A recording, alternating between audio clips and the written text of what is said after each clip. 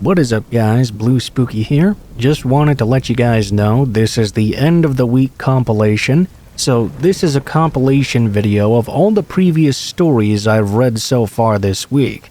If you missed any of those stories, or if you like longer videos for you to put on in the background while you're doing something else or trying to fall asleep, this is the video for you. There will only be ads for the first part of the video, and for the latter part there will be no ads at all, so you can watch the stories without interruption.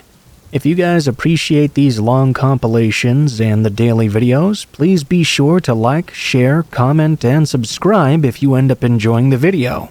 If you have any thoughts about the stories while listening and want to share them as well, please leave those in the comments below, as those are always my favorite comments to read. Either way, I hope you guys enjoy the video, and I hope you guys have a great day.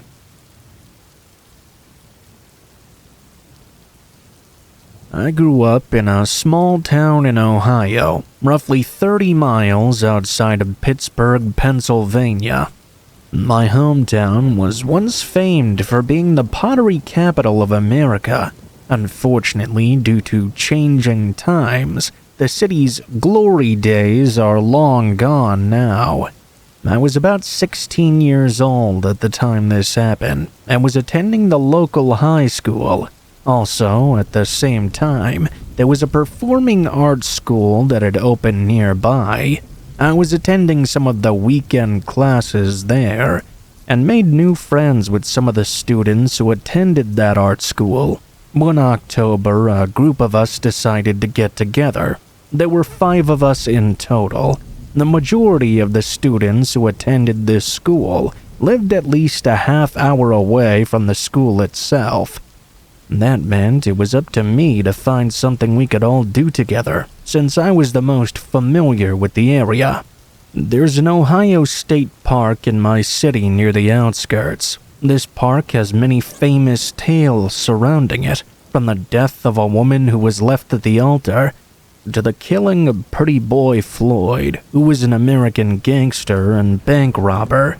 It's most notoriously known, though, for Gretchen's lock, which is a dam system that was built around 1836 or so.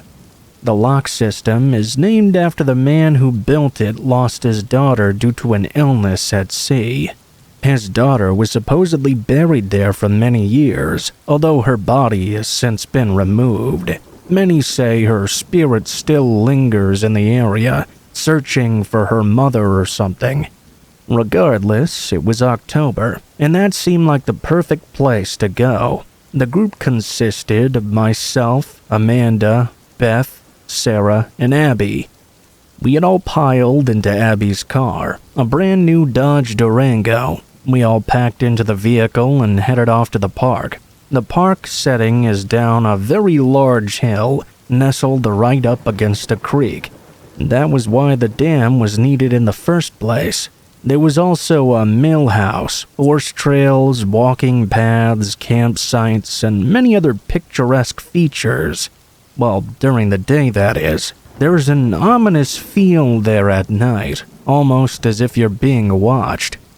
Granted, we were teenagers. We weren't really there for the hunt as much as we were there to catch a buzz. Luckily for us, Amanda had brought the good stuff. We were all excited to listen to music and get stoned in the dark and just enjoy ourselves. We smoked and smoked and smoked. You could have cut through the fog with a knife, that's how thick it was. We were listening to the latest Metro station CD. Mind you, this was 2011 or so. At some point, Abby opened the door to get a breath of fresh air. I was sitting in between Amanda and Sarah, and Beth and Abby were in the front. It was pitch black outside, and there was little to no light produced by the single street light located in the middle of the parking lot, about 100 feet away from where we were. I remember Sarah kept mentioning that she heard leaves crunching from outside somewhere. We told her to not mind, and that it was all in her head from smoking so much weed. After about 15 minutes of Sarah having a panic attack, she tried to calm herself down. We agreed to turn off the music for a moment and hear Sarah out. We were there sitting in silence except for the occasional flick of a lighter. But what we heard next left all of us sitting upright in our seats. We could hear leaves breaking for sure, and a strange rustling noise. It sounded like it was a good distance away, though. I told Sarah not to worry, probably just some animal. After about 5 minutes of us sitting in silence, I started telling the spooky story about the young girl. The others made me stop because they were getting a bit too freaked out. Abby said that she was too afraid to drive out of the park, and she needed to find a happy place so she could start navigating the dark roadways back to the main road. I was about to get up, get outside, and light up a cigarette when Sarah sat up and put her hand on my leg. Her eyes were the size of 50-cent pieces. She leaned in and whispered to me, "I heard something right outside." I laughed it off and told her there was nothing to worry about. But what happened next, I'll remember forever. Abby went to start the car, which had no response. The engine didn't turn over. That freaked us out, considering it was a brand new car. Abby tried to start the car again and again, but nothing, just the sound of the failed ignition. With the third attempt, you could hear the engine echoing throughout the surrounding hills as it attempted to start. Abby turned on her headlights to see what was going on. The blood-curdling screams that followed I'll never forget. All of us, including myself, screamed at the top of our lungs in shock and horror. We could see that surrounding the entire vehicle a little ways away were men and women dressed in all black, wearing ski masks. They were holding deceased cats and raccoons up by their tails, displaying them slit right down the middle. Abby threw the vehicle into reverse, not knowing what to do. As soon as the vehicle began to back up, the men and women standing around us began to approach and started yelling and screaming. They even reached us and began banging on the vehicle, smacking the windows and kicking the tires, as if we were in the middle of some kind of riot. The banging and pounding stopped, and everything was eerily quiet. We could see that they were all still there, though, observing us. As Abby backed out of the parking spot, some of them removed their black masks, revealing eerie and smug smiles. They all seemed to be very happy about whatever it is they were doing. Abby hauled ass, navigating through the twisting roads that led out of the park. When we were finally almost out, we stopped at a stop sign. We all came out of our fear-induced comas and started talking about what the hell we'd just witnessed. That was when 2 feet slammed down in the hood of the SUV. A man had jumped out of nowhere onto it. Pure panic caused Abby to slam down on the accelerator, causing the man on the hood to slip over and slam into the windshield, completely shattering it. He rolled off the top moments later. Traveling at what felt like the speed of light, we hauled ass out of that valley where the park was located and pulled into an upscale residential neighborhood. I immediately got out of the SUV and lit a cigarette to calm my nerves. We shared our thoughts about what happened. I was speechless and felt horrible for taking them there at all. Once I was dropped off, I never spoke to Abby or the rest of the girls again. I think they had some PTSD from the events of that night. I know that Abby told her father that she hit a deer that night in an attempt to explain the damage to the hood and windshield. I don't believe we'll ever get to the bottom of what happened, but further research shows there was some sort of cult activity in the area around that time. What we experienced there ended up being much scarier than the ghost story I had initially planned to tell that night.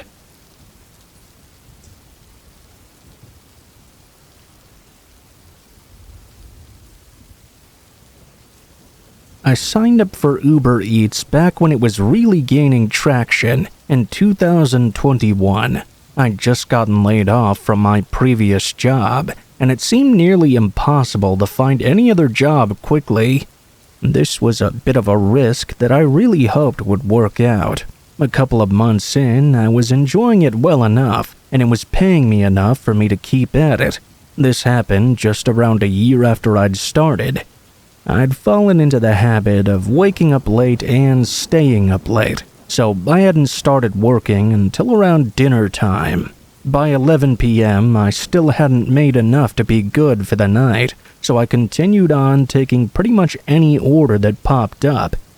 It was around 1 a.m. or so when an order came through that was pretty interesting. It was a grocery order from a 24-hour 7-Eleven gas station. I accepted it, but it was just odd to me. Why would someone need groceries from a gas station in the middle of the night? I drove up and parked at the mostly empty station. I went into the convenience store. The only person inside was a kind old man working the register. I picked up the bag from him and also got myself a cup of coffee for the road. I got in and situated myself before backing out and getting on the road for the final stretch of the drive. Only a moment after getting onto the main street, though, I noticed a car's headlights right behind me. Mind you, this was very late and almost no cars were out and about. I was sure I would have seen them before they were so close to me. After some thinking, I thought they must have been at the gas station as well, maybe parked around the side of the building. They must have pulled out as soon as I did. I drove along this same road for a while, reaching the edge of town. That was when I suddenly felt something was wrong with my car.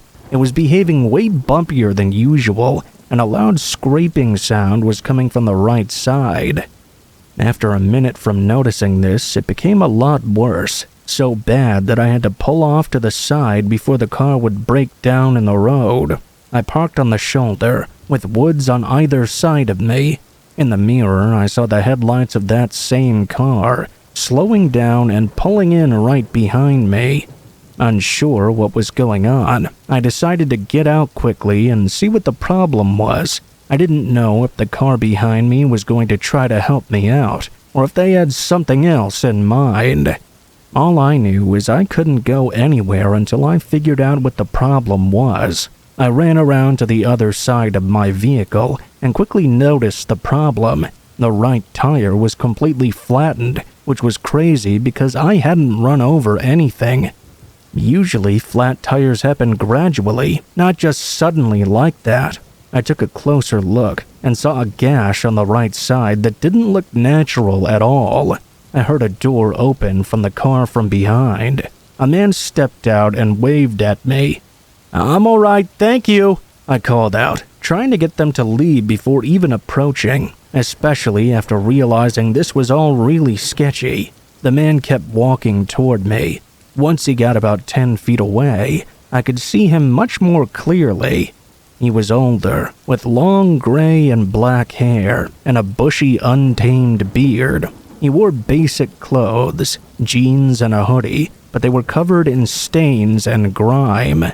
He came right up next to my car and asked if he could help me out, showing a big smile. I said once again that I was okay, but he only laughed and looked at my tire, then back at me. A few seconds of awkward silence passed as the man held his eerie smile. I lied and said a friend was already on his way to pick me up. Having rejected his help 3 times now, the man's smile fell into a straight face. He turned his body toward the car and very unnaturally looked around. This is when I got the immediate rush through my body to get away from this man. I only had one option to do so. I bolted off the road into the tree line, hearing the man follow me into the pitch-black woods. It only lasted for a few seconds before I lost him. After that, I didn't go very far at all. I was still able to see the headlights on the road, and I could make out the man's figure moving around by the cars. A few minutes later, he got back into his vehicle and left. By now, I had enough time to pretty much figure out that this had all been a setup from the beginning. From the Uber Eats order to having been followed from the gas station, where he likely slashed my tire. I didn't think it would be so easy to catch him, but his full name and everything on the app turned out to be his actual information. I guess he didn't think that we would have tied it all back to his Uber Eats order. That being said, his punishment wasn't exactly very harsh, because he didn't get the opportunity to harm me. He only stole some things from my vehicle. I'm sure that if I'd stayed there on the road, though, I might not even be here to share this today.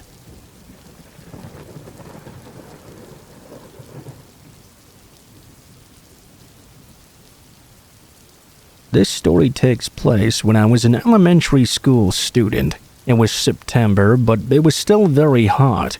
That day, heavy rain began to fall, though.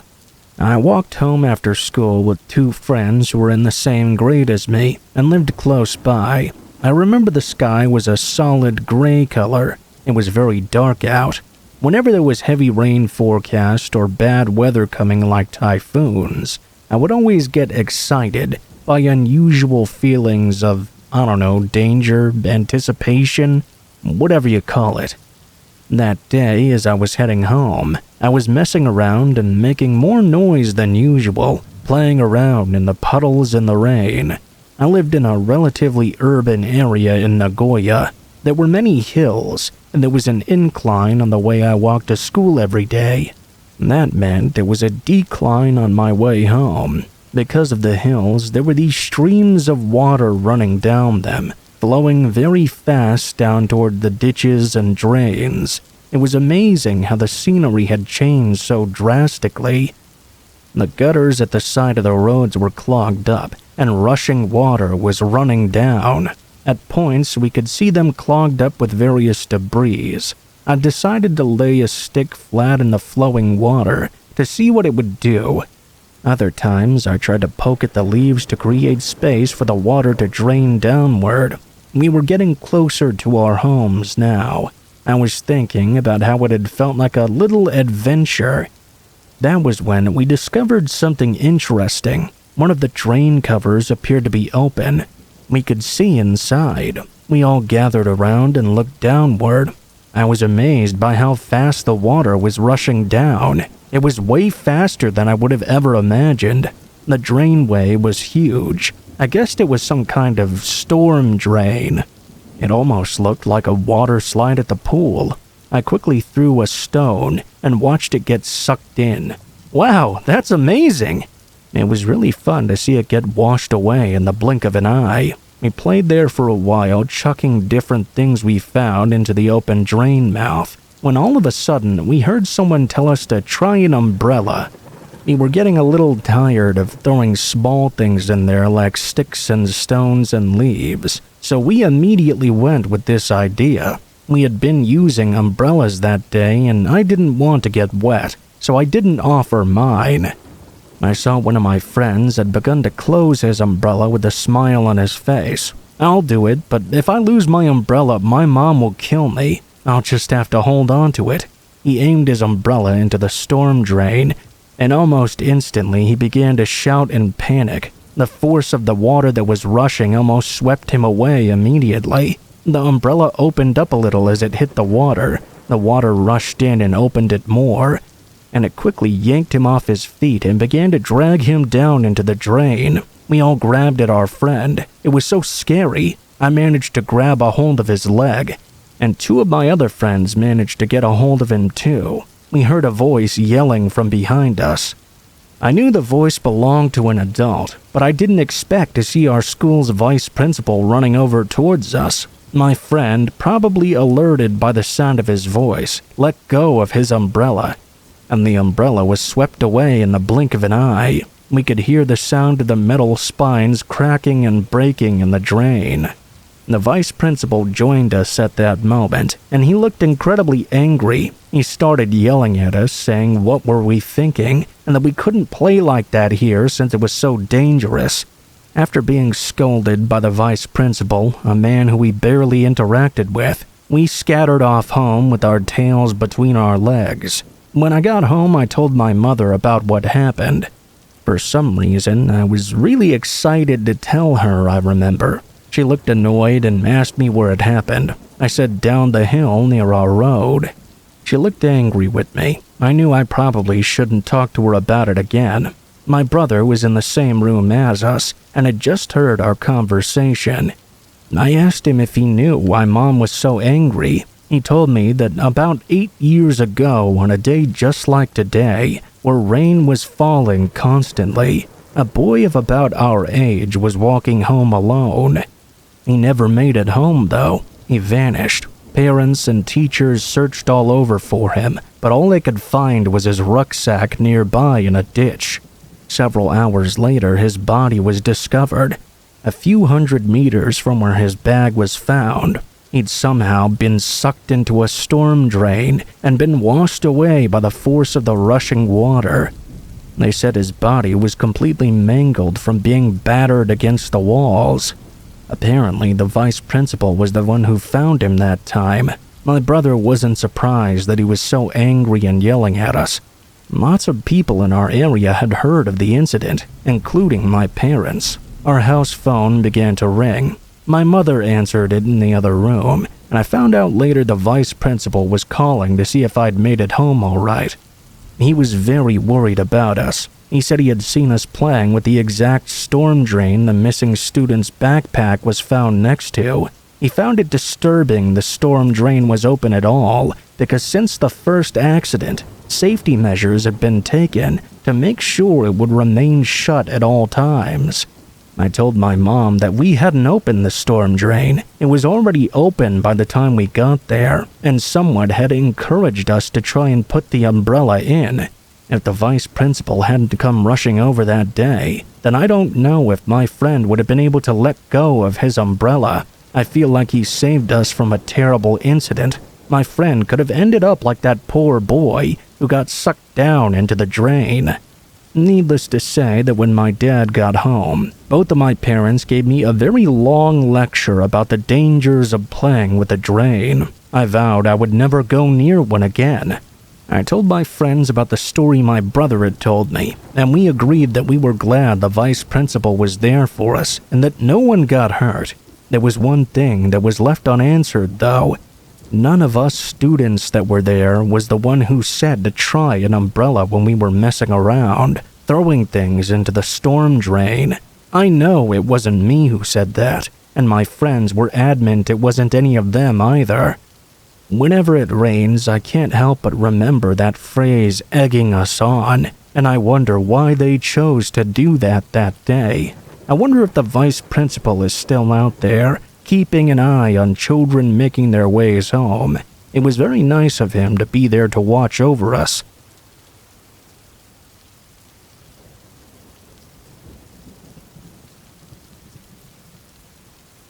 This took place during the early 1990s. I was around 10 or 11 at the time. My family and I lived in a rural area near Kansas City. This particular area is very different nowadays compared to what it was like back in the 90s. Back in the day, it had a very country-like atmosphere. We lived just off a gravel road, and traffic was very sporadic. And typically, the only people who drove down our road at all were the people who lived there. There were only a few houses on our street at the time. Across the street from the house that we moved into was a big cornfield with a few trees. There were a couple of boys my age who lived in the same neighborhood, and we all thought it would be fun to build a tree house or a fort of some kind. I was across the street almost every day. My friends would usually walk to my house, and then we would go across the street to play in the fort. Think of that scene in the 1990s miniseries Stephen King's It, where the Losers Club was building that dam in the river. It was a lot like that. One day, I was across the street with one of the other boys when we noticed a small blue car driving up and down the street over and over, very slowly. Since our road was very narrow and gravelly, it wasn't unusual for cars to drive down it carefully, but this car in particular was driving extremely slow. I noticed the driver would look out his window and sort of eyeball us every time he drove by. I saw him at least 2 or 3 more times that afternoon. I remember thinking he was probably curious about our playhouse, or that perhaps he was lost and contemplating asking for directions. After a while, my friend had to take off though, leaving me there all by myself. Not long after my friend had left, I saw that same blue car driving down our street once again. This time though, he came to a stop. The driver just sat there and stared at me for quite a while. I began to get this very uneasy feeling about him. Even at that age, I knew all about stranger danger. I began to feel like something bad was going to happen. I could hear my dad's words echoing in my head.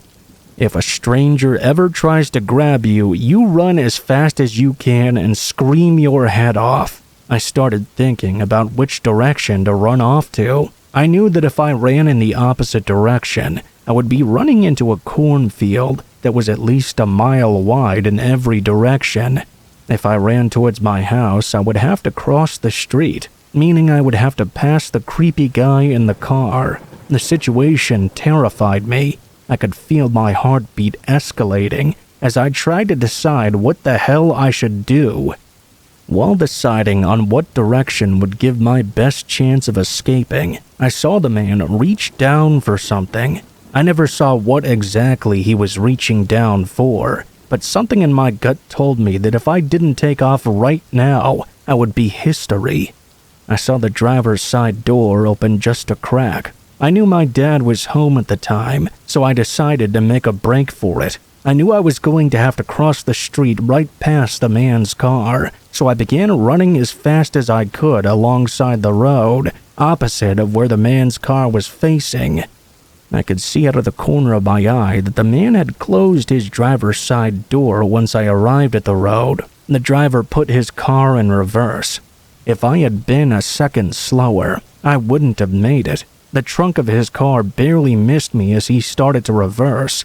I darted across the street into my driveway. I began screaming as loud as I could as I ran to my house. My dad immediately came outside and met me in the driveway. When I turned around to show my dad the man in the car, he had already fled. All I could see was a large cloud of dust rising off the gravel road as the man in the blue car sped out of there. I remember that night I had a nightmare, running down a seemingly endless gravel road, panting, sweating, and terrified. I would look back and see the blue car getting closer and closer. I woke up my parents, as apparently I had been yelling in my sleep. I had to sleep in their room for a while. Eventually, the night terrors did stop though. This happened nearly 2 decades ago, but I can still remember it very well. I have no doubt in my mind that the man in the blue car was the monster that your parents tell you about when you're a kid. If I had not run off when I did, I would likely be nothing but a statistic today. I would occasionally hear stories about other kids who went missing in my area during the 90s. I would often wonder if the man in the blue car had anything to do with it. Now I understand why my dad always told me to run and scream. And someday I'll be instructing my own kids to do the same.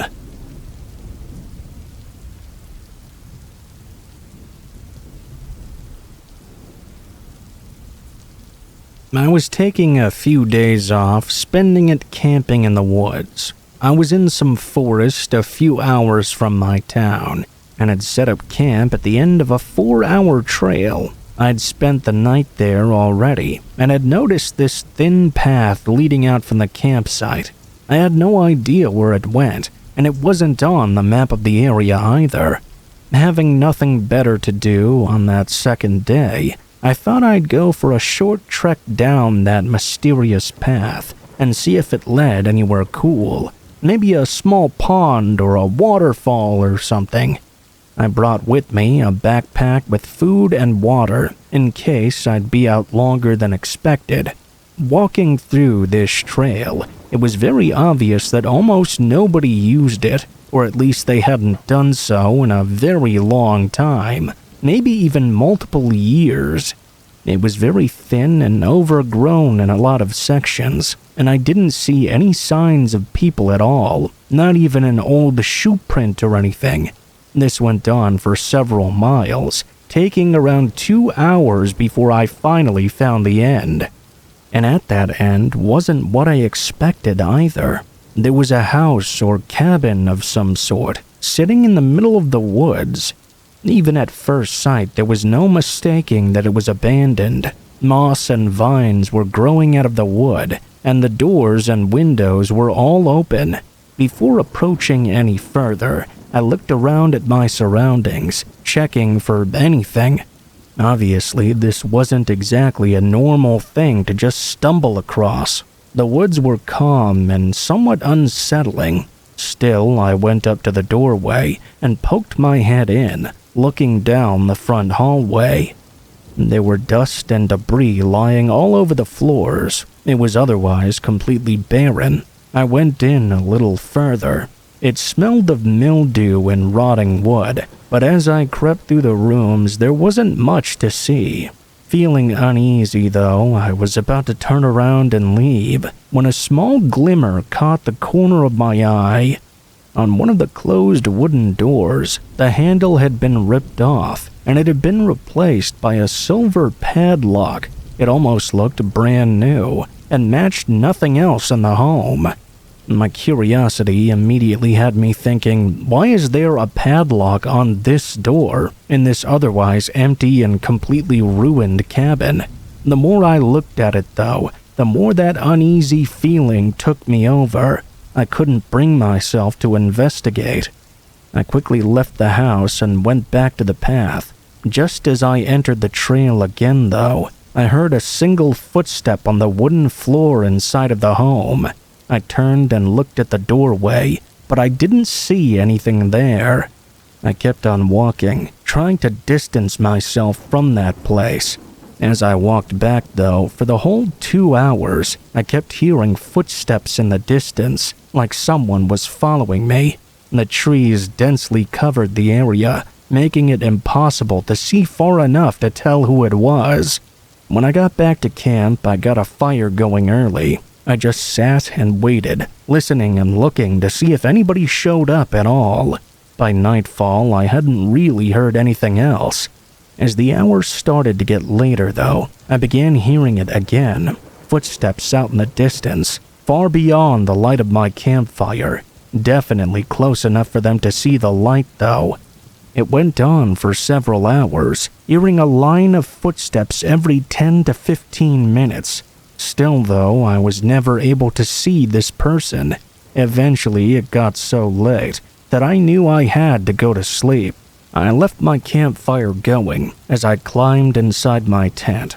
I was in and out of sleep for the rest of the night, waking up at every small sound the woods made.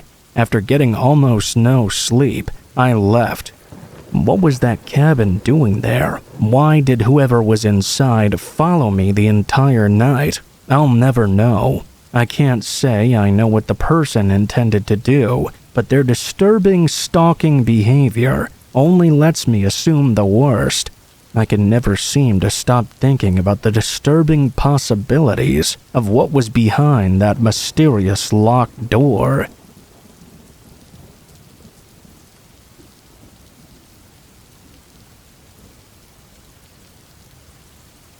This is a scary experience I had with my brother. On the night this took place, my brother and I had decided to go watch a movie at the cinema. The only issue was, the movie was not screening in our town. We would have to drive kind of far. We didn't really care, though, as we were pretty young. I think I was about 16, and my brother was about 19 or so. When you're that age, you feel like you have all the time in the world. It was just over an hour's drive away, and the only showing was at night. We got there on time and watched our movie. Then we had some dinner at a fast food place. We hit the road at about 11 p.m. or so and started driving, making our way back home. It had been a pretty great night so far. My brother was driving and I was in the passenger seat.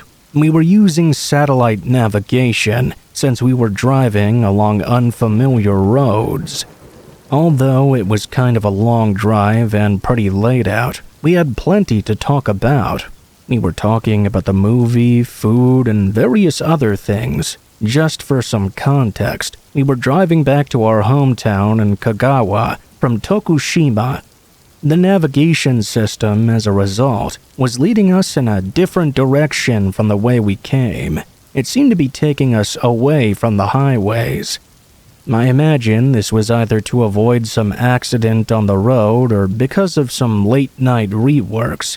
It wasn't great, though, because we'd been on National Route 11 before, and that ran alongside the sea. It was incredibly well lit, and the roads were very wide.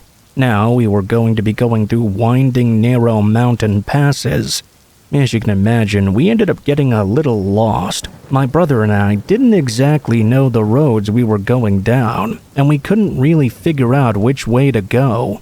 I mean, the sat-nav wasn't exactly helping us. We were young and felt as if the sat-nav knew better, so we made the choice to follow its directions exactly. That turned out to be a very bad choice. We headed further into the darkness of the mountains and away from the bright lights of civilization. We tried to reassure one another that we were probably being sent on a shortcut of some sort and everything would be perfectly fine.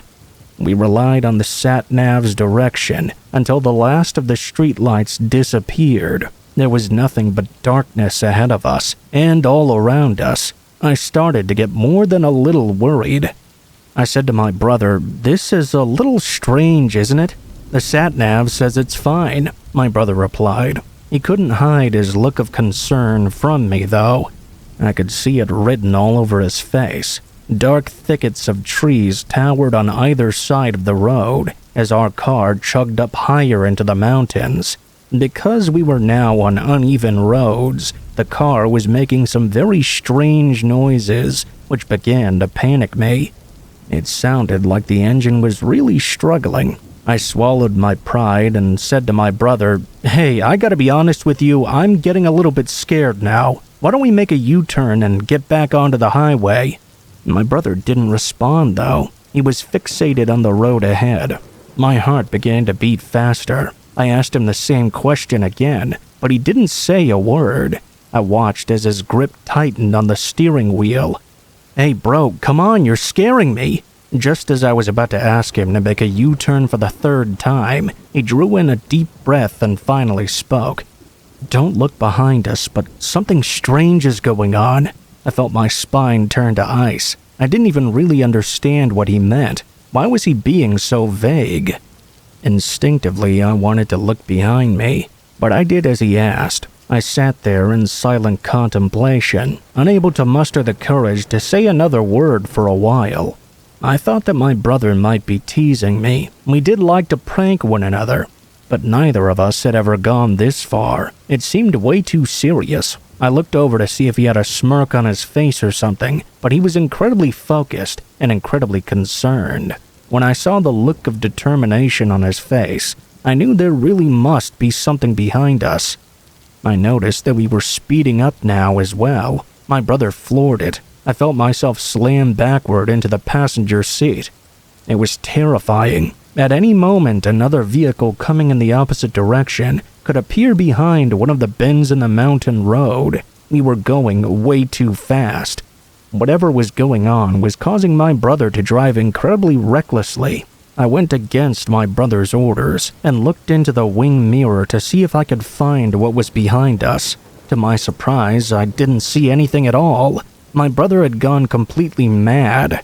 I was silent. I wanted to plead with him to slow down, but I also didn't want to divert his attention from driving. Despite being on these dark, narrow roads, he drove faster and faster. I felt for sure we were going to collide with something at any moment. I braced myself. I tensed up when we were turning and skidded into a hard left. At that moment, I shut my eyes and braced for an impact. A second or two went by. I opened my eyes and looked over at my brother. His face had lost all of its color. His knuckles were white. It was as if he was hanging onto that steering wheel for dear life. I didn't dare make a sound. I just prayed we would get back onto some streets with lights and away from whatever was causing my brother to drive like this. I shut my eyes, feeling scared. After a few moments, though, my brother said, It's okay now, he's not following us anymore. I think we're good."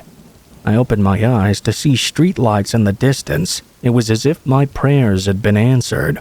We had turned off onto the national highway route again. I saw the sea. I knew when I saw that we were going to be fine. I can't tell you how relieved I was at that point.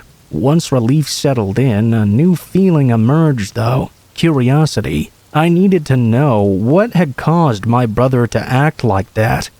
I needed to know what had been following us, what had freaked him out. I asked him.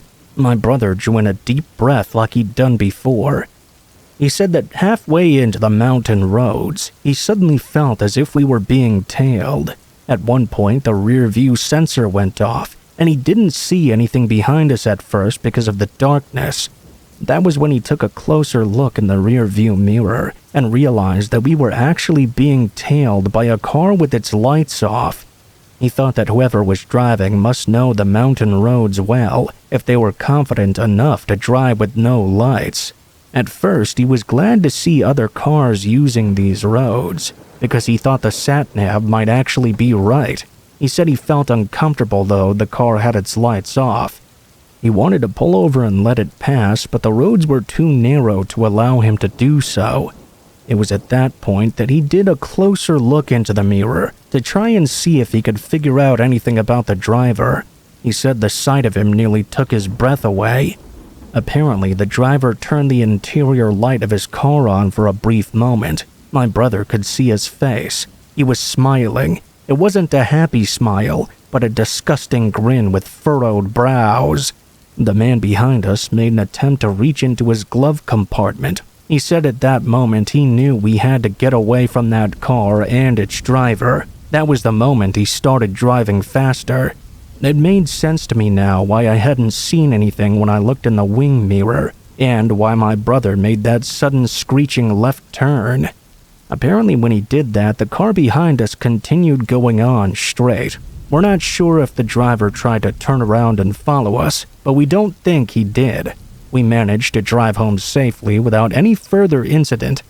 That experience really had an effect on my brother. He became a lot more anxious and jumpy.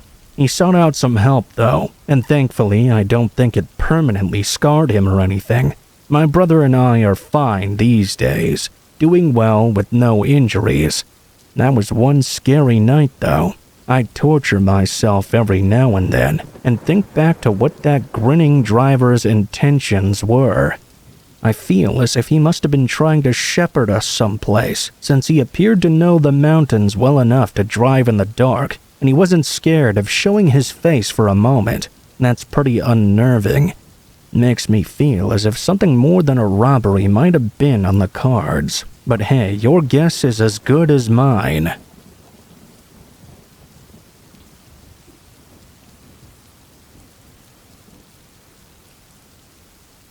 In June of last year, I graduated from high school. I never had an easy time making new friends, but during quarantine, I got pretty close to a couple of old acquaintances of mine.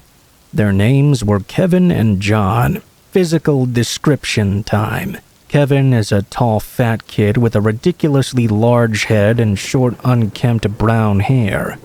John is even taller than Kevin, around 6'4", very skinny with light brown hair and bad acne. They're both the type that always get into trouble, whether they're drinking, smoking, or busting into places. Even though I did some pretty sketchy shit sometimes, drinking and smoking wasn't really my thing. Despite that, they pressured me into hanging out with them, and for a time I sort of enjoyed their company. We got along pretty well because of our similar outlooks on the world. However, they could be real hypocrites sometimes. One time, I made the mistake of letting them drive my car. They drove it out into a place in the woods and peer pressured me into smoking. Looking back, I realize now that they were just using me for my vehicle. Call it a bad decision, but I'm not sure why exactly I didn't cut ties with them right there. The second incident is where things really started though. It was about a month ago. Despite everyone warning me not to hang out with them, I let them take me to a party. Since I was growing suspicious of them though, I took my own vehicle and followed them there.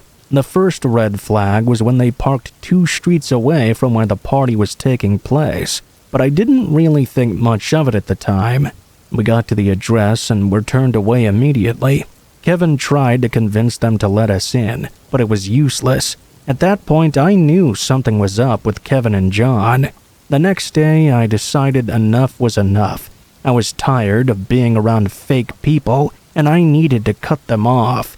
Since John didn't have a phone, I texted his girlfriend and told her to tell Kevin and John that I was done with them. That night, I got a Snapchat from John. "Yo, my girlfriend dumped me because of you, you fucking bitch," he said in all caps, followed by 3 middle finger emojis. I then got a message from Kevin which pretty much said the same thing. He called me the C word and warned me to stay away from him and John or else. I laughed to myself, thinking they wouldn't really do anything. After all, they'd admitted to me in the past that they weren't nearly as tough as they like to act. Here they were trying to threaten me. I got a kick out of it.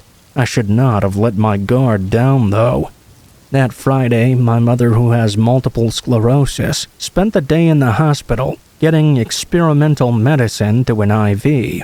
My dad called me around 5 and said she was going through some side effects but she would be okay. However, they would need to spend the night there, meaning I would be home alone. For the rest of that night, I did what I used to do every night before going to college. I stayed up for a while playing Madden with all the lights off. After one of my games, I decided to check Snapchat. Something in my gut told me to look at my Snap map in that moment. For those of you who aren't familiar with Snapchat, there's a map that shows you your friends' locations. Anyway, I checked, and my heart just about skipped a beat when I saw that Kevin and John were outside my house right now. As I was trying to calm myself down, I got a sudden call from my neighbor. When I picked up the phone, he was frantic. He told me he'd just seen 2 people jump my fence into my backyard. He and his wife had already called the police, and I needed to hide right now until they got there.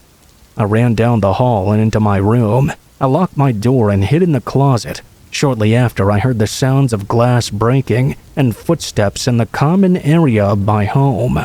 Luckily for me, I live right at the front of my neighborhood, just off the main road. There's usually a police car station just outside our neighborhood entrance looking for speeders.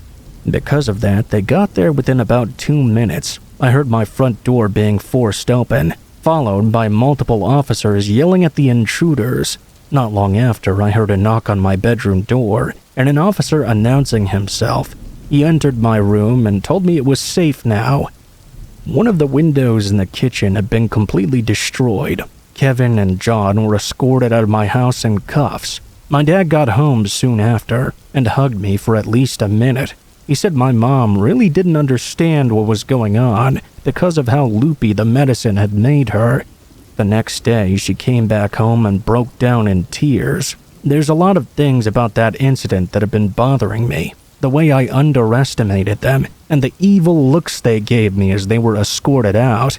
The one thing that will always stick with me, though, is what I heard the officers say when they entered my home. Drop the gun. It's terrifying knowing I could have been murdered by people I used to call my friends. The police told me that when they busted down the door, Kevin and John were in the foyer brandishing pistols. They believed that they were either waiting for me to come out of my room and attack me when I least expected it, or they had been planning to shoot me while I was laying on the couch playing video games. They told the police it was just meant to be a joke during interrogation, and John even laughed about it, but that was obviously bullshit to me. It just proved how sick and dangerous they were. I still haven't totally wrapped my head around the fact that things could have gone so much worse if my neighbors hadn't been so kind and caught them climbing my fence that night. It serves as a reminder to me to live life to the fullest and to always be kind to your neighbors. Kevin and John are currently awaiting trial for breaking and entering and attempted assault. They also got slapped with drug charges because of all the narcotics that were found in their car. I'll forever be grateful to my neighbors for saving my life that night.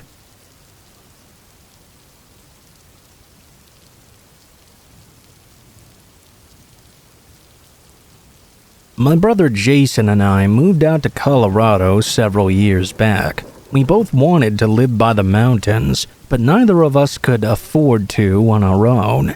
So we split the rent on a townhome in the suburbs, right outside of Denver. This worked out perfectly, because we were only 10 to 15 minutes away from a huge line of mountains. One thing I will mention about these nearby hiking and camping trails, though, is that they're pretty packed.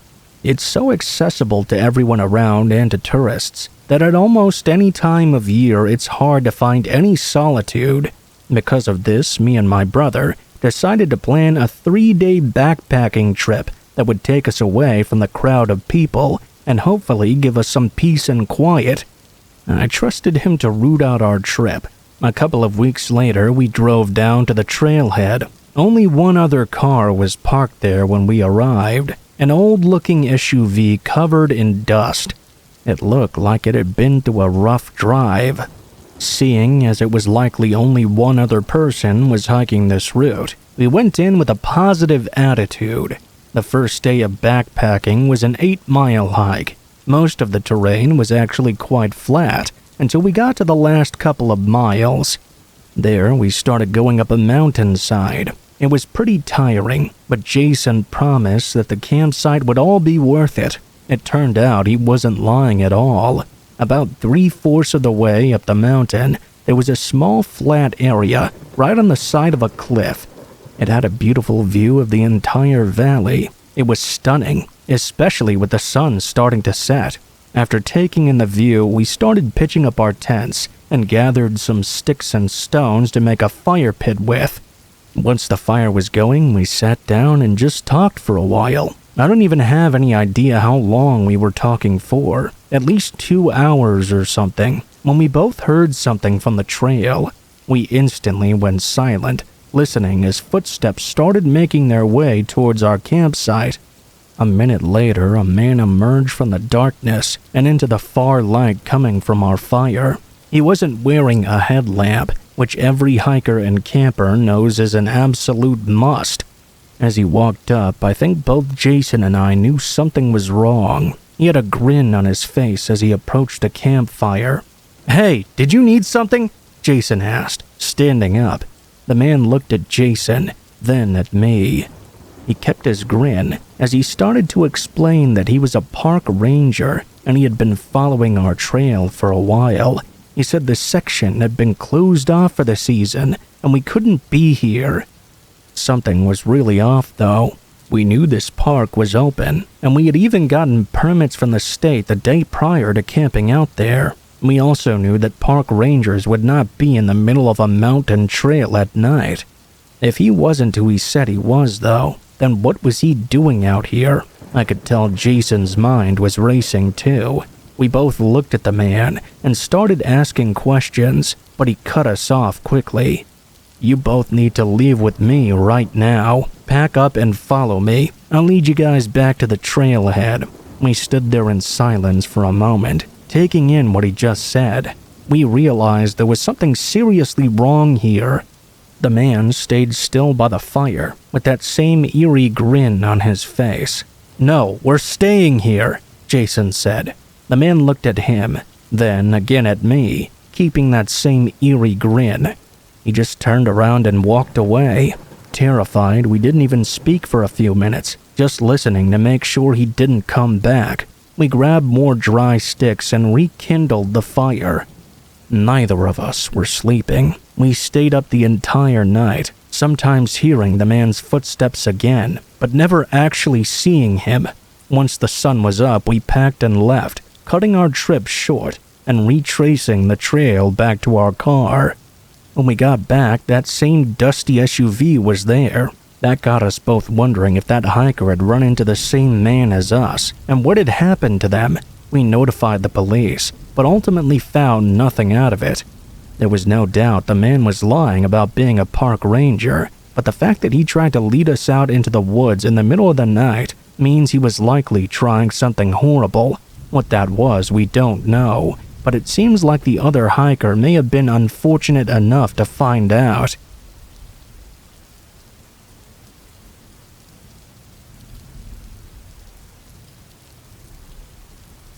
It was 2 a.m. and I was quite bored. I went out to this park a bit out of town to do some biking.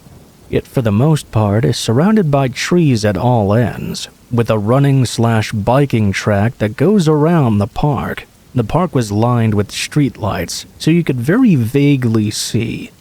I would go there a few times a week, around the same time, because it unwinded me and felt good outside at that time. This time, when I was making my rounds, though, I was surprised when I saw 4 6-year-old looking figures emerging from the forest. At least, they looked to be small children. There were 4 to 7 of them. I don't quite remember exactly how many, but more began to emerge. These little silhouettes didn't have a parent with them, though, and all stayed in the darkness, remaining as silhouettes. I was biking in their general direction when they started coming towards me. Thankfully, I was about 200 feet away from them. The spooky little shits began running at me. I don't think I've ever biked faster in my entire life. I literally became Lance Armstrong for a good 3 minutes, charging it home. It was unexplainable. I was alone, and I've been alone there before. I've never seen a single other person all the other times I've gone. I haven't gone since then either, needless to say.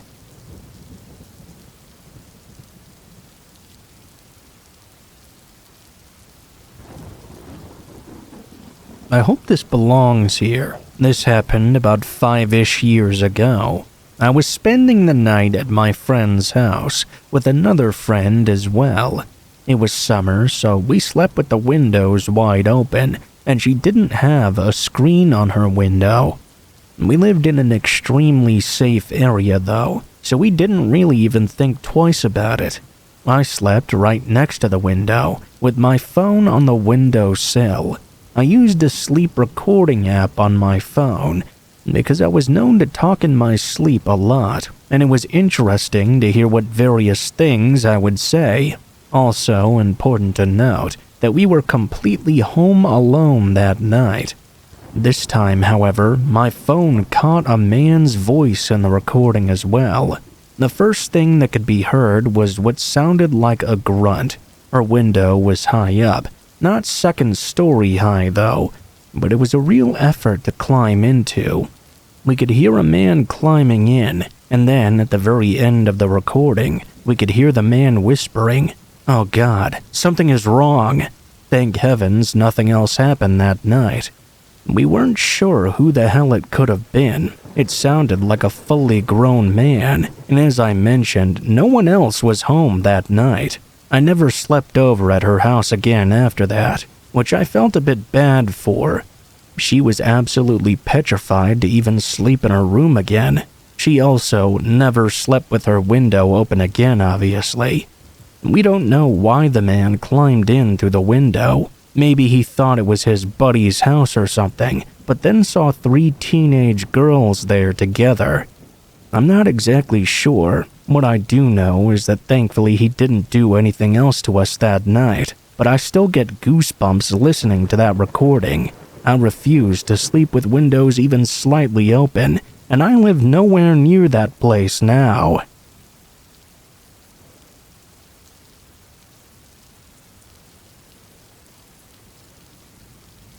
I'm from the countryside. In fact, my family home lies just beyond the shadow of a tall mountain. The land the mountain stands on is actually owned by my grandfather. Our family have always been happy to allow villagers to use the land, as long as a small portion of their profits are shared with us. By that, I mean the grounds are free to walk, and the fields are free to work on. The game is free to hunt as well. To me, that doesn't seem like much of a bad deal, due to my family's history of being somewhat more than kind with this arrangement. We have been beset by thieves over the years. Since our family wanted to make sure we continued this community spirit, the older men in my family offered to patrol the mountain ranges at night in search of any wandering thieves. My family would often remind me of areas on the mountain range that would be dangerous at night. In their words, it was for adults only, the adult world, no children allowed. Of course, that didn't stop me and my friends from exploring, though we found out pretty quickly why the adults didn't want us to play in those areas. For one, the wildlife, but more realistically, there was this really deep cave. To us kids, that cave was one of our favorite playgrounds. It felt like it was all ours, and that led to this experience. I was just a kid, obviously, but this experience has lived with me for the rest of my days, and probably will until I die. I was playing in the forbidden area of the mountain range, just like normal. I was in the cave when all of a sudden I had the urge to pee. I decided to head out and do it behind a tree. We were usually nervous about being in places we were explicitly told not to play in, but the possibility of being caught using the restroom out there gave me the willies especially. I kept looking around to make sure the coast was clear, but as I was midstream, I suddenly saw a stranger walking up toward the cave. He was down near the river, approaching quietly. I shot back behind the tree. I didn't even have a chance to pull my pants up all the way. He appeared to be a middle-aged man by the look of it, and I had never seen him before. I knew everyone who was permitted to use this mountain range. It wasn't exactly a big village. My family had been talking about someone who had been stealing our mushrooms. That may sound trivial to you, but those mushrooms were a large part of our source of income, and it was really impacting us. It made sense this stranger could be the thief. Everyone talked about how they'd caught glimpses of him carrying a backpack. This man was clearly on the lookout for something. If this was the thief that my family was so worried about, then I didn't want to be seen by him. I stayed out of sight in the trees and bushes. I felt like such an idiot. This was exactly what my parents had warned me about. I watched the stranger creep around, obviously looking for something. I kept a close eye on him to make sure he didn't spot me or try to approach me. I had no plan if he really did. I was just too scared to take my eyes off him. I watched him for a while, and then I noticed someone approaching the man from behind. I knew who was approaching very well. He was my uncle. He approached the stranger. He was holding a shovel. He stopped the man, and it looked like they were in conversation for a moment. I was too far away to make out anything they were saying, though. My uncle seemed to be admonishing this guy, giving him a real telling off, you know. The stranger, or should I say the thief, took off his backpack at what appeared to be the order of my uncle. He snatched it and opened it, and then I saw him get very angry.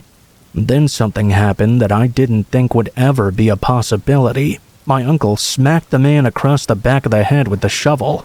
The thief went limp and fell flat on his face in the dirt. My uncle continued to pound his lifeless body, and then dragged the stranger over to the river once he wasn't moving anymore. I watched as his lifeless body bobbed down the stream. My uncle then walked off in the opposite direction like nothing had happened. That scared the hell out of me. My uncle was the younger of two brothers, the elder being my dad. I recalled so many memories of having fun with my uncle and him making me laugh when I was a kid. He was hilarious, but in that moment he didn't resemble anything like the uncle I loved. He looked so cold and expressionless. It got even worse when he came around to our house for dinner that night. I had to sit opposite of him, knowing exactly what he had done. He was smiling and joking with me as usual, as if nothing had ever happened at all. At one point, he looked me right in the eyes. He and my father spoke about trespassers on the mountain range. And you know what? The thief didn't ever come back. I'm not exactly sure what happened to him, but I can guess based on what I saw. He never went to the police or anything, so I imagine that his tale ended there. I learned a lot about the adult world they had warned me about that day, and their off-limit areas. It was a really scary experience, and I haven't been able to look at my uncle in the same way since.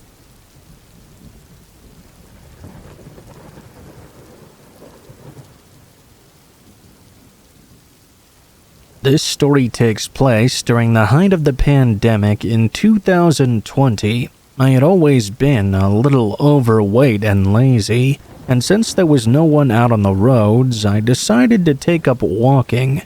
My neighborhood wraps around itself. By the time you made it all the way around, you would have walked an entire mile. The only people I ever saw were this nice couple that walked around the same time I did.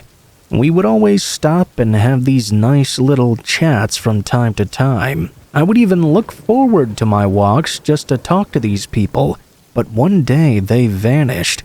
I would never see them out and about. The grass outside their home became overgrown, and it seemed like parts of their house became damaged from neglect.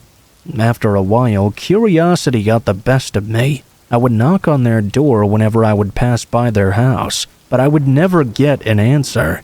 On the day in question, I had been very busy and had missed my daily walk. I decided to take my walk during night instead. I grabbed a flashlight and went on my way. I eventually passed by their house, and I noticed the front door was wide open. Being the curious person I was, I walked down the driveway and called out into it. Hello? Is anyone here?" It was all quiet, but as I stood there, I heard a creak over to my right. I peeked inside with my flashlight, and my light fell upon a tall and rough-looking man just standing there grinning at me. I was startled when I saw him. He lunged toward me and began to chase me. As I mentioned earlier, I was very overweight, so I couldn't run very fast. He would have caught up to me easily if it weren't for a car passing by right at that moment. The man instantly turned around and ran back inside. I managed to get away and call the police. When they arrived, they found the man in the same spot he'd been in when I first saw him. It wouldn't be until a while later before all the details truly came out. The man who chased me that night confessed to brutally murdering the kind couple who lived at that home and burying their bodies in the backyard. He also admitted to torturing them before ending their lives. The night I walked into that house, he was in the middle of making sure the bodies were not uncovered by some heavy rain.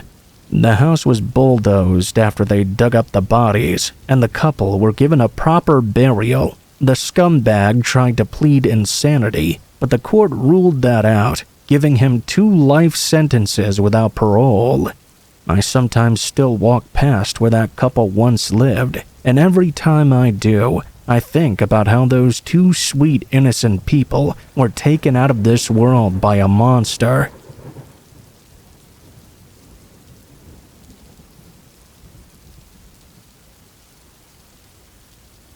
My parents own a small shop in our town. It's nothing special really, just selling regular groceries and food from local businesses.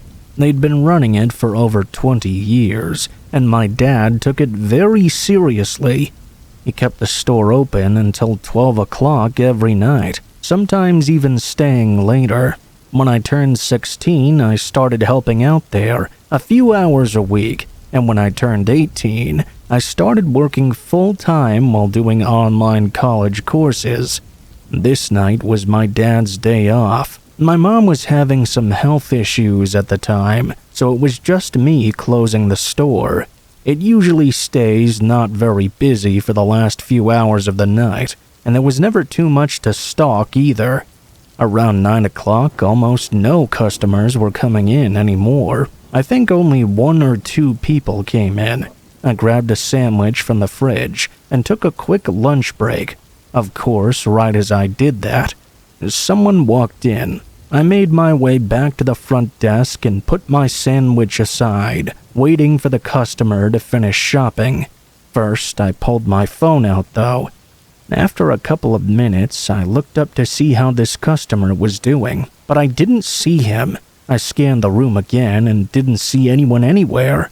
I was thinking they were maybe in some off angle I couldn't see. I waited a few more minutes, but they still never came into sight. In fact, I didn't even hear anyone walking around. Something was off here. I walked around the counter and started looking through all the aisles. It didn't take me long to find them. In the second aisle, a man was crouched down at the very end, staring absent-mindedly at the floor and not moving or making a single sound. The man immediately looked up at me and stood up, then affixed his gaze to me this time. All I could focus on were his eyes. They were wide and full, in a kind of unsettling way. After a couple of seconds of observing me, he quickly walked away and out of the store, never having spoken a single word. Once I saw him leave, my first reaction was to check where he had been crouching and see if there was any reason to be there. Of course, there wasn't. That meant the whole time he was just crouching in the aisle, staring at the floor. It kind of freaked me out because of how odd it was. I went up to the front door and checked that he'd fully left the area. Obviously, it was very dark out, but I didn't see the man anywhere around. I went back to the counter and stayed a little more alert from then on. 3 hours passed by, and not a single customer had come in. It was now time to close up. After so much time passing, I wasn't even thinking about that man anymore. I was just ready to go home. I walked up to the front and locked up the door, then grabbed my bag and started walking toward the back door to leave. That was when an extremely loud bang screeched throughout the store. I stopped in place, knowing it had come from somewhere in the back. It was so loud I had no idea what it could have been. Now worried, I slowly walked to the corner and looked down the back hallway. At the far end, dust was scattering through the air, and the metal back door was loosely open. Standing right in the hallway was that same man from earlier. He was staring at me with the same wide-open eyes. I didn't know what to say or do. It was like I was just frozen in that moment. Despite his clear determination to break in, the man didn't look angry or anything. He had no emotions at all. I took a few steps back and then ran for the front, leaving the store and running to the other side of the street. I called 911 first, then called my dad too. He rushed over to make sure I was okay. The man at the store was gone when the police got there, but he left behind a sledgehammer sitting on the pavement behind the door. At first sight, nothing looked to be missing or stolen, so the man's intentions were anyone's best guess. It was clear he was unstable though, which means he could have been planning anything. Thankfully for me, I didn't have to find out what that was.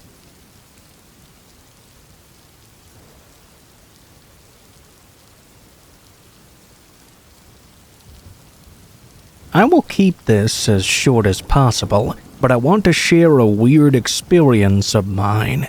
If nothing comes of this, that's fine, but I'm just wondering if anyone else out there has a different perspective to my own. It happened when I used to work in a convenience store. I used to work a late-night shift. In fact, I used to know the regulars by a first-name basis. One of those regulars is who this story is about. I remember one night, I suddenly got slipped a piece of paper by one of these regulars. In case it matters, I'm a guy, and this regular was a woman. On the piece of paper I was handed, it contained her contact information. Our store had a strict no-contact rule though, so I didn't do anything with her number. I just kinda ignored it. I was flattered overall, but found it somewhat inappropriate. She was older by quite a bit, and very nice, but I didn't feel great about getting her private information. That didn't stop her from coming to our store though. She was still a regular. Over a period of a couple of weeks, though, I started to notice some changes in her behavior. I guess it was probably down to the fact that I never contacted her.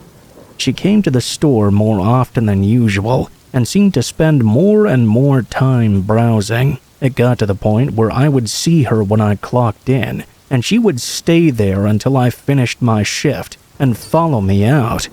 At this point, I would just like to point out once again that I was on the night shift, so this woman would turn up when it was dark and effectively leave once it was bright out again. She would never buy anything either. She would just stand there glaring at me.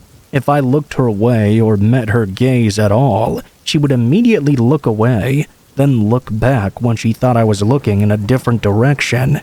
It felt like she was watching me. She was watching me, as if she was there to keep an eye on me. I hated the way she would wander around the store not buying anything, peeking out from behind aisles. I hated feeling her eyes on me at all times. I managed to push the whole customer is always right message, but I had just about as much as I could stand of that woman and the way she loitered around me, following me everywhere. I was uncomfortable. I asked the manager to please ban her from the store. Thankfully, he agreed. I watched the ban happen live. I was there in the store. Surprisingly, she took it better than I imagined. She just stood there and listened and remained calm, seemingly. When the manager was done with his speech, she left without saying a word. I thought I had just managed to handle that difficult situation, but little did I know I hadn't even started. On my next night shift, true to her word, she did not enter the store. Instead, she turned up outside and stared at me through the windows. She couldn't enter the premises, but I could feel her eyes on me at all times. Even though she was not physically allowed to enter, it felt as if she had never left at all. I might be sounding a bit dramatic, but honestly, if you've never been in a situation like that, it's incredibly distracting and very scary to have someone stare at you for your entire night shift, especially because it was quite cold out and the windows of the store were a bit fogged up. I knew she could see me from outside, but I couldn't really see her at all. I could feel her eyes on me. It was at that point I realized that this was not just a crush or something. This was someone I needed to be wary of. And that feeling of wariness slowly turned into fear. I was scared whenever I saw her. I used to have to walk home from the night shift, and I was so nervous she would follow me home and try to do something to me. That fear soon turned into reality. She would approach me from out of the darkness and try to strike up a conversation with me, pretending she had just run into me out of the blue. She would say it was such a coincidence that we were walking the same way home. I used to move around in circles until she gave up on following me, just so she wouldn't find out where I lived.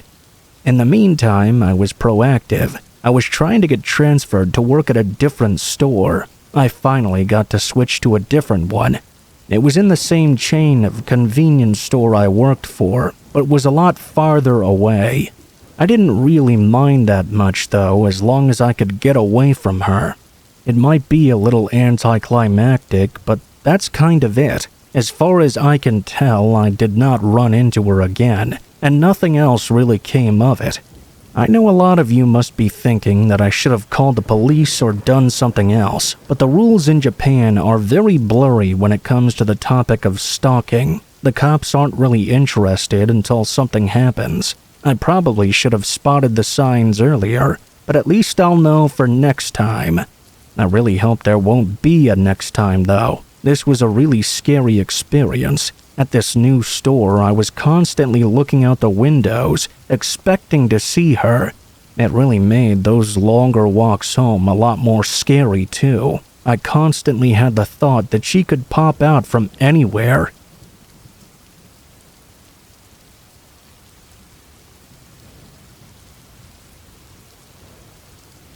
This is a true story that involves my firstborn son. He was in second grade at the time, and we were living in Tacoma, Washington. It's been 27 years since this occurred, but it still haunts me to this day. A little backstory to put these events into perspective.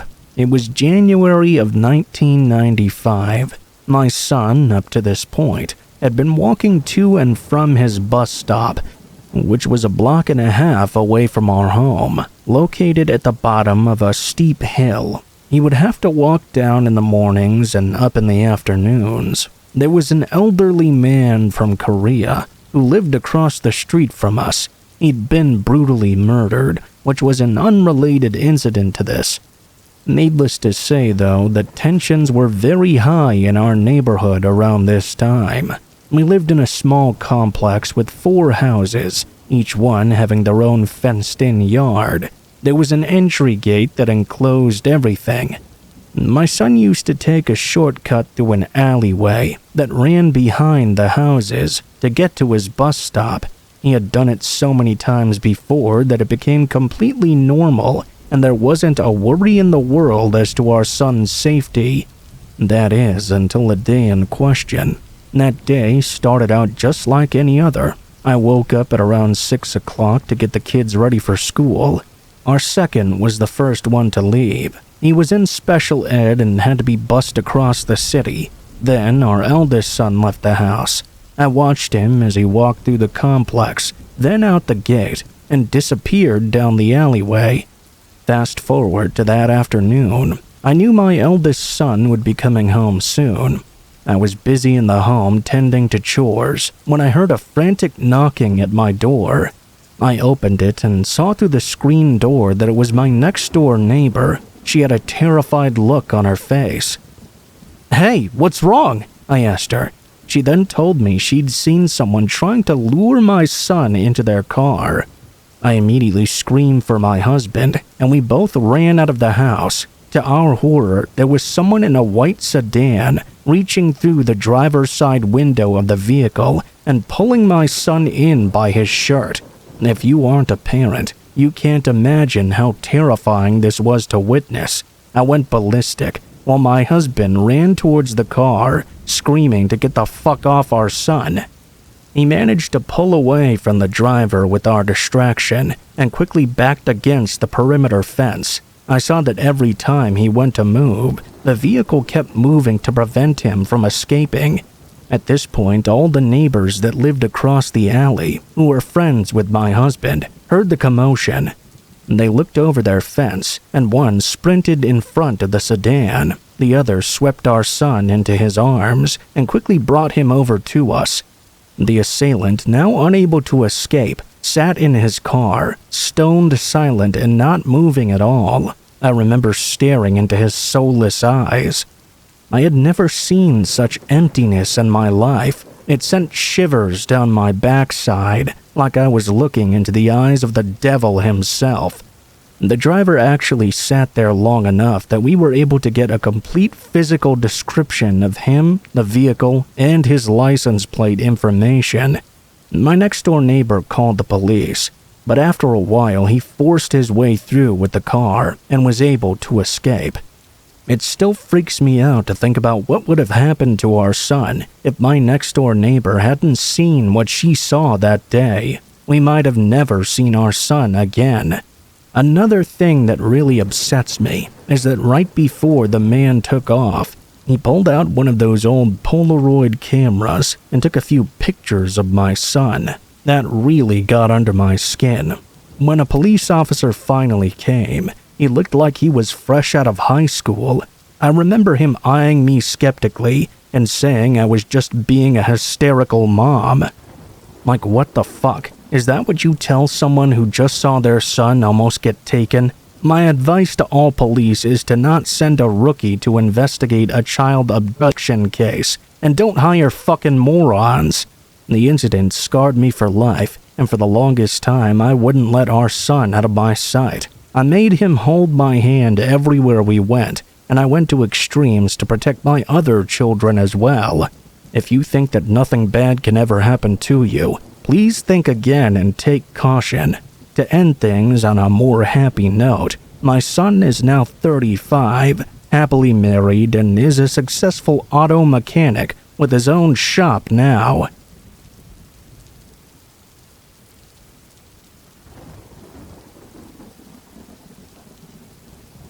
But this story took place in July of 2020 in South Australia. My friends and I were all around 14 to 15 at the time. There were 7 of us in total. It was a Saturday night, and my friends and I were planning on staying the night at our friend Sean's house. The night started out relatively normal. We all just walked around the block and caused a bit of a ruckus, like teenagers tend to do. That was until around 11 p.m. We decided to walk to the boat ramp, which was down the street from Sean's house. We wanted to go chill out by the ocean. To give some perspective, Sean's house sat almost at the end of a long street, and at the opposite end was a small turnoff that goes downhill toward the boat ramp. Houses lined one side of the path, and the other side was nothing but trees and bushes. The boat ramp itself was also surrounded by thick shrubs. Eventually, we did make it to the boat ramp. As we looked down the hill to where we wanted to go, we saw 2 cars parked near the water, maybe 100 yards away from us or so. Now, at this point, we had no reason to be worried. Could have just been a couple of folks enjoying a late-night drive for all we know. As teen boys, we wanted to make the situation as dramatic as possible, though, so instead of proceeding to the boat ramp, we began walking across the parking lot toward the surrounding forest. This was in full view of the parked cars, mind you. Now, this is where I made a very stupid decision. Our group split up into pairs, and I was at the very back with Josh. Most of the group had already made their way into the forest. I then mentioned for Josh to stop walking. "Hold up, man, check this out," I said. I then called out to those vehicles. "Hey fuckers, we know what you're doing!" A second later, someone from the car shouted back at us, saying they were going to cut us. We heard both cars start up, and soon they were coming right for us. My heart dropped. We began sprinting in the bushes, and probably ran for about 200 yards before stopping to catch our breath. After another 10 minutes, we concluded we were probably no longer being chased. They wouldn't have been able to see us from the road anyway. Just to be safe, though, instead of taking the path back to the road, we continued through the trees. We walked for maybe another 10 minutes before making it back to the road. We then headed back toward Sean's house. We soon changed our minds, though, and decided to walk down to the small beach across the street. Since the boat ramp hadn't worked out too well. Once we were there, we just chilled out for a while. From where we were positioned on the beach, we could see the boat ramp parking lot, and the cars that were there before were now back in place. I would like to reinforce that we were all extremely stupid and irresponsible, so what we decided to do next was just ill-advised to say the least. We walked back up the road to the boat ramp. We were curious about what they were doing. Was this a drug deal? Something extreme like dumping a body into the ocean? I know it sounds ridiculous, but we were all bored and full of adrenaline. We settled that it was possibly a drug deal going down, and we thought it would be funny to yell at them again. Yeah, I know it's stupid, but we didn't really consider the danger we could have all been in. It was decided that Josh would be the one to yell at them. Once we were all ready, Josh ran into the middle of the turnoff and yelled at them. "Hey, you guys doing drugs down there?" We all stood still for a few seconds, anticipating the reaction.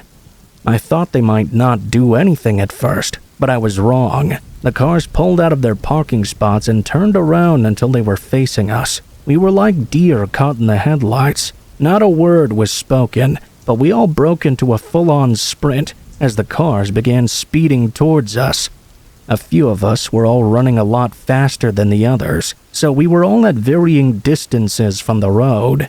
Looking back, I was horrified to see that the cars were still speeding right for us. I looked to my right and spotted a large bush. 2 of my friends dove in front of me.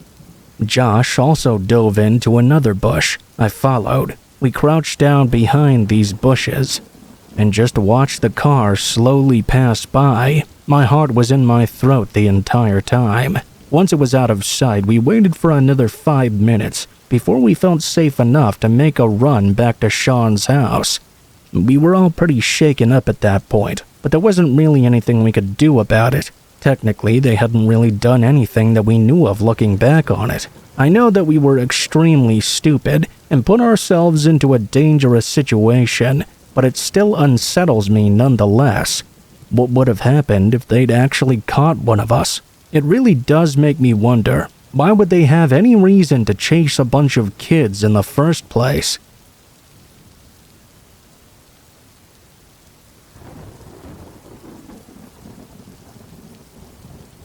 This happened when I was in high school. I used to have to go to these after-school classes that my mom planned. At the time, I really hated it, but now I get why she made me do it, now that I'm older. Sometimes, on the way home from cram school, I would be asked to pick up a couple of items from the convenience store. You know, just everyday things, really. I ended up going in there every now and then, and out of habit, I would browse the magazines and manga and look around, trying to break up the evening a little. I mean, I wasn't exactly in a rush to head home and get started on my homework, you know. I was heading down the street as usual when I heard a thunder of footsteps coming down the street behind me. I thought to myself, oh, I must have forgotten the change at the register or something. As a side note, that happens a lot in Japan. If you forget your change or your tip or something, you'll likely be chased down by the staff to give you your money back. Then I realized something though. I hadn't actually bought anything at all. I was just looking around. My next thought was, oh gosh, do they suspect me of stealing something? I hadn't done anything wrong, so I assumed that the clerk was running down the road for a different reason. But I wasn't really sure what to make of what happened next. The clerk said she needed to speak to me right now. She was a woman and grabbed me, then ushered me back to the store, pleading and apologizing the whole time. I didn't really know what was going on. I was a high school kid, so I just thought I'd better do what this adult said. I really didn't want to be in trouble. She took me through the back room of the convenience store, some kind of staff room. She kept saying sorry over and over again. Then she said this, "I saw something. I just couldn't live with myself if I let you go without telling you." I was sat down in the staff room, and I had little choice but to listen to what she had to say. I can't remember everything, so I'll just give you some bullet points of what she said. She said that she had seen something on one of the security monitors, said she saw a ghostly apparition appear behind me or something. It appeared to beckon me through the door and out of the store. She saw the ghost or whatever start violently beckoning when I was walking out the door. I guess to her it looked like whatever this was dragging me outside, and she was scared that something terrible was going to happen to me. I really had no idea how exactly I should take this news. Obviously, my immediate thoughts were, can I go home now? I really just want to go home. You know, stuff like that. I just nodded along and tried to fake a serious look of contemplation. I guess I'm not that great of an actor though, because the clerk grabbed onto my arm quite tight. She must have seen the doubt on my face. She kept on yelling at me to listen to her, to believe her. I was starting to get scared, not of whatever ghost she was trying to warn me about, but scared of her. Her eyes grew wide, and they looked completely crazed. She wouldn't let me go. She was grabbing me so hard that her nails were digging into my skin, and I didn't know what to do. On top of all of this, she was really attractive, so I was mega confused as an adolescent boy. I ended up doing my best to just agree with her. I said that I believed her and her version of events. She had this really scary intensity about her, and it made me feel like if I denied her even one more time, something bad was going to happen to me. I wanted to get out of there as soon as possible. I didn't really know what to make of all that once she finally let me go. I guessed that if something really was beckoning me or trying to lure me, then obviously it didn't work. I've never experienced any form of paranormal activity, so I don't really believe in that sort of thing. The thing that really scared me about that day was how crazy the clerk acted. I mean, to chase down a high school kid down the street and try to convince them a ghost was following them and not let them go? What a very scary and unique experience.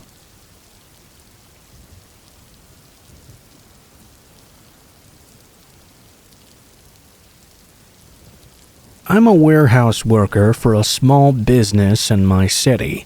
I'd been in and out of jobs for quite a while, so this wasn't really a career or anything. I just did what I had to do every night, and that was it. Specifically, I had to unload pallets of shipments that came in, and put everything in their designated places in the warehouse. Super simple job. Most of the time, I popped some earbuds in and listened to music while I did it.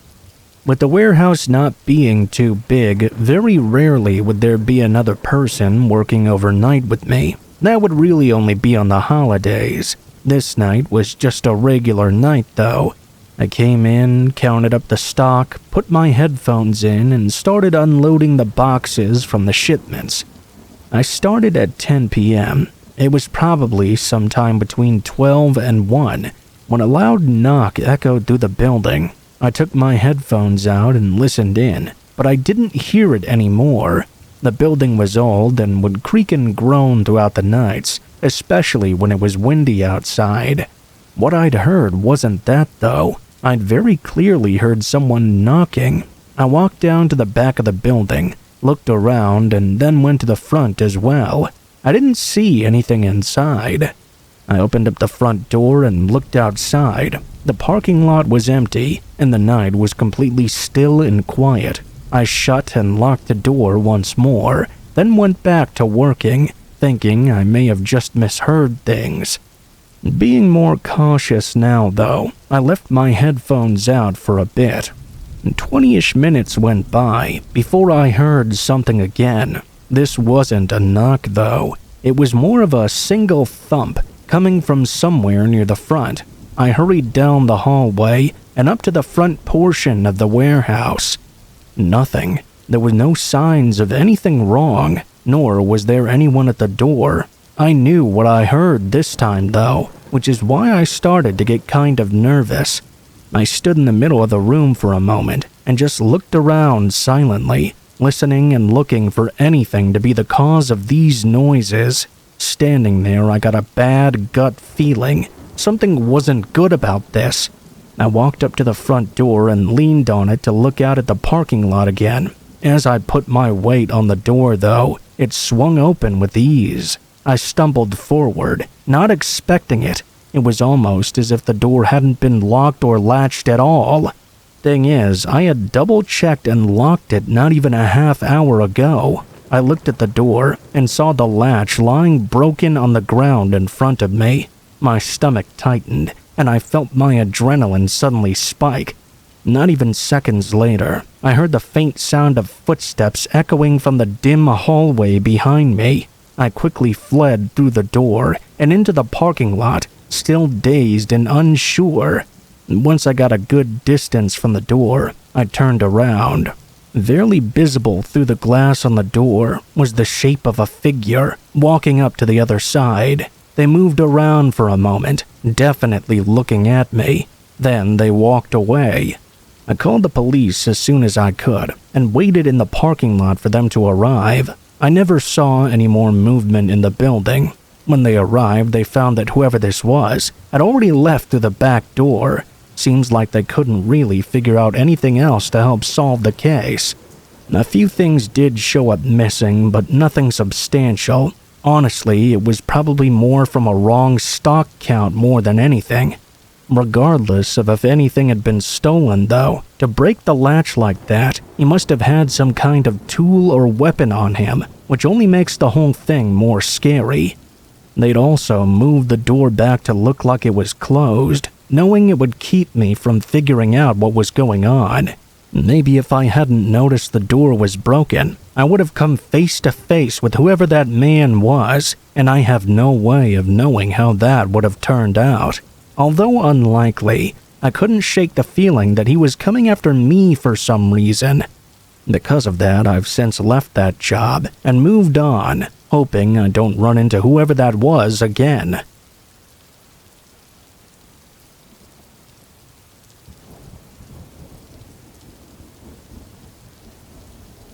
About a month ago, my friends and I got some tickets to a professional hockey game in Minneapolis. The game was about a 5-hour drive from where we lived, so we decided to make a weekend trip out of it. On that Friday afternoon, I was picked up by my friend Kevin. We then drove to pick up my other friend Dan and hit the road. We weren't heading for a motel, but instead to the house of our mutual friend Jack. Jack lived in North Minneapolis, and he offered to let us stay with him for the weekend. We had all grown up together and were really good friends with each other. He also had a ticket to the hockey game as well, so things were really lining up for us. We arrived at Jack's house early in the morning, and Kevin parked the car out front. He then texted Jack to let him know we were there. We all got out and walked over to the trunk to grab our bags. It was at about this time that we suddenly heard tires screeching. We turned to look at the intersection directly behind us. A green compact car had apparently cut off a dark-colored SUV. Both vehicles came to a stop, and the two male drivers rolled down their windows and began screaming at each other. Not wanting to get involved, I quickly grabbed my things and walked up the path towards Jack's house, with Dan close behind me. Jack lived in a sort of retrofitted duplex where he rented out the ground floor, and someone else lived on the second. Jack had moved to the city fairly recently, and we had never visited him until now. When we entered the walk-in porch, Dan and I weren't sure which door was his. As we stood there, I pulled out my phone to call him and asked him to let us in. Meanwhile, Kevin was still in the back of his car, rearranging some bags and trying to fix a panel that had popped off during the drive. We could hear the two drivers still yelling at each other, and at this point they had both exited their vehicles, it seemed. I didn't have a great view of the situation from the porch, but I could clearly hear them yelling.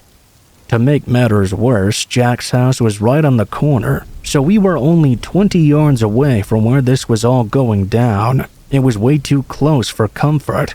All of a sudden, we heard a loud pop. Dan and I froze. I saw Kevin standing up from the back of his car and looking around. I immediately thought it may have been a gunshot, but I wasn't 100% sure. I turned to Dan, and from the look on his face, I saw he also thought that as well. "Oh shit, let's get the hell inside now," Dan said to me. I unfroze and called Jack, who said he was on his way to open the door. We heard the two cars peel off. Kevin joined us on the porch, and we all came to the conclusion that there had indeed been gunfire. One of the two drivers must have fired it during their confrontation. We didn't know who fired the shot or in which direction the bullet went. Jack let us into the house, commenting that he'd heard the shot go off too, and swearing that nothing like that had ever happened since he moved in. We talked about it for a bit, but thankfully no one had been hurt, it seemed. The drivers were gone now, so we shook it off. Aside from that, we had a great weekend of eating, exploring, and getting drunk at a nail-biter of a hockey game. It was loads of fun, and Jack offered to drive us everywhere, since he knew the area well. When we were ready to head home that Sunday afternoon, we piled back into Kevin's car, and that's when we realized exactly where the bullet had gone. There was a clean bullet hole going through his dashboard and right through the back. It had missed Kevin by only centimeters. I have no idea how he didn't notice that before. There were shards of glass and scattered bits of plastic all across inside. Based on the bullet's trajectory, if it had just been a bit over, he would have been struck right in the head or neck. Once the shock of our discovery wore off, we called the police to get a report for insurance purposes. An officer showed up, and Kevin showed her the bullet hole. At first, she was quite confused. I think for a second she even suspected we had been messing around and fired a gun at the vehicle ourselves. When Kevin told her all the details, though, I saw the officer's jaw drop. Unfortunately, none of us could provide her with any useful information, like a detailed description of the shooter or a license plate number. Our next issue was finding out how the heck we were going to drive 5 hours with a bullet hole through the car and a busted-up windshield as well. Thankfully, a patch-up job of sealer and duct tape from the local hardware store seemed to do the trick well enough. On the drive home, we had a very solemn conversation where we spent a few hours of hard thinking about the fragility of human life. Even now, I'm not sure if I've fully processed just how close Kevin came to dying. I can't imagine how he feels about it. As for the guy who thought it was a good idea to fire a gun in the middle of a highly populated neighborhood, I hope he either gets his life in order or ends up in jail soon.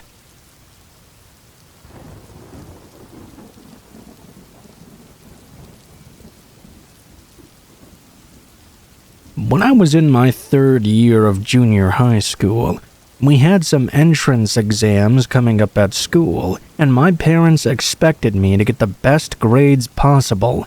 I was enrolled into a cram school. A cram school is basically just school after school. You go to a specific class to focus on specific topics. It's pretty dull, honestly, and it makes the day feel super long. After school finishes, I make my way to CR school. We lived in a really rural area, so the cram schools weren't exactly close by. In order to get there, I had to go through this long, dark tunnel that was pretty creepy even in summer. I lived in an elevated area a little ways up in the mountains, so tunnels were fairly common. My parents said that when they were my age, they got themselves to their lessons and back and expected me to do the same. From a young age, I was pretty active. Because of this, my friends at school used to tease me a lot and said the tunnel was an active spot for ghosts. Like I said, the tunnel was creepy, but it wasn't as if I was scared of anything paranormal. I really didn't believe in ghosts at all. That all changed on the day this experience took place, though. That day, I headed to my cram school lesson as normal. After my regular classes, I entered the tunnel. It was really long and always dark in there, even during the day. That day, I felt a chill at my back, despite there being no breeze at all. I thought I might have been catching a cold or something, so I didn't pay it much mind. I just tried to hurry to get myself a little warmer. Something caught my eye, though. It was dark in the tunnel, sure, but it wasn't exactly pitch black.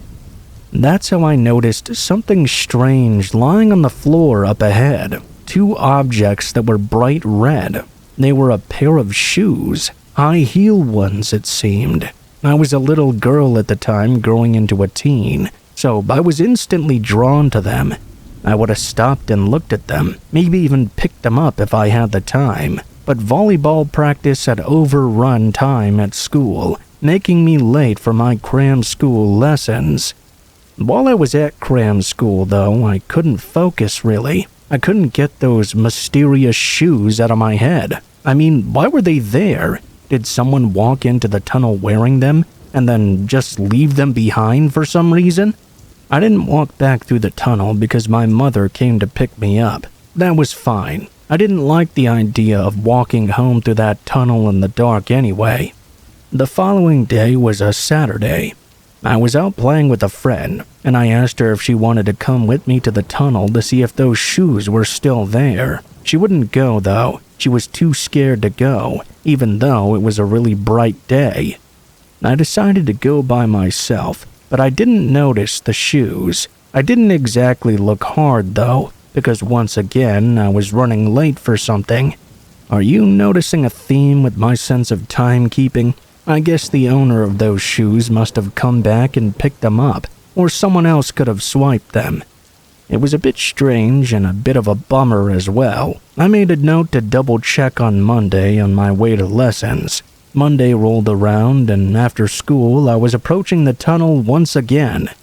Just before the tunnel, there was a bend in the road. There was a guardrail hugging the border of the road, and just there I saw something go over the edge. It appeared to be something big. It was so weird. It was like a shadow had just fallen off the edge. Like I said, we lived in the mountains. If something goes off the edge, then it's really bad news. Definitely fatal. It's a long way down to the jagged rocks below. Not really understanding what I'd just seen, and potentially being too young to process it, I ran into the tunnel. I wanted to get to the adults at my lesson to tell them about what I'd seen. As I was rushing through, something caught my eye. There were two red objects neatly slapped side by side on the ground ahead. The red shoes were back. I couldn't help but gasp. I stood there looking at them, and then looked up a little ways. I saw something which made me feel as if my little heart stopped. There was a woman standing there in the tunnel.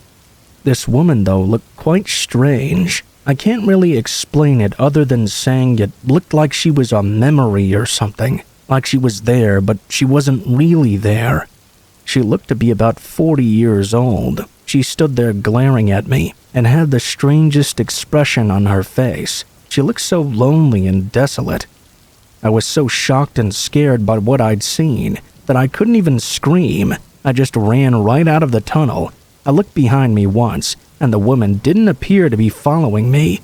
She just stood there with sunken eyes and a hunched and defeated posture. I ran into a convenience store. I must have been crying and sobbing because I caused such a fuss when I got there that they called my parents right after I gave them my number, and I didn't go to cram school that day. I've never been so terrified in all my life. I never walked through that tunnel again to my lessons. I think when I was around 18 or 19, my mom told me there had been more than a few individuals who had chosen to end things at that bend in the road. I'm not sure, maybe because it's so secluded there, and the tunnel provides a great place to contemplate things. I'm guessing that's why those shoes were there. I wonder if anyone else has had a similar experience to mine. I mean, I hope they haven't because it was horrible. But at the same time, I do wonder.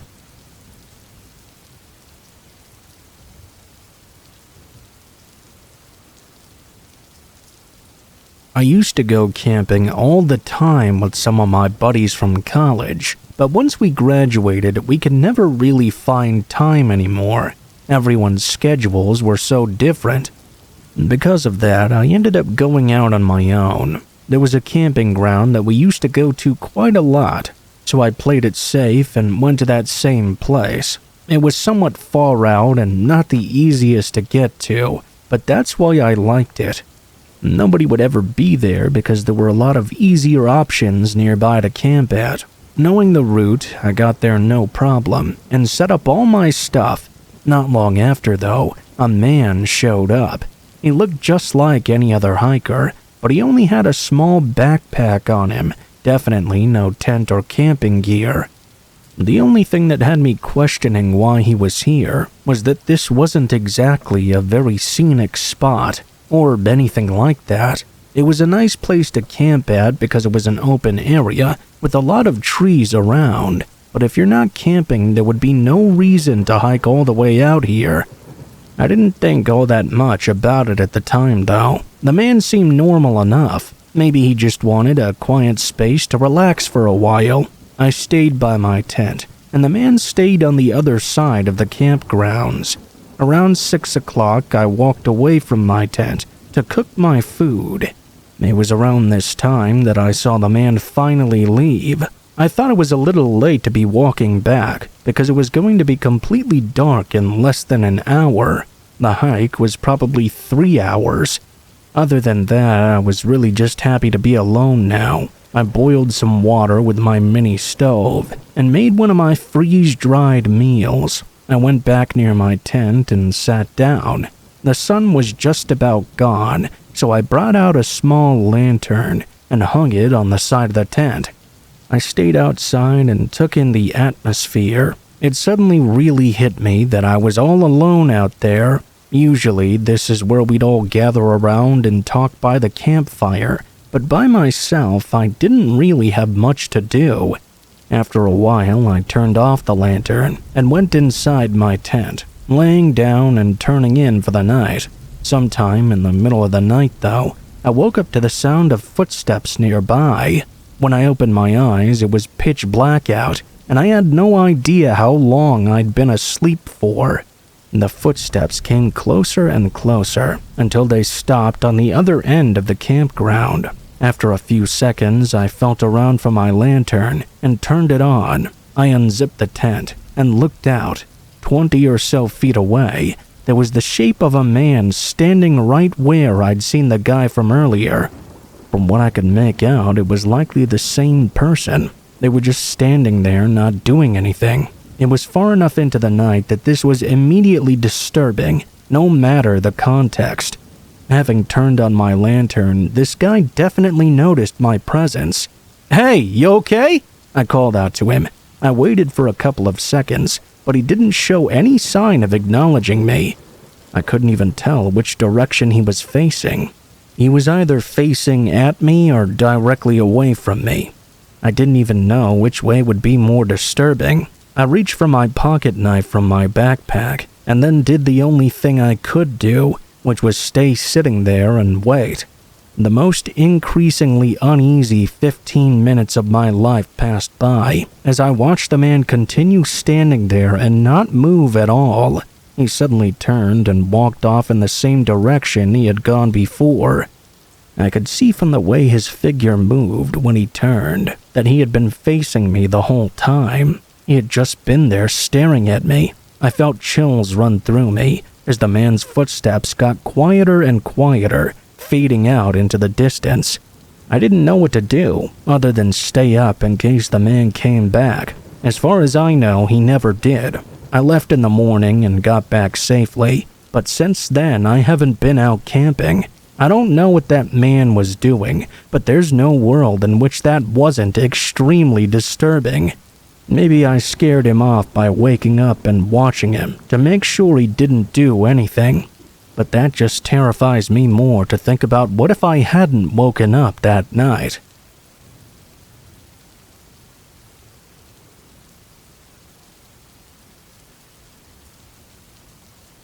When I was 14, I was in a very dark place in my life.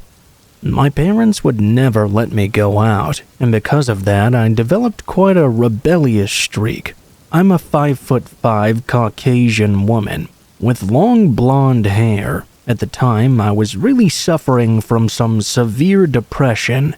I would be officially diagnosed by the doctor months after the events from this story. I used to sneak out of my house to go to parties and use drugs. Typical teenager-type stuff. I was lying about my age and hanging out with people over 18 years old.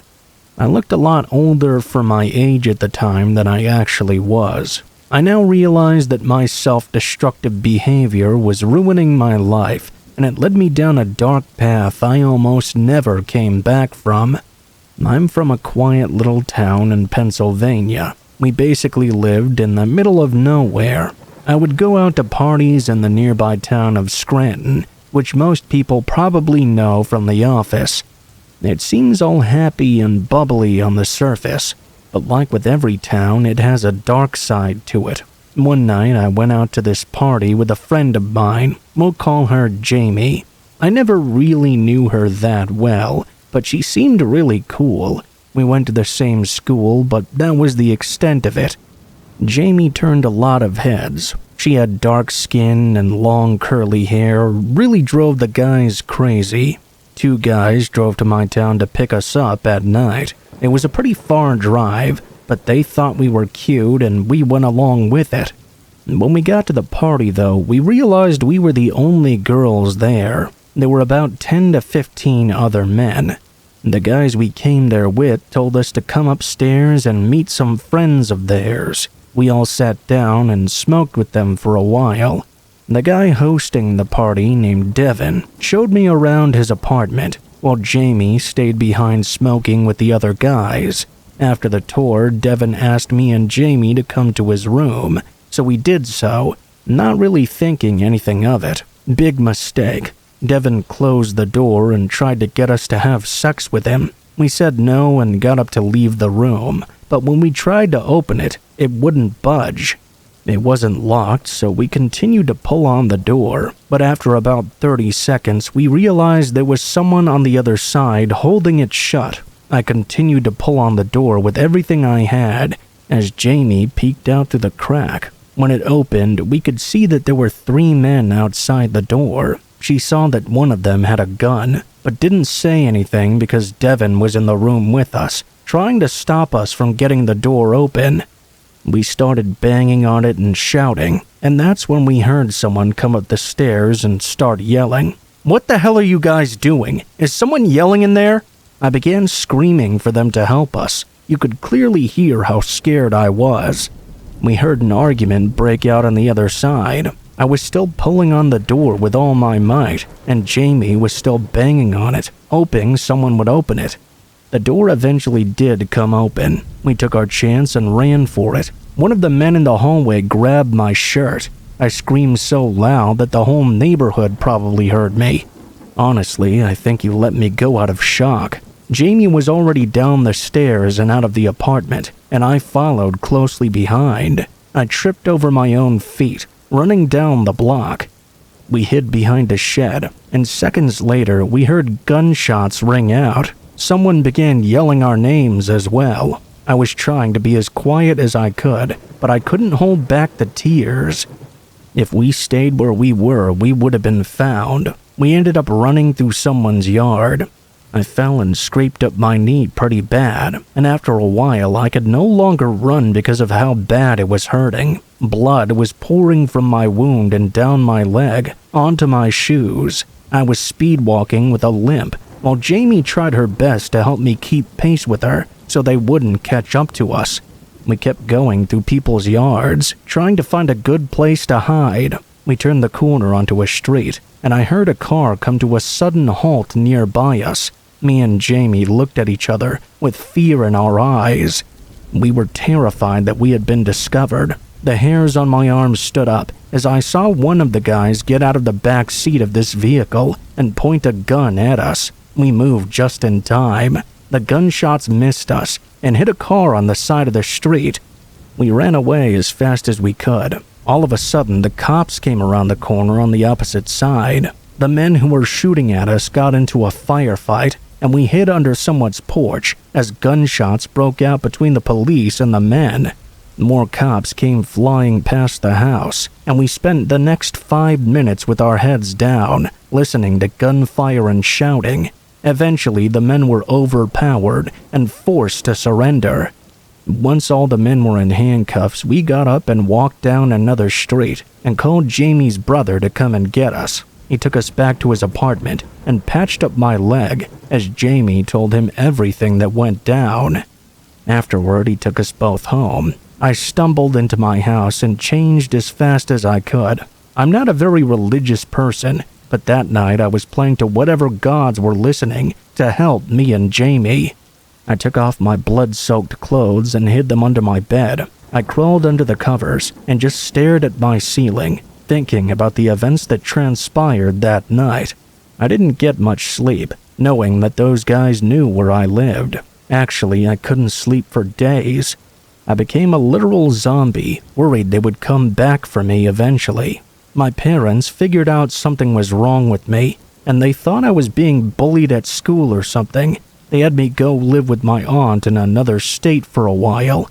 I came back months later to find out the men who had picked us up that night were in jail and would be there for many years. I finally felt safe again. Those men had bad intentions, and I often think about what might have happened to us if we hadn't fled from there when we did.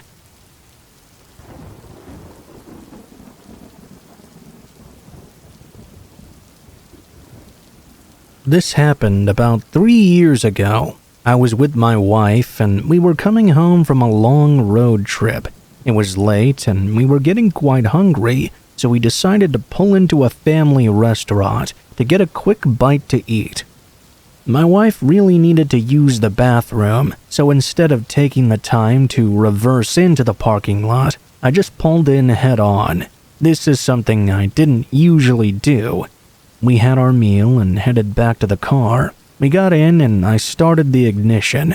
I went to reverse out of the spot, and my parking sensor started sounding off. I looked at the LCD screen on my dashboard and saw a small child standing behind my car. He was squatting down, as if he was drawing something on the ground. He seemed to be completely unaware of my vehicle and my intentions to reverse. He didn't even notice it. It was strange. I mean, it was nearly midnight. What the hell was this kid doing playing out here all alone? I didn't want to honk the horn since that seemed a little bit aggressive. I had no choice but to turn the engine off and step out of my car, ask the kid to move out of the way. I got out and walked to the rear, but I couldn't see the kid anywhere. Damn kid, I figured he might be trying to prank me or something, waiting for me to get out of the car and then running off. I called out to my wife and asked her if she could see the boy, but she couldn't see him either. I looked under the car to see if he had been crazy enough to hide under there, but he wasn't there either. I decided to crouch down behind the car next to mine to see if he would pop out of his hiding place, but he didn't. I guess he went off somewhere. I got back into my car and put my car in reverse once again, and once again my sensors started beeping. I looked at the screen and saw the same kid there behind my car. I was startled but more annoyed. I called out to the naughty child. I shut off the engine and jumped out of the car. I felt for sure I would be able to catch him out this time, but once again there was no one behind my vehicle. I couldn't believe what I was seeing. It was at that point that I began to doubt the kid was even real. It was after midnight and I couldn't see his parents anywhere. It's a bit odd for a young kid to be out there alone without either of his parents looking for him. We were in a parking lot on a busy highway too. Why would a kid be allowed to run around out here? It wasn't adding up. My wife was looking pretty creeped out too. I had a feeling she was thinking the same thing as me. I asked her to help me out though. I asked her to step out of the car and stand there while I tried to reverse out of the spot. Make sure the kid didn't come out of nowhere or something. I put my car into reverse for the third time, and for the third time my sensors started beeping. I could see the little boy crouching behind my car on the camera. I asked my wife to grab the kid. I planned on giving his parents a piece of my mind.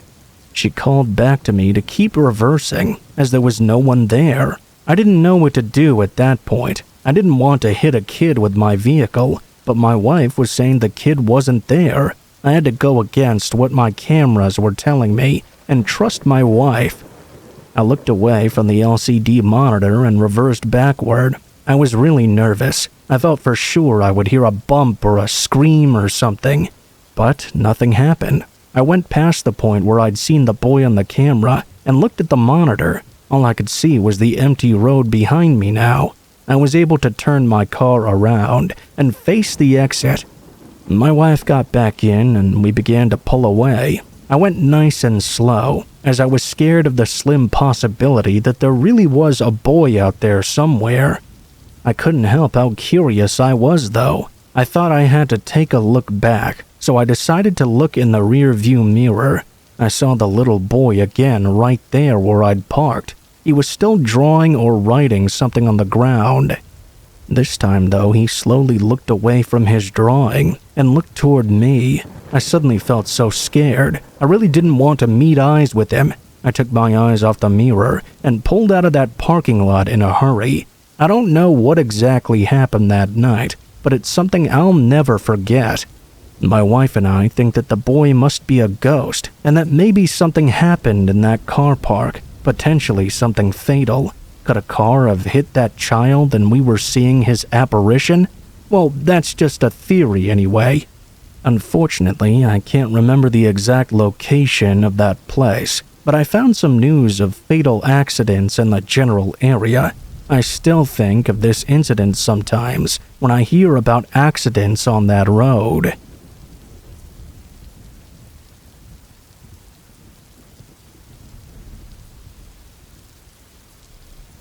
This happened almost 10 years ago when I was in high school. Me and my friend, who I'll call Jake for privacy, have kept from sharing this until now, mostly because we just don't really know what happened. We have been talking about going to this abandoned mall near our city for quite a while. The only thing making us nervous was that we didn't have a group to go with us. It would just be us two, and we knew that it was a sketchy place to be. For some reason, we were both just really intrigued by the place and the idea of going there so much that we couldn't stop ourselves. We gathered up some stuff into a bag and took Jake's car to get there. This mall was off the side of a long highway, but the state had blocked the view from the road with a ton of trees, probably to keep people from seeing the unpleasant building so close to the city. The road to get to the parking lot was destroyed too, so we had to park on the side of the highway, kind of nestled around some trees, so we wouldn't be seen by passing cars. We started walking. The sun was just about setting, which gave us enough light to not get lost in the trees. After a few minutes, the sound of cars passing by on the highway faded out, and we reached the edge of the massive empty parking lot where the abandoned mall sat. There were no cars, no people, and no sounds either. We stood there for a moment, just to be sure we were completely alone. We walked through the parking lot and up to the main entrance. All the glass from the doors was shattered, and inside it almost immediately became darker. We stayed quiet at first, walking slowly and being careful, looking around. Being inside this huge mall with no people and no lights was super eerie. It was a strange feeling. Each step we took echoed all the way through the mall, which was completely dark as we got further in. When we got toward the middle, we stopped for a minute, taking our flashlights out of the bag. That was when we heard something. Someone was laughing. It was coming from the other end of the mall, which was pitch black. We didn't hear any talking afterward, or see any lights at all. We both agreed it had to just be another group exploring the place, but it didn't really make me feel any better. This wasn't ideal. We were hoping to avoid other people. Already being there, though, it felt like a waste of time to just turn back now. We turned on the flashlights and started walking into the dark section of the mall, moving the light around all the stores. They were empty and had garbage and graffiti everywhere. By then, the sun had definitely set too, because when I looked behind us at where we'd come from, it was pitch black as well. I turned back around to tell Jake, but he had stopped walking and was holding his flashlight steadily ahead of him. "Jake?" I whispered. I looked closer at where his light was pointing. Far back in a store directly ahead of us, I saw a dark figure. They were standing by the entrance of the shop, just looking at us. I think what terrified us so much was just how creepy it was for them to just be standing there, not saying hello or moving or anything. As more and more seconds passed by, my heart felt like it was beating out of my chest in terror. Jake finally moved his light away. Both of us turned around and started quickly walking back from where we came from. We were constantly swinging our lights around as we navigated through the darkness, our footsteps echoing around us. It made it hard to hear anything else, only furthering the panic we were in. Our lights finally reached the entrance to the mall. Just then, running footsteps came from the floor right above us. I shined my light, catching a brief glimpse of a person sprinting down the hallway. This is when Jake and I started sprinting straight for the exit. We could hear the footsteps making their way down the escalators, coming right towards us. We managed to get out and continued running through the parking lot all the way to the trees. Looking back, nobody appeared to have followed us out. As we moved back to the car, I almost threw up. My heart was racing so fast. We got in and drove back to Jake's house, and after that we never talked about it again. I don't know what that was. The way it all played out, though, I just can't see how a couple people would plan all of that without meaning harm. Thankfully, we didn't assume anything, because if we had stayed there and continued exploring, there's no saying what could have happened that night.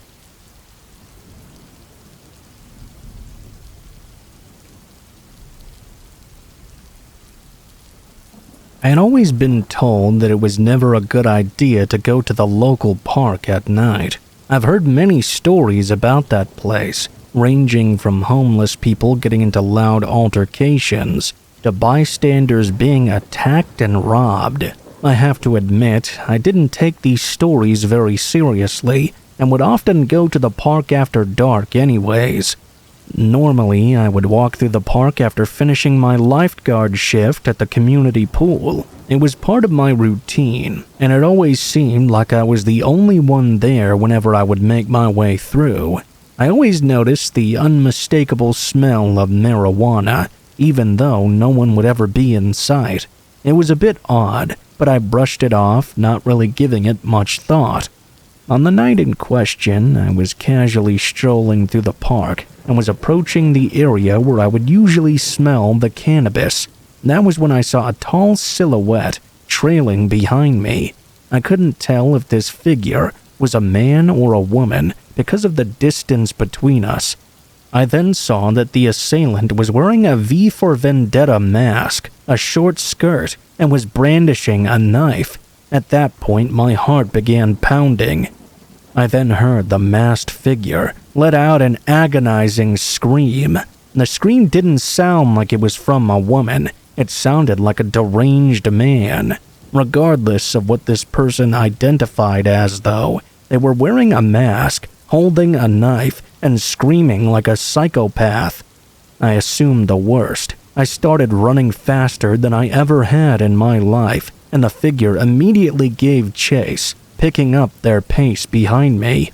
I ran and ran and ran. Once I got to the front door of my home, I nervously fumbled through my pockets, trying to look for my keys. I was in too much of a panic to realize that I'd left my keys in my backpack. I eventually gave up trying to find them and started banging on the door. My dad got angry when he heard the racket, but he understood my sense of urgency once I explained things to him. I can unequivocally say that the 30 seconds I spent waiting outside my front door were the 30 longest seconds of my entire life. I should have listened to the warnings about walking through that park at night. A lesson lived is a lesson learned, I suppose.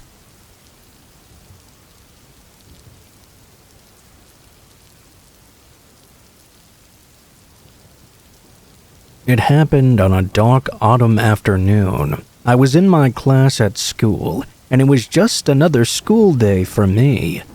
Our class was near silent, and you could only hear the sounds of pens scratching on paper and the drumming of rain against the windows. All of a sudden, the classroom door shot open, and the vice principal came in, wearing a clear look of concern on his face. "Can I see you in the hall, please?" he said to our teacher. "No problem. Class, please continue with your exercises until I return." With that, our teacher left to speak to the vice principal.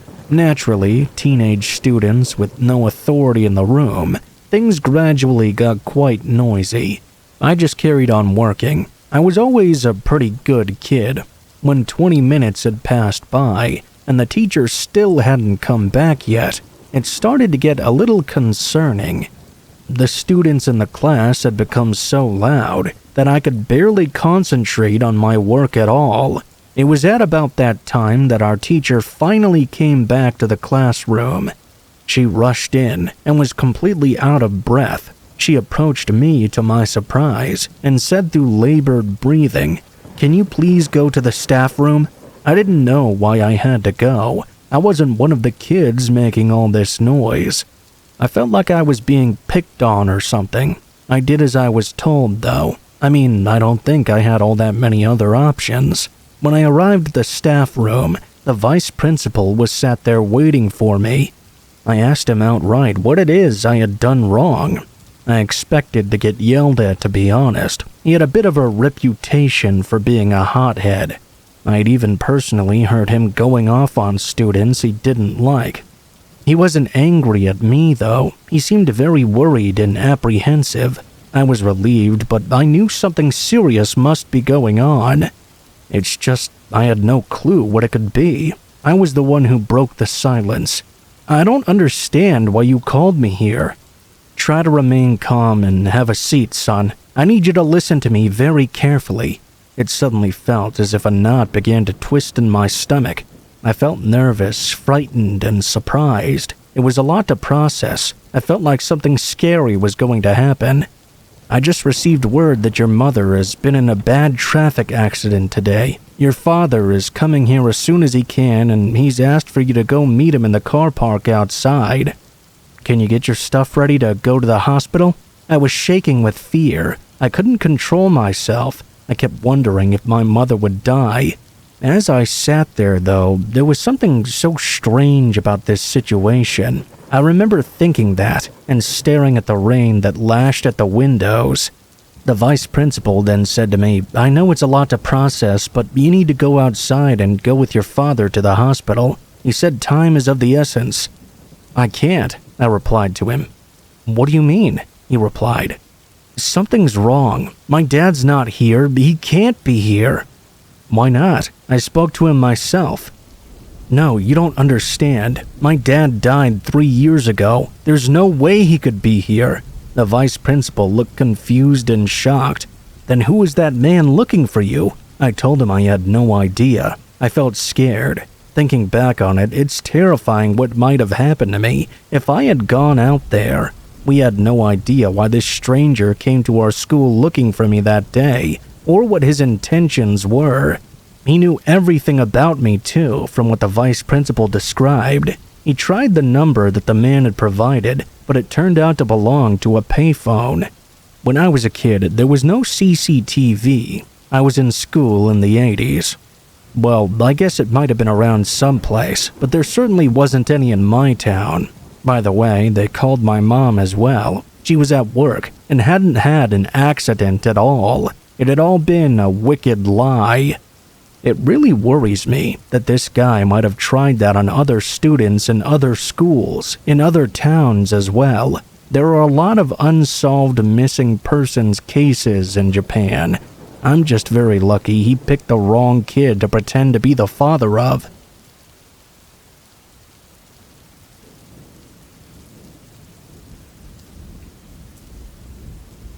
I had some spare time this night, and having chugged a few coffees earlier in the day, I figured I'd use that energy to go out and make some money. I was delivering for DoorDash, cruising on the highway to my next delivery.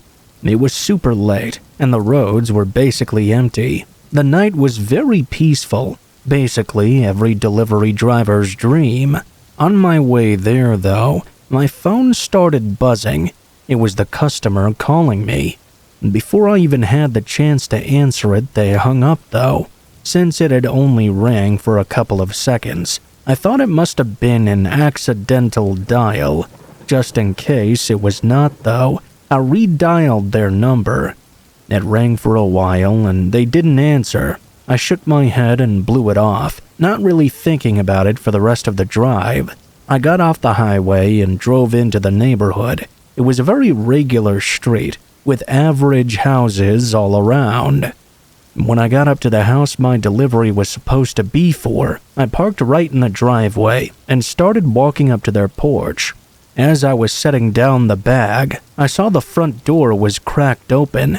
I didn't know if it was meant for me or not, so I lightly knocked on the door and called out that I was dropping off their food. As soon as I did, I heard a somewhat disturbing sound come from down the hallway. It was a muffled thump that almost mimicked my knocking, like someone was banging on a door. A bit shaken, I opened the front door a bit wider and called out again. I wasn't sure what to say, so I just repeated myself that I was delivering their food. A few quiet moments went by. Then I heard a door open from the back of the home. A guy came around the corner and looked distressed and bothered. I couldn't tell if it was because of me or something else, though. The guy walked down the hall and right up to the doorway. I was not saying a word as he started to reach for the bag. That's when I heard those thumps again from down the hallway. I looked past him in confusion as he turned and looked as well. He then quickly turned back and looked at me, recognizing that I'd heard it too. "Is everything okay?" I asked carefully. The sound was echoing through the walls again as the man just kind of stared at me as if he were trying to think of what to do. "Why don't you bring the food inside for me?" he said in an almost demanding tone. Nervously, I picked up the bag, but I quickly realized how terrible of an idea this was. I felt threatened, like I had to follow him, but I also had a feeling that if I did, I wouldn't be making it out of there. In my hesitation, the guy's face showed he was even more bothered and angry now. He reached out and grabbed the food right from my hands, then slammed the door in my face. Stunned, I stood there and listened as his footsteps went down the hallway and the thumping stopped. I couldn't do anything else at that point, so I hurried off the porch and got into my car. I ended my DoorDash after that one and ended up reporting the disturbing scenario to the police. I think what ended up making me report it was that the man tried to get me to go inside his house. If not for that, I may have felt there was not enough evidence for me to do anything. Unfortunately, though, the police informed me hours later that the man declined anyone else was there and declined the request to search his home. At that point, there was nothing else to do other than speculate. I believed there was truly something horrible going on, and he was possibly ready to do the same to me. Unfortunately, I'll never know for sure what was happening.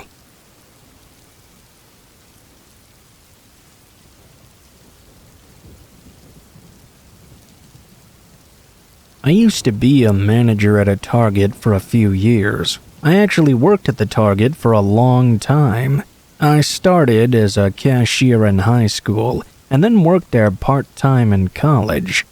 The degree I got in college helped me to become a manager, but I also moved up over the years. I knew the store very well, and at the time of this story, I had been working there for 8 years. I was working one night on a seemingly normal Thursday. It had been pretty busy from 5 p.m. to 7, and now that it was a little bit past 7, things were starting to quiet down a lot. I was watching over the checkout lanes amongst other things when I received a call about something. It wasn't exactly clear what was going on. I immediately headed over to the aisle I was told to. When I got there, I saw that one of our team members, Chloe, was there, as well as another team member named Tim.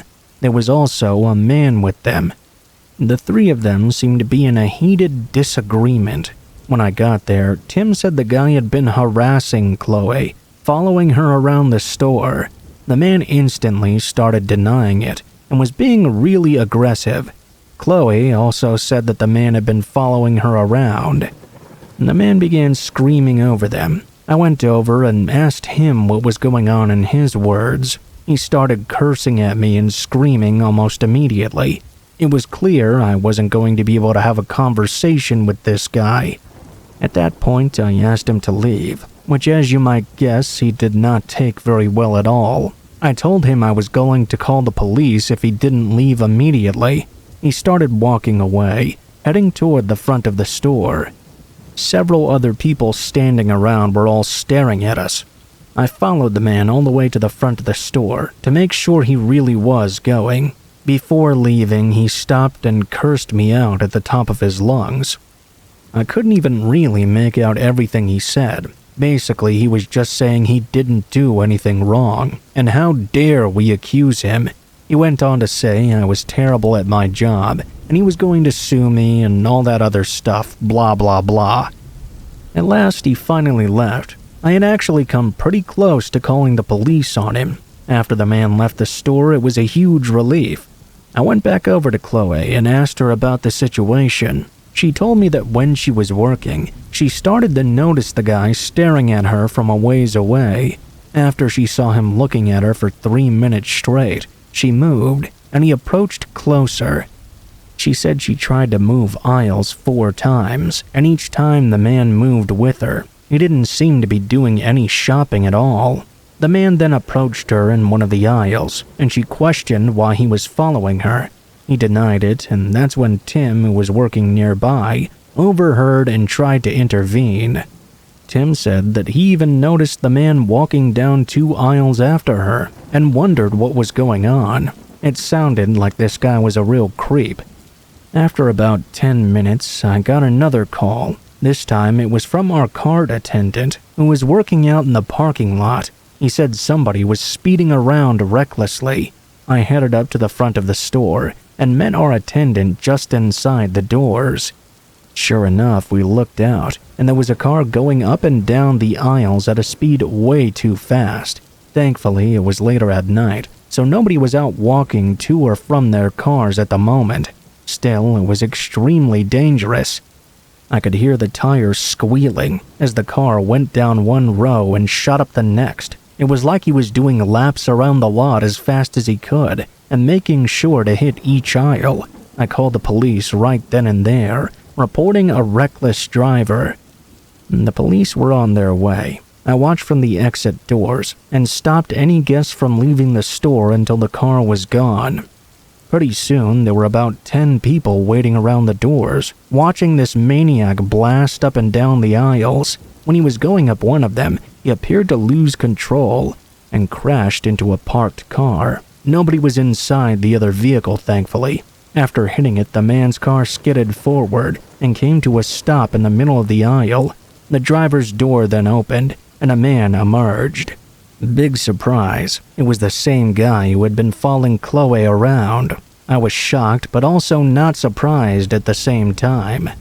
The guy then took off running toward the parking lot of a nearby restaurant. The police got there shortly after. Several of us spoke to officers.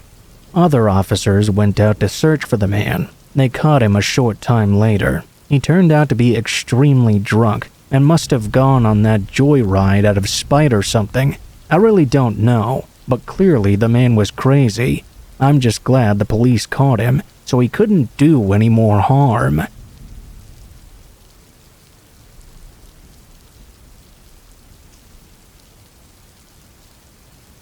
This is a story of when I met a guy on Tinder several years ago. I matched with this guy named Mike. He had dark hair, a slight beard, and in his pictures seemed quite decent looking. There was not a whole lot of information about him on his profile, but after we matched, he sent me a message. He said hi, and I said hi back. We began chatting, with me saying very basic things like, "How are you? What's up with things?" Eventually, the conversation did improve a little bit though. Based on his profile, he seemed to be a bit of an outdoorsman of some sort. We continued to talk, and he seemed to be pretty nice. After talking with him on and off for several days, he asked to go on a date with me. I asked him what he had in mind, and he suggested a local restaurant nearby. I decided to agree. We were supposed to meet there the following night at 7 p.m. The next day, I chatted with him early on and made sure we were still on for that night, which we were. I got ready, and when the time came, I drove over to the restaurant early. It was only about 10 minutes from my house and seemed like a pretty cute place. I had actually never eaten here before. There was a decent amount of other people inside. It was around 6:50 p.m., so I wasn't sure if Mike was there yet or not. I looked on Tinder, and he hadn't said anything since I'd told him I was leaving. After waiting in my car until around 7 p.m. with no further contact from him, I decided to enter the restaurant myself. Maybe he was already inside waiting for me, or maybe he was still driving. I went inside and got a table and told the waiter I was waiting for someone.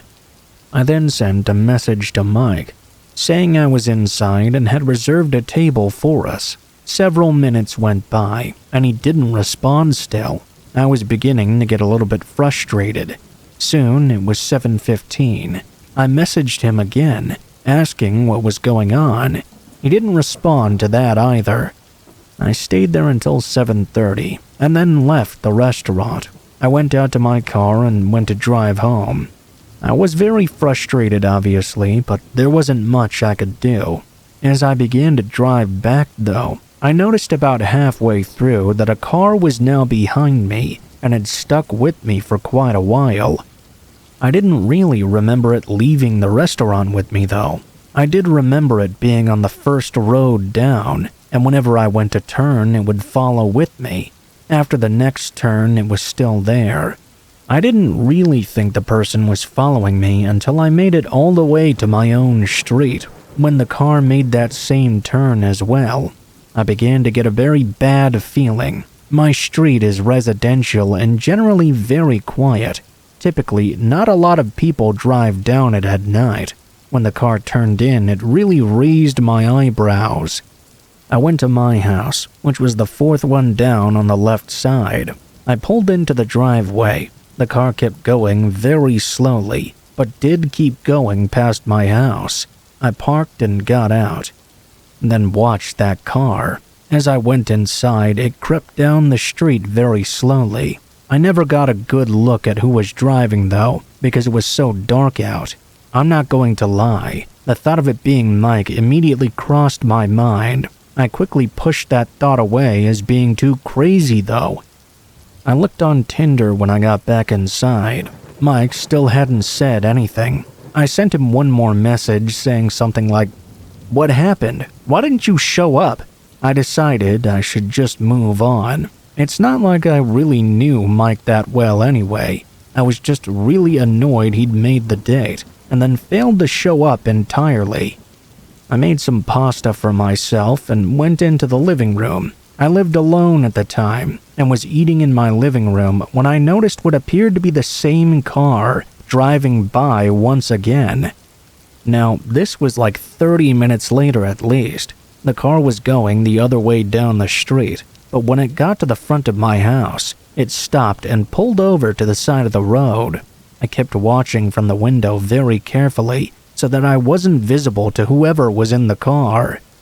It was definitely the same car that had followed me. The engine was running for a while, then it turned off. I didn't hesitate. I called the police right there. I told them I had been followed home by someone, and now they were parked out front of my house. I kept my eyes on the car. Nobody was getting out of it. I still had no clue who was driving either. After speaking with 911, I kept watching out the window and waited to see what would happen. The car just remained there. Nobody got out and all of the lights were off. There was just a dim streetlight in the nearby area. For the next 10 minutes, nothing changed. I saw a police car start to drive down my street. It got near the car that was parked out front of my house, and then the police car turned on its lights. The officer got out and talked to the driver. I kept watching as he spoke with the guy for 5 minutes. Finally, the car drove away. The officer came up to my front door and spoke with me. He said the driver had claimed to be lost and had pulled over to look up some directions. Said he didn't follow me home. I knew that was a lie. I pulled up Mike's Tinder profile and clicked on a picture of him. I asked him if he looked like that guy by chance. The officer said yes. It was one and the same. I couldn't believe it. Mike had actually followed me home. I spoke with the officer about it, but he said not much could be done unless he returned or something else happened. The officer told me he asked Mike to leave but didn't force him, and Mike said he would not come back. He said that if Mike did try to come back, to give him a call. After that, the officer left. I was a little worried Mike would return, but he didn't. It still creeped me out, though. I blocked Mike on Tinder after that. I still can't believe that instead of just trying to date me normally, he followed me home after skipping out on me. I'm glad that since that night I've never heard from him or seen him again.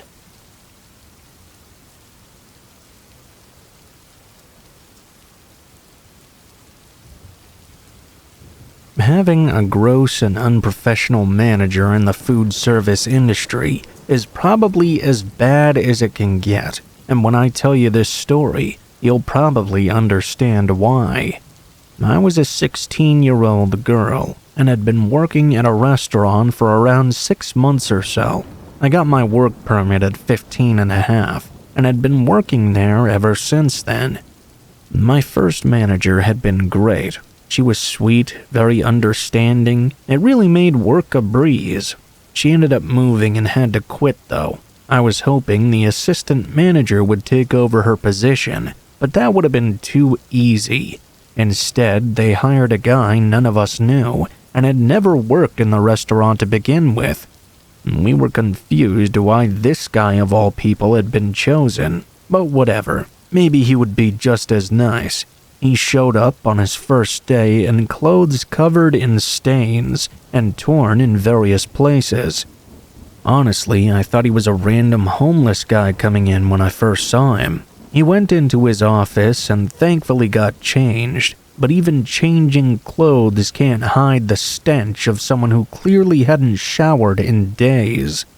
His behavior made himself seem normal at first, at least when it came to how he interacted with us.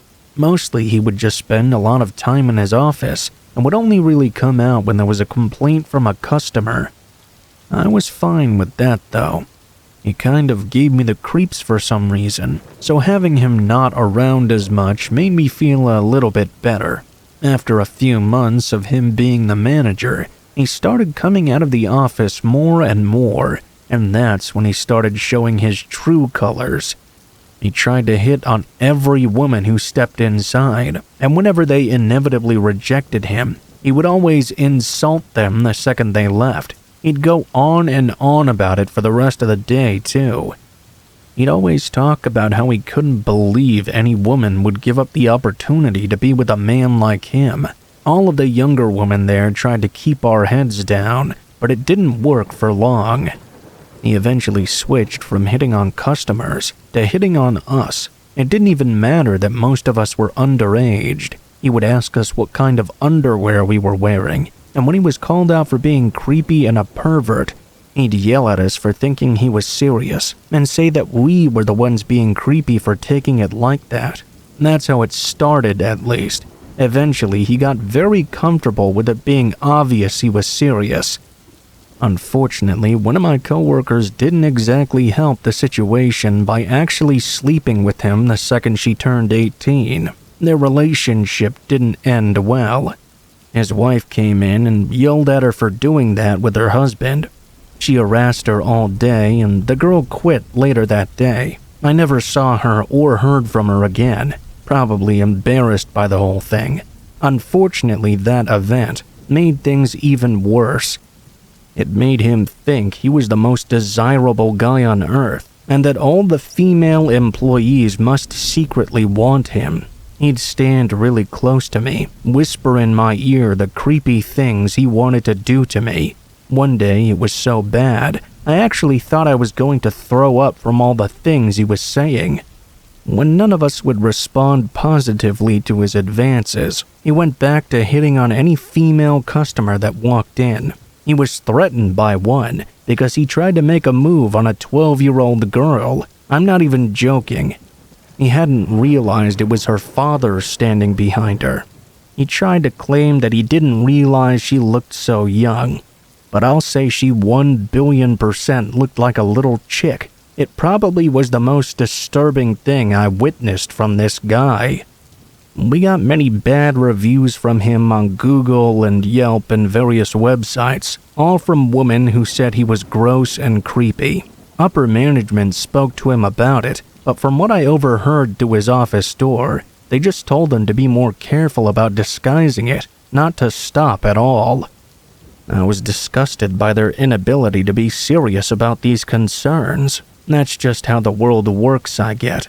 I spent weeks watching him touch my female coworker, Leslie. It was very recognizable as harassment. He was reported multiple times, and of course, nothing was done. I always said something when I saw it happening. She actually went to the police about it, but they said there was no proof. As much as they said they wanted to help us, they just didn't. The girl ended up quitting, and on her way out, she urged the rest of us to as well. The only reason I hadn't yet was because I was saving up for a car. I was so close to hitting my goal. I really only needed to work for another couple of weeks. Unfortunately, then he set his sights on me. Every shift I had with him, I had to put up with him grabbing me in various places, slapping my butt and making disgusting advances on me. It made me feel awful and ashamed of myself. I left work every day and cried on the walk home. He continued to do this for the last few weeks I worked there. I didn't tell my parents because I just wanted to make money, and I knew they'd make a big deal out of it. Finally, the day came to quit. I was nervous and excited at the same time. I walked over to his office door. Through the window, I could see an air mattress inside. I knocked and he answered in only his underwear. I was grossed out, but it wasn't a huge shocker, considering the person this guy was. I asked about the air mattress. He said his wife had kicked him out, and he'd been living there the past month. I told him I was quitting. His only response was that at least he could now be with me, because he was no longer my boss. He tried to grab me. I kid you not, I built up the courage and slapped him in the face as hard as I could. My other coworkers saw that, and started laughing at him. He said he was going to call the police, but I just told him they wouldn't do anything. He had no evidence. He turned to the other employees and said he had witnesses, but they all denied seeing anything. I turned around and walked out, and never went back there again. I heard years later he was arrested for forcing himself on a woman. She had DNA evidence on her side this time. I was grateful for her being brave enough to say something. I knew she was saving other women from suffering at the hands of that man.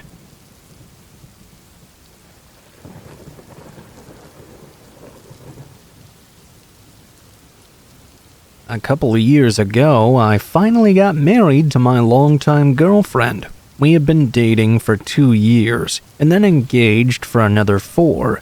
We both figured it would be wise to finish school and establish our careers before fully tying the knot together.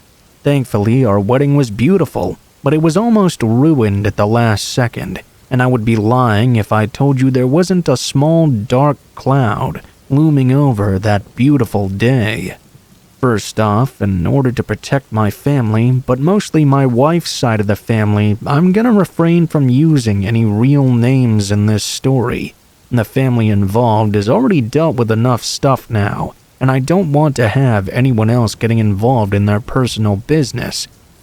When we first started dating, I met her cousin named Mike. This dude was wild, plain and simple.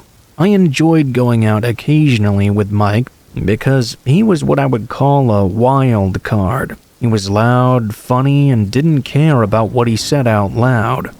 When he was around, you knew you were in for something crazy. The older I got, though, the more tired and disillusioned I became with Mike's antics. He seemed perpetually stuck in that early 20s mode, and it was becoming increasingly hard to have him around. Around the time we got engaged, we rarely saw him at all. If it wasn't a family party, we wouldn't see him. We would constantly hear stories from his girlfriend's parents that he was always in some kind of legal trouble. It wasn't your typical criminal stuff, though. Mike thought he was doing what society failed to do. Those were his words, by the way. He would break in and rob extremely wealthy businesses and homes. He even went as far as to jump employees of businesses he knew were well off. He just assumed anyone who worked for anyone rich must be a corrupt person. It was disheartening to witness someone I used to enjoy so much evolve into such a bad person. Fast forward to the engagement party. Mike came, and at first it was nice catching up with him. He had recently been released from a short-term jail sentence and seemed to be getting more things in his life in order. At the party, I introduced Mike to my best man, Nick, and we all chatted for a while about sports or whatever. Nick mentioned that he was a cop at some point, and the expression on Mike's face instantly changed. In front of the entire party, Mike went absolutely crazy. He went on an insane rant about how all the police are corrupt, and Nick should go to prison for the heinous actions of all cops that ever lived. Needless to say, Mike was removed from the party. After that outburst, we all caught our breath a little and had a little laugh. We went back to having a good time. Nick was a cop who truly cared about justice and not babysitting, as he puts it. He disliked giving tickets for no reason and tried to let people go with warnings whenever they could. They'd actually moved from a different state because the laws there were so strict, and he found it hard to separate the justice from the regulation. Unfortunately, Mike viewed every single cop as a horrible and crooked person who could never be saved. Not long after the party, my friends and I went away for the weekend for my bachelor party. It wasn't one of those wild parties you might see in the movies or something. We just went to a cabin in the woods not far from a small town. We went to eat in town and visited one of the local dive bars for a couple drinks. Then we went back to the camp to hang out and play video games and do country stuff all night like we were 12 again. It was my bachelor party, and that's what I wanted to do. Sometime in the middle of the night, at around 12 or 1 a.m., a few of my friends said the motion light had come on out back. I ran over to the sliding door and looked outside. At first, I didn't see anything, but then I noticed 2 wet footprints right outside the back door. Initially, I laughed, thinking one of the guys were playing some sort of prank on me. I was an avid horror fan, so it was something they might do. Everybody denied any involvement, though. We all went outside to investigate. Nick led us around the cabin, and we saw a trail of wet footprints that went from the deck to the grass. Once in the grass, we obviously couldn't see which way they had gone, which was very unnerving. We reported the incident, but as you can imagine, they couldn't really do anything. We had nothing to go on other than wet footprints, and the person had already fled. We decided to stay there and stick it out in the cabin. Every little gust of wind or creak in the house made us jump in surprise. I will say that I felt safe with my friends, but it didn't make it any less unnerving. Around 5 a.m., I was still in the living room, wide awake. I happened to glance over to the sliding door and saw someone peering in through the window. I screamed to alert everyone in the living room, but by the time they'd all woken up, all they could see was the person running off into the woods. And that was the last straw for us. We packed everything up and left. We alerted the cops and the property owner of the situation. It was all just really unfortunate. Once we got back home, it became a wild story that we all kinda got to share with each other. For that reason, I guess it was pretty memorable. We assumed at the time it was just some crazy person who lived in the town. They were trying to scare us or something. We all got together for rehearsal dinner, and after dinner, a few of us gathered for some drinks. Since I'd had a few, Nick was going to drive me home. While we were driving home, we noticed a car following extremely close behind us with its high beams on. Nick tried to maneuver away from the car, but they followed every move he made. At this point, he realized that whoever this was, they were messing with us purposefully. Nick called one of his buddies who was on duty and told him what was going on. He was only about 5 minutes away. I'm not sure why Nick decided to do what he did next, but he pulled over, and the car behind us pulled over as well. Nick stayed in the car and told me to do the same. A person emerged from the car parked behind us and made its way over. They seemed to be wearing a mask. When he reached the driver's side window, he demanded that Nick get out. I was terrified. I hoped Nick's buddy would show up soon. He tried to reason with this masked man, and the man wasn't having any of it. He started banging on the door with some type of object. I was terrified as to what it could be. I just wanted this whole ordeal to end. The masked man broke the window, shattering the glass inside. He grabbed at Nick, trying to drag him out of the car. I think that's what Nick had been waiting for, though. As soon as the man reached in, he kicked open the door, and it knocked the masked man over. Nick kicked whatever he was holding out of his hand. It went flying, and he was able to restrain the masked man on the ground. I saw him screaming and squirming, but Nick kept him detained until his buddy showed up. A minute or two later, the officer quickly detained the man. I felt like I was getting sick as he walked by. He was in handcuffs with the mask removed. As you might have guessed, it was my soon-to-be wife's cousin. After taking care of all the legal stuff that night, I went home and told her everything that happened. She was incredibly embarrassed and thankful I was okay. Apparently, her cousin came clean and admitted he didn't like Nick only because he was a cop. He was quoted as saying, "I wanted to teach him a lesson. All those cops needed to be punished. I was going to do my family a favor and spare them from this monster." Luckily, the family was spared from the only actual monster around. It was a bleak night and a dark morning, but once the wedding fully commenced, the dark clouds seemed to go away, and we had a great wedding. It's crazy to me that monsters aren't always strangers in the shadows, but sometimes your very own blood.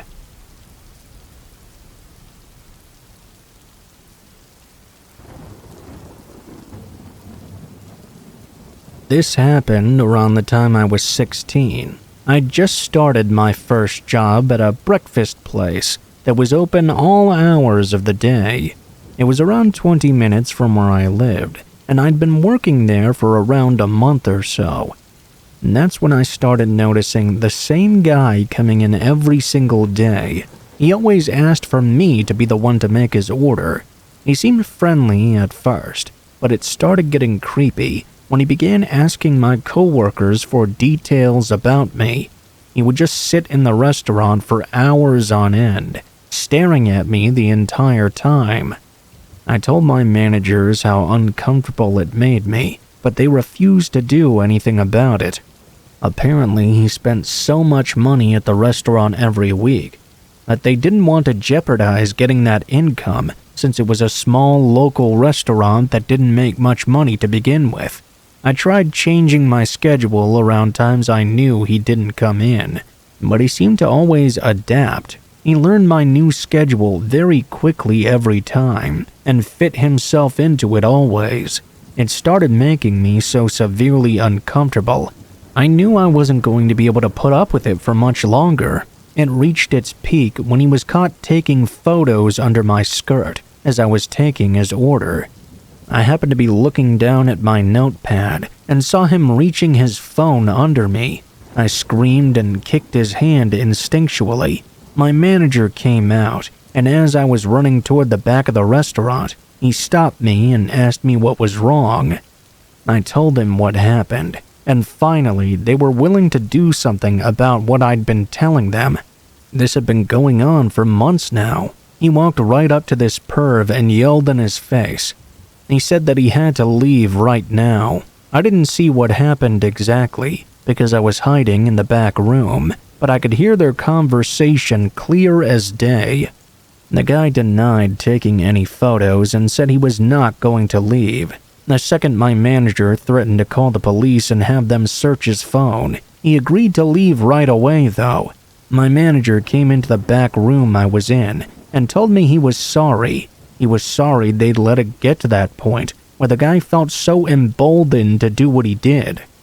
I thanked him, but I was still mad it was something I ever had to go through in the first place. Something should have been done the second that man did something to make me uncomfortable, but money meant more than my safety apparently. They let me leave for the day, and my manager was nice enough to walk me to my car, just in case the guy was waiting outside for me. He wasn't, but it's better to be safe than sorry. I got in my car and started crying. I felt like the police should have still been called, but when I mentioned that to my manager, he said he didn't want unnecessary drama. It would only make the restaurant look bad.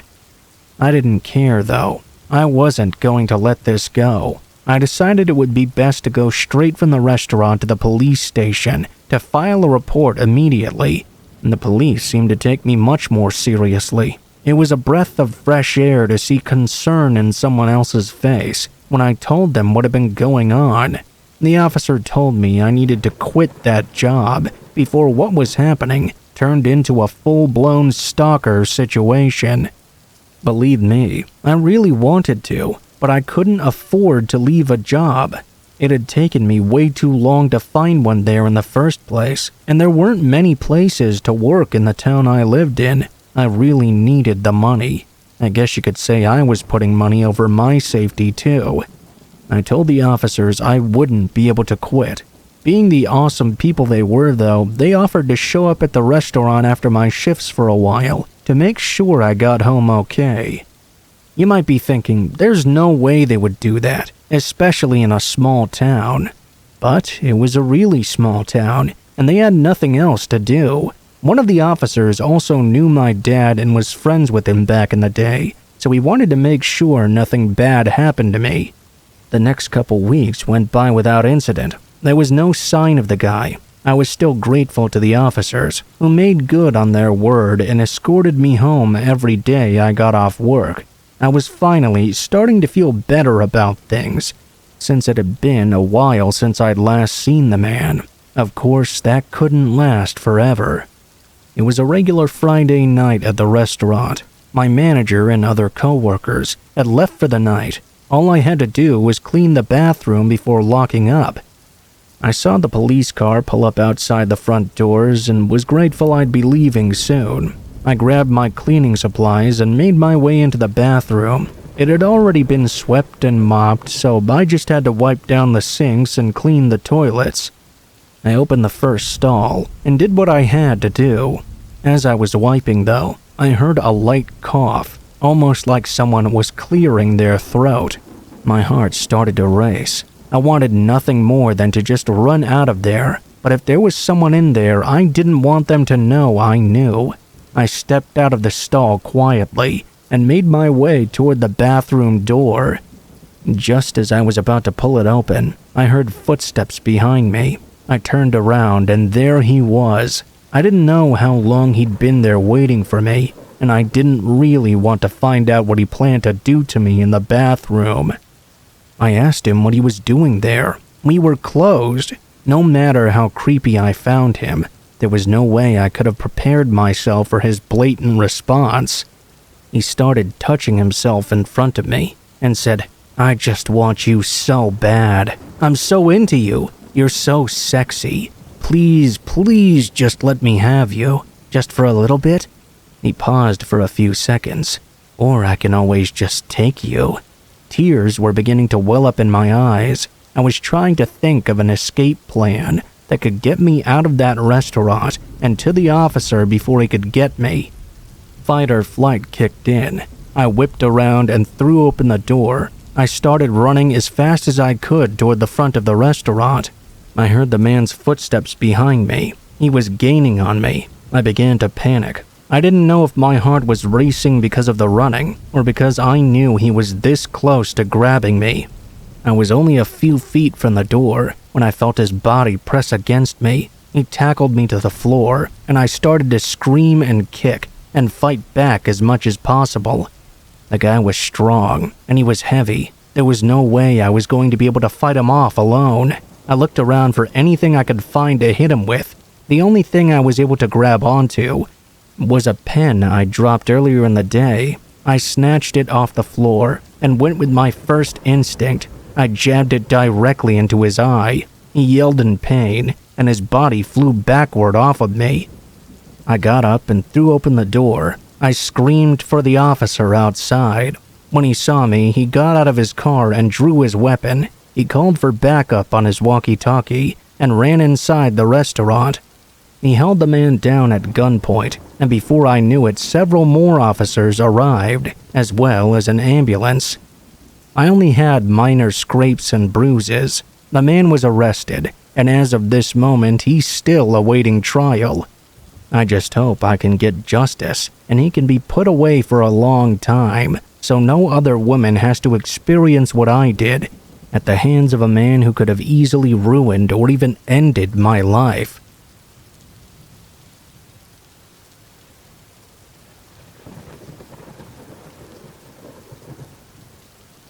This is the story of last spring, when I went on a trip with some friends. I was a senior in college during this time, and spring break came in March.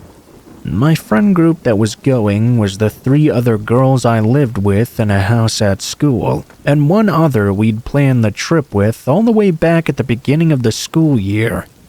We were going to Miami, Florida, which is a popular destination for spring break. It's a good city and there's a fun beach there. We were planning to have some fun activities. It was also very cold at the university for us, so we were happy to be going to a warmer place in Miami.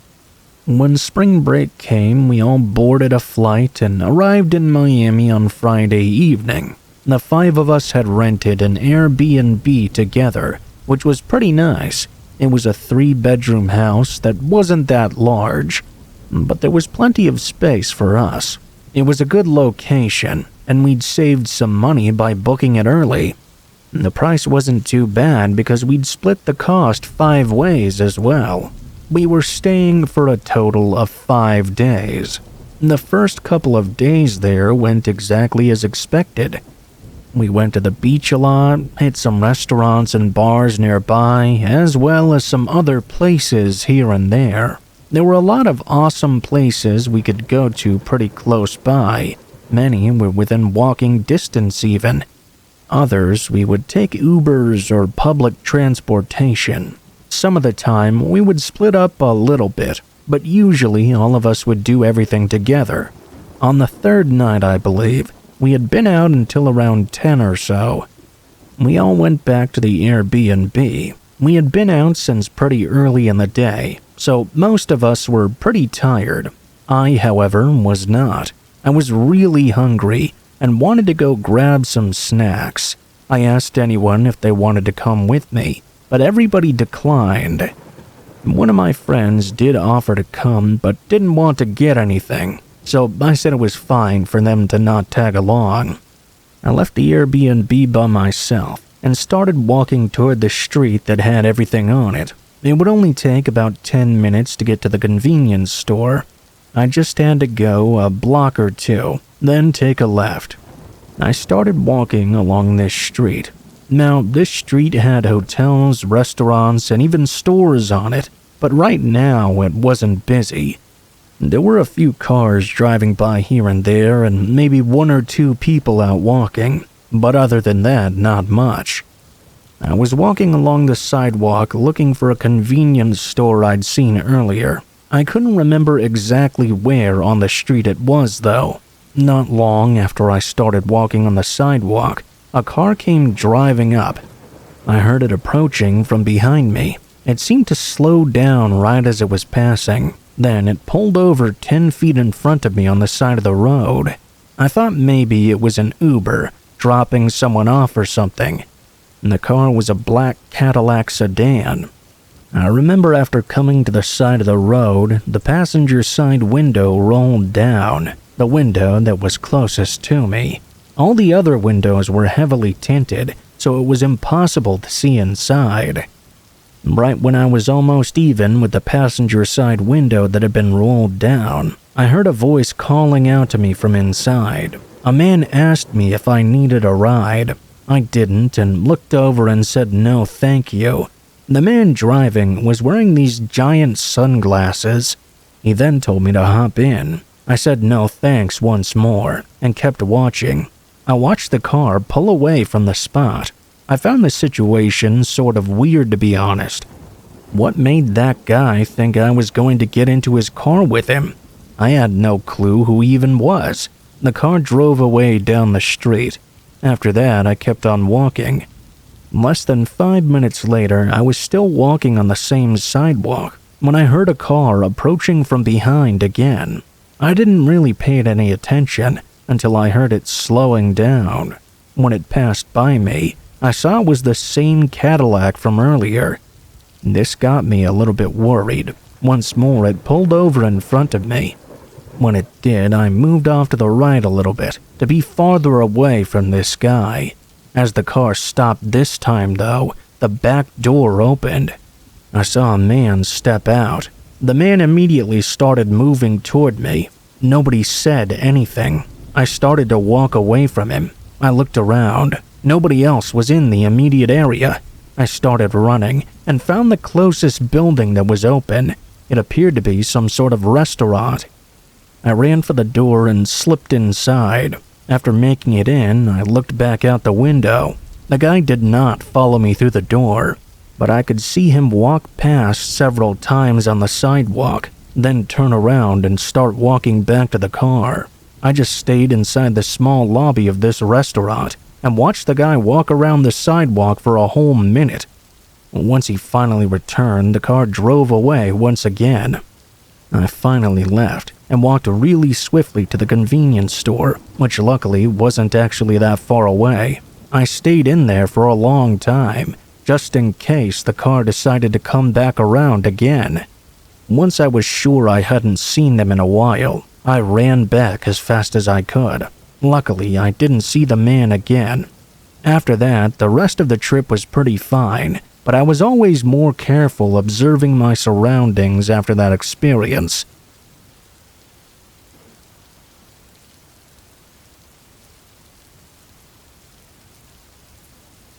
I'm from the East Coast, but I went to college at Washington State. I was about as far away as you could be.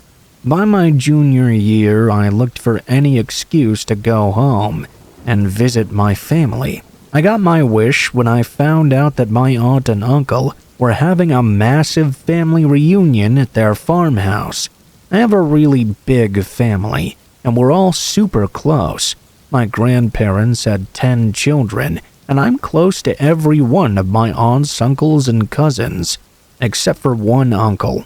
All 10 of my grandparents' children got married, except for my Uncle Ron, who spent a considerable amount of time in and out of jail. Uncle Ron hadn't been seen for a long time by anybody in the family. My grandma had tried to keep in touch with him, but due to his reckless lifestyle, she lost touch altogether, not by choice, but because Ron was just sort of an outright jerk. You see, it's sort of a sore subject whenever the family gets together. We don't mention him at all. I flew home for the party, and I was thrilled to see that everybody had made the reunion. My aunt and uncle who owned the farmhouse were significantly older than all my aunts and uncles. Other than their children, I was the oldest of all the cousins. Since there were plenty of younger kids there, I loved playing games with them. I suggested we all play a big game of hide-and-seek together. All the cousins and children loved the idea, so we broke up into little teams. My aunt and uncle's property was massive, and there were tons of places to hide. My aunt said that anywhere on the property was fair game. Just don't go anywhere near the main road. The main road wasn't busy exactly. It's just that since it was in the middle of nowhere and there weren't usually any vehicles, the vehicles that would drive by were usually going 80 miles per hour. When it was my turn to hide, I went into the barn. I was looking around for a cool place to conceal myself. When I got inside, I remembered there was a small loft that you needed a ladder to get into. It wasn't super high up, and the ladder was really thick and sturdy, so I wasn't worried about anyone getting hurt or anything. As I was approaching the ladder, though, I noticed something quite strange on the ground near the base of it. There was a bunch of cigarette butts. I knew my aunt and uncle didn't smoke, especially not now. My uncle had all sorts of lung issues already. I just kinda chalked it up to a weird occurrence. Maybe they had workers there or something at some point, and they happened to smoke. Maybe the cousins did it. I didn't know. I just knew it was really inconsiderate. I've worked on crews before, though, where the smokers would just kind of throw their butts wherever they were when they were done. This wasn't really a red flag to me. I climbed the ladder, and when I got to the loft, things were even stranger. There was trash among all the boxes of storage, like literally trash. Empty cans, bags of chips, that sort of thing. I thought this was really weird. I knew that my aunt and uncle were in no condition to climb this ladder. I continued to investigate the loft. Throughout the dusty floorboards, there were various footprints. I stopped for a second and just listened. I thought I could hear the sound of someone else breathing. Given my anxiety about the situation, though, I told myself I must just be hearing things. I started making my way to the back of the loft, and then I froze. Sitting right there, staring back at me, was a dirty-looking man. My first thought was a homeless man had found his way into the barn and was squatting in the loft. Before I could do anything, the man rushed at me, knocking me over. I heard him jump down to the ground and run out of the barn. Before he hit me, I noticed it wasn't just some random homeless dude. It was my Uncle Ron. I almost didn't even recognize him. I knew his eyes, though. When he ran me over, I was clearly able to get a good look at his face. Instead of creating a scene, I calmly went back down and told my aunt and uncle what just happened. They were outraged, but also very terrified. They were the ones who told Uncle Ron off all those years ago, and he had threatened to kill them many times. The thought that he was squatting in the loft made my aunt turn as white as a ghost. It didn't take long for the entire party to hear what was going on with this game of hide and seek. It ended soon after. I continued throwing the ball around with the kids, though, trying to distract them from what was going on. The police eventually showed up, and we told them everything. We had no idea where to find Uncle Ron now, but that didn't matter. They found him an hour later, walking down the side of the road. Before an officer even approached him, he started to run. He didn't get very far before they apprehended him. They found a large kitchen knife from my aunt and uncle's house on his person. I realize this story may not be as scary for some of you, but put yourself in my shoes, or even my aunt and uncle's shoes. Imagine going up into a loft and being confronted by a strange man staring back at you. Take that one step further. Imagine you're my aunt and uncle, and some person who threatened to kill you was living in your barn. At some point, he was even in the house as well, because he had stolen a knife from their kitchen. Why else would he have needed that knife, other than to use it on my aunt and uncle? He denies that, of course, but I remember the look in his eyes as he rushed me, and those eyes gave me the impression that he intended to do something downright evil.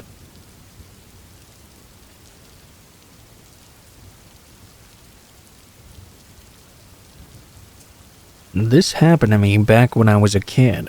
I remember that one time I had to go to my older sister's concert. She played some sort of instrument. I don't even remember what it was. I was about 7 years old, and I thought that going to her concerts was so boring. I would have to go to several of them many times a year.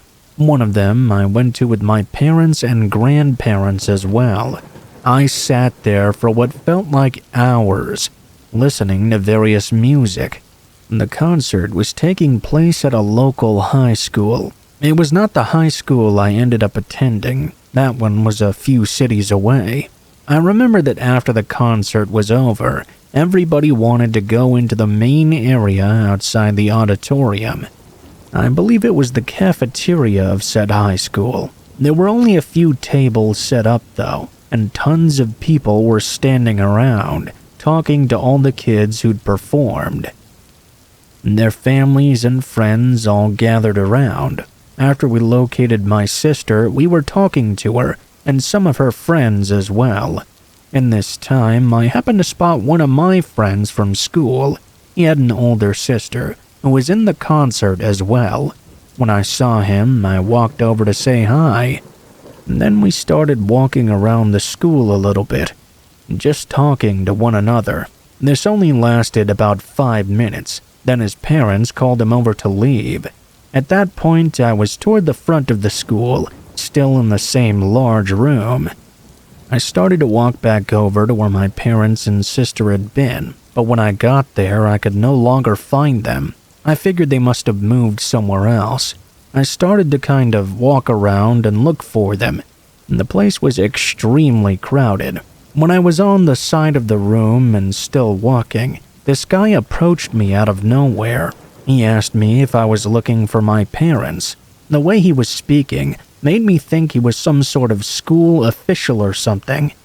He clearly knew who I was, but I had no clue as to who he could be. I told him yes, and he said to follow him, and he'd take me right to them. I began to walk after the man. I know that we went to the end of the room towards the front, and then he took a right. At that point, we started walking down this very long hallway. The hallway was eerily quiet, and nobody else was in there at all. I remember wondering why my parents would even go down this way. My thoughts then changed from wondering why my parents were there to wondering if my parents were there at all. I was starting to get suspicious of this man. My parents had told me many times not to go anywhere with strangers. Once we were toward the end of this long hallway, I saw that at the end was an exit. These exit doors appeared to lead out to the parking lot.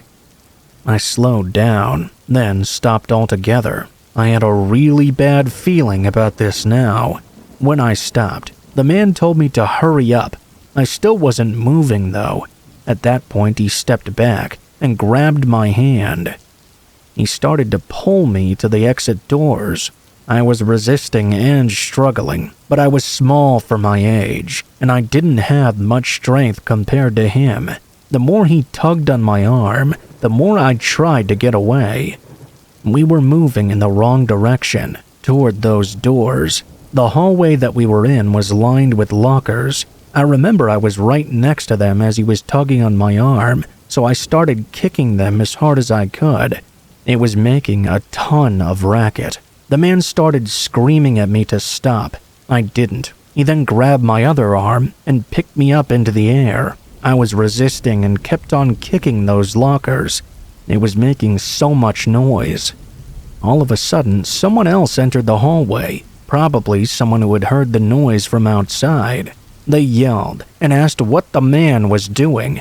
That's when the man dropped me. He bolted and went out the exit door. I went running back toward the person at the end of the hallway. It was a woman I did not know. I went up to her and told her what happened. She helped me find my parents and got on the phone and called the police as well. An officer came out to the school and talked to me. They looked around for the guy, but of course he was long gone. I don't know if he was ever found either. I'm just grateful for that woman, and I'm glad I didn't get kidnapped that night.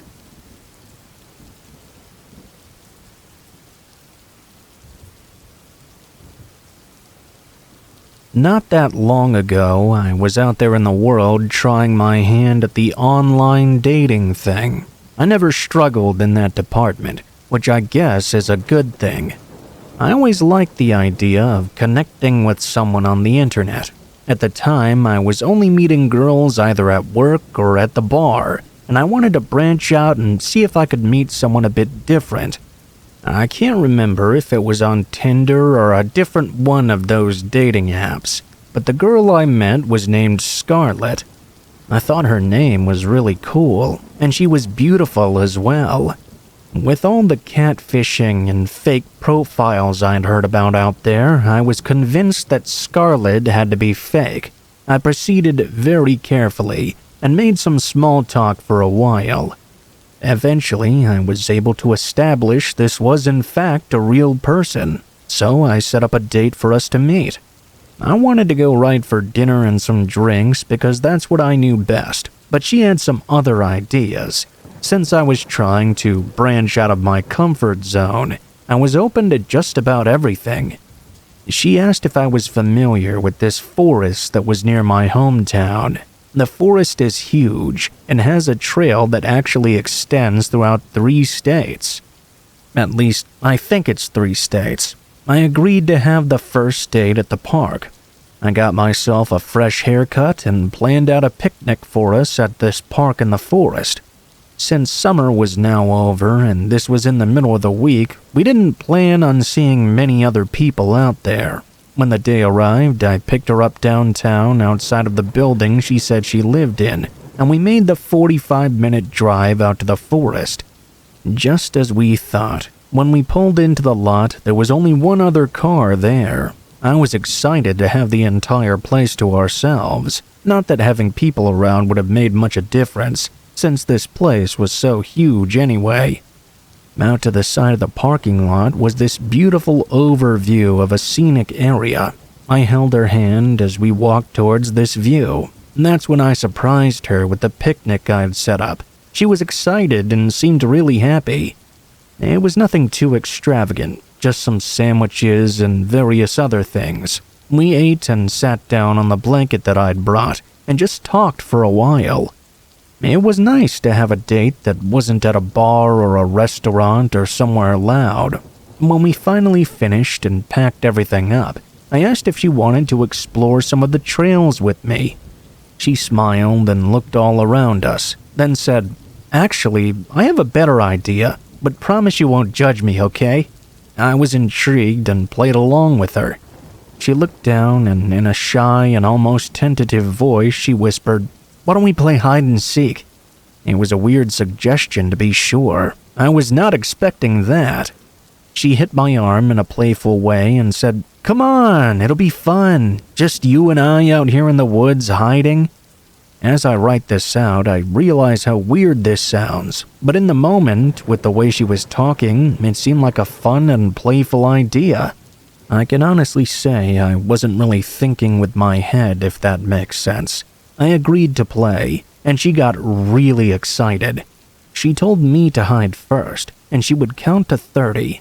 I didn't want to run too deep into the woods, because I had no idea where I was going. We had been sitting about 40 feet away from one of the trails, so I decided to hide behind a tree on the right side of the trailhead. Not exactly a very good spot, but I thought we were just doing a cute game of hide and seek. I didn't try to be the master of disguise or anything. I heard her count out to 30, and she started making her way towards me. She saw me right away and started yelling at me in a playful way. She begged me to take it seriously and hide somewhere good. She could see I was skeptical. She decided to implement a rule that if she couldn't find me in 20 minutes, we would head back to the trailhead and meet up. I was reluctant, but eventually I agreed. I ran out into the woods and tried to find a spot to hide. This might sound a bit strange, but there weren't a ton of spots to hide actually, unless you went off the path, which I didn't want to do. I was jogging deeper into the woods and found some thicker trees I thought could serve as some decent cover. I positioned myself behind them and started the timer on my phone. While I was leaning against the tree, I felt something cold touch the back of my neck. I didn't have a chance to react before I heard a low voice whisper in my ear. "Empty your pockets. Slowly put your wallet, keys, and phone on the ground in front of you. Don't look back, and don't try anything heroic unless you want me to use this cold steel." I did what he said, and I could feel him reach in front of me and grab my stuff. I had my eyes closed. Whatever he had on my neck, he pushed in even harder. He said, "Now I want you to count to 1,000 before you move again. If you don't, your night is going to get a lot worse." I could hear him stepping away. I didn't care though. I still counted all the way to 1,000 out of complete fear. When I hit 1,000 seconds, I turned around and sprinted out of the forest. I couldn't find Scarlett anywhere. I started to fear the worst. Even though he'd stolen my keys, he didn't steal my car, which I thought was a victory. I couldn't drive it without the key, though. I remembered not far from the parking lot was a gas station. I decided to run there and have them call the police. I gave the cops all the information, and I told them I feared something may have happened to Scarlett. After that investigation, though, it was like she disappeared from the face of the earth. Her dating profile had been deleted, and nobody reported seeing her. The police thought she may have been involved with the person who robbed me, since nobody with the name of Scarlett was ever reported missing. You hardly ever think something like this can happen to you. I hope she's okay, but knowing that she's probably involved, I also hope she never gets the opportunity to hurt anyone else again.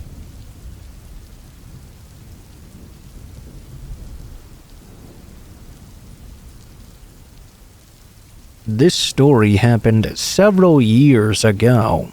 During that time, I worked at a Dunkin' Donuts. I was part-time and got all kinds of different hours. We closed at 9 p.m., and on this particular night, I was working until closing. This is something I did all the time, and I didn't mind. Usually, the shop would be really quiet at night. Far more people wanted to get donuts and coffee in the morning. Still, sometimes it would surprise me, and we would be busy. That wasn't the case for this night in particular, though.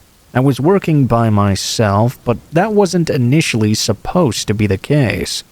My coworker just never showed up and didn't call in either. I was fine with working alone and knew that I could handle things. I figured it wouldn't be too busy anyway. When I started the shift, some customers came in here and there and ordered some stuff. The inside of our shop was a little larger than most Dunkin' Donuts. There were a few booths and many tables around.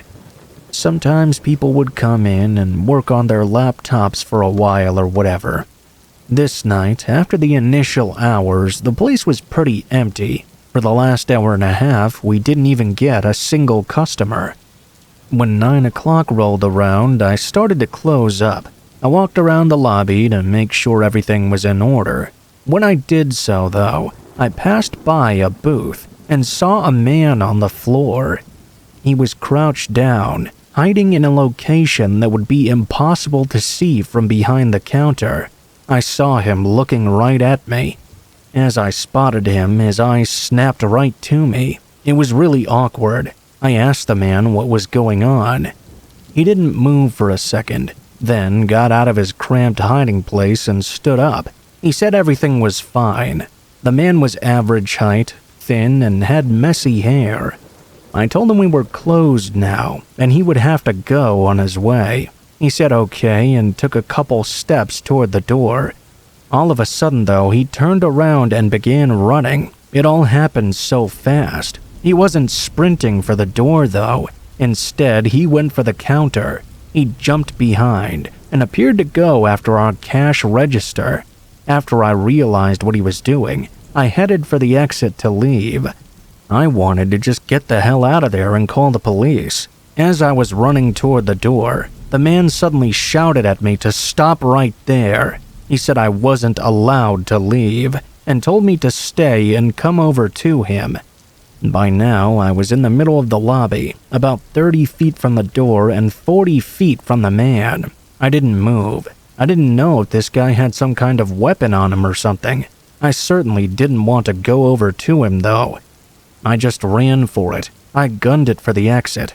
As I did, I heard him screaming at me to stop, and he started to chase after me. I kept going. I made it to the exit, threw open the door, and ran outside. I didn't think the guy would leave after me. I figured he was trying to rob us, and with me gone, why wouldn't he stay in there and grab up his loot? Then flee without any interference, but that wasn't the case. He kept chasing me, even after leaving the building. Now we were both outside. I was running through the parking lot. There were several other businesses very close by, but most of them appeared to be closed at this hour. I just wanted to go to the nearest open place and get inside. Tell everyone to call the police. If I was by other people, it would make me feel safer. After running out of the parking lot, the man kept chasing after me. I spotted a gas station up ahead that looked to be open. I was running as fast as I could, with the man right on my tail. I made it inside and yelled for everybody that could hear me to call the police right now. I only saw an employee behind the counter and one other customer inside. I ran into the back of the station and went to the bathroom. After I made it in, I locked the door and called the police myself as well. I waited in there for them to arrive. I didn't hear the man inside the gas station, nor any signs he had followed me any further. When the police got there, he was already long gone. We went back to the Dunkin', and I finished talking to the police, as well as handing over the surveillance video. They said they would look for the suspect, and I locked up the store and left. After that, I never heard anything more about it. I only worked at Dunkin' Donuts for another month. Luckily, I never interacted with or heard from that guy again.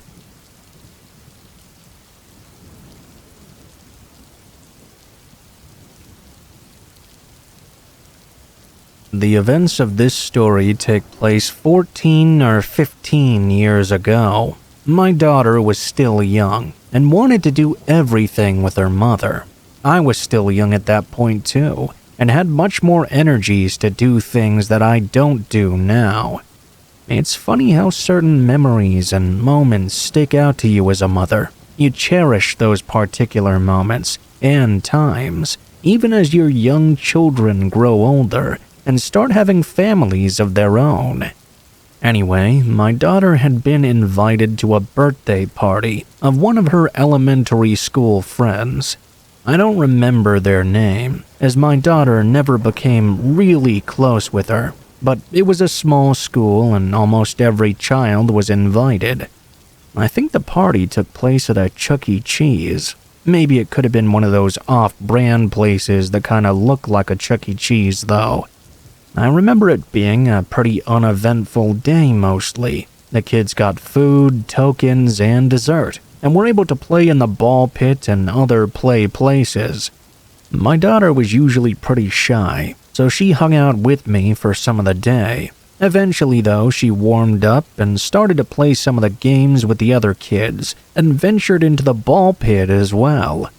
I remember bringing a book to read while she was playing, and even though she wasn't with me, I always kept an eye on her to make sure she was okay. Even back then, you had to worry about strange people hanging around those places, or God forbid someone trying to lure a kid away and out the door with them. Shortly after the pizza was served, someone sat down next to me and said, "Hey, how are you, stranger?" I was a little startled and taken aback.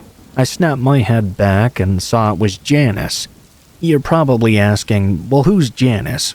Well, she was one of my least favorite co-workers of all time, who also had just been recently fired. I hadn't seen her in a few months now. She was looking at me with these wide eyes, smiling from ear to ear. Her face was caked with makeup, and her hair looked like she had just left the salon. She was blinking rapidly, staring right into my eyes. When I realized I hadn't responded yet, I sort of said in an unenthusiastic voice, "Hey, what's going on?" She gave me this big, creepy smile. "Oh, I'm just here for the party. What about you?" I replied it was much the same. Janice asked me which kid was mine, and I pointed her out. "Oh wow, what a beauty. Just like her mother, huh?" I still remember how weird those words were. I just nodded and went back to eating some food that was on my plate. Janice just kept going on and on. "Well, hey, I don't want to keep you, but I have an amazing new job that's paying way more than before. I'd love to get you into one of the openings. Maybe we can talk about it over some coffee sometime." I was taken aback trying to get her to leave me alone. She grabbed a pen and paper from her purse and jotted down my number. I wish I'd given a fake one in hindsight. I told Janice I was going to check on my daughter and I would talk to her later. I didn't see Janice for the rest of the day. When the party was over, I knew my daughter would be exhausted and want to take a nap. We arrived back home and I sat down on the couch and started to dive into my book while my daughter was sleeping. I was just getting into it and felt myself starting to drift off a bit when next thing I knew I was jolted awake. It was the sound of the phone ringing. I was honestly so tired I didn't want to get off the couch to answer it. As I laid back down trying to see if I could fall back asleep, it continued to ring over and over. I got up and answered it, and was shocked to hear the voice coming from the other end. "Hey stranger, what's with the Irish goodbye there?" It was Janice, the co-worker.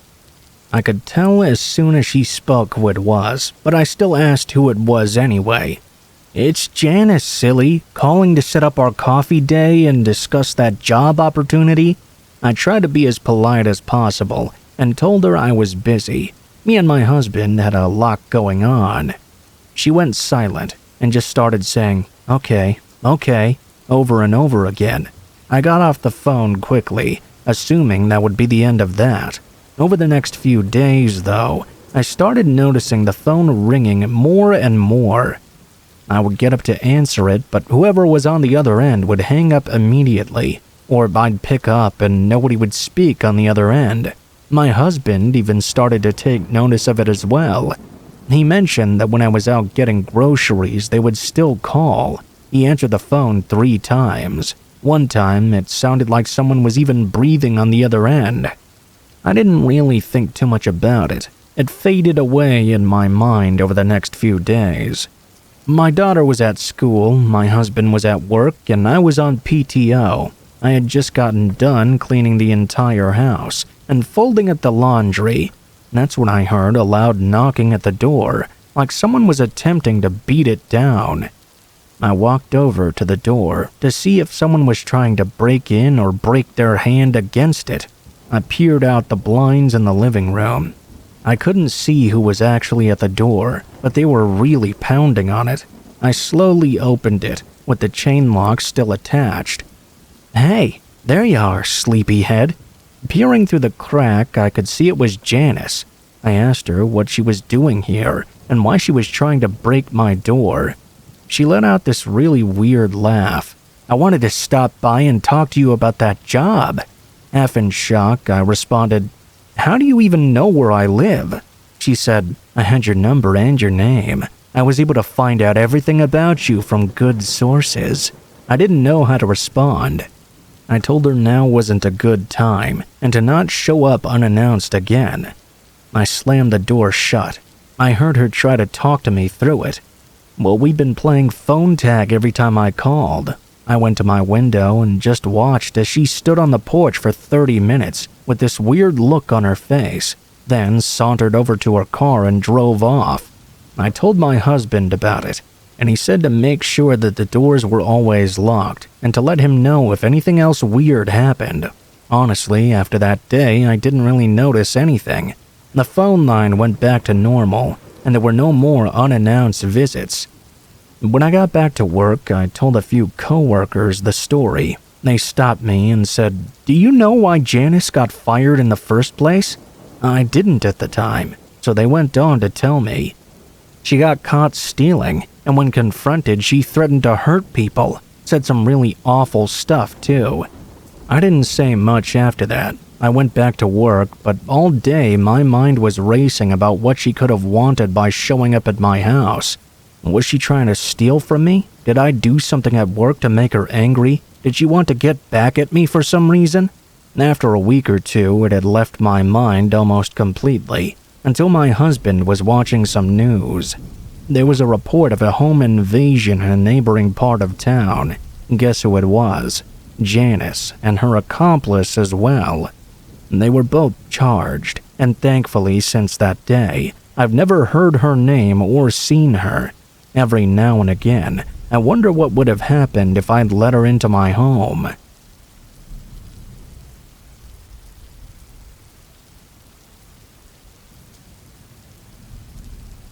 So, I move all the time because of my job. It sucks because I never have time to form real relationships, either intimate ones or even just friends. I'm friendly with everyone at work, of course, but I never make those personal connections there. I will admit that some of the blame lies on me. I've been asked to hang out before at other job locations, but I usually turn it down. I'd rather just go home. I guess I have no real reason to complain. I don't know if this is the wrong thing to say, but my brother always said I have old man syndrome, meaning that I always just want to work and go home alone. I hate to say it, but unfortunately he's not wrong. I can't remember exactly how many years ago this was. One day at the job, a coworker I was not very fond of found out it was my birthday. All day long he was harassing me, begging me to go out for a drink or two and celebrate. That was the last thing I wanted to do, but at the same time, I really did want to get out more. I wanted to break out of the stupid shell I was always in. Throughout the day, he would constantly poke his head into my office. He just kept saying, "It's tonight, bro." I would just nod and go along with it. At one point during the day, he told me a lot of people from work were going to be there to celebrate my birthday. Well, I couldn't exactly bail now. I hate to say it, but his stupid plan worked. I mean, what if all my coworkers came out to celebrate my birthday and I didn't even show up? Of course I would have to join them, especially since I was the man of the hour. We all worked until 9 p.m. that night. A few nights a month, we would all have to stay until 9 o'clock to basically go over a bunch of documents. Around 7 o'clock, I found my coworker and told him that I would join him at the bar after work, but we had to go right away, and I wasn't going to stay out too late. He was really excited, kept telling me he'd get me home early and not to worry. A little after 9, I was walking to my car with my coworker and asked him what bar we were going to. I was still new to the area, so I wasn't 100% sure where everything was located. I especially had a hard time finding my way around at night. After a little debate, my coworker insisted on driving me, making some stupid argument like it was my birthday day. He just wanted me to have a good time. I was tired and didn't really feel like arguing with him. I'm also not much of a drinker, so I was worried I wouldn't be able to hold my alcohol. Probably for the best I wouldn't be driving. Just in case, you know? While we were heading to the bar, we made some small talk. It dawned on me during that trip that I didn't really know this guy at all. He talked to me all the time at my job, but I never really talked back to him. This was the most intimate setting I had ever been in with him. I didn't really like it. He talked nearly the entire car ride, without leaving any room for me to interject. We arrived at the bar and it was moderately full. I noticed right away that none of my coworkers were inside. I didn't say anything yet, though. A few minutes passed by. My coworker said everyone should be showing up soon, and that I shouldn't worry at all. I wasn't worried, truthfully. I didn't really care if they showed up. I just wanted to drink my beer, pretend to be a good customer, and go home. I thought that maybe outside of work this guy might be more tolerable, but he was even more unbearable outside. We'd been at the bar for about an hour, making some small talk. I noticed my coworker kept making eye contact with two guys at the bar. It was always very strange. He'd be laughing and joking around like always, then look over at one of the guys and frown, then nod and go back to laughing. I certainly thought it was strange. I just kinda blamed it on the atmosphere of the bar and drinking alcohol, though. Maybe with all the noise he was distracted or something. Happened to me all the time. After this happened multiple times, though, I couldn't help but feel like it was all intentional and not a coincidence whatsoever. I didn't say anything. It was around this time I kept asking to leave, but my coworker insisted I stay just a little longer.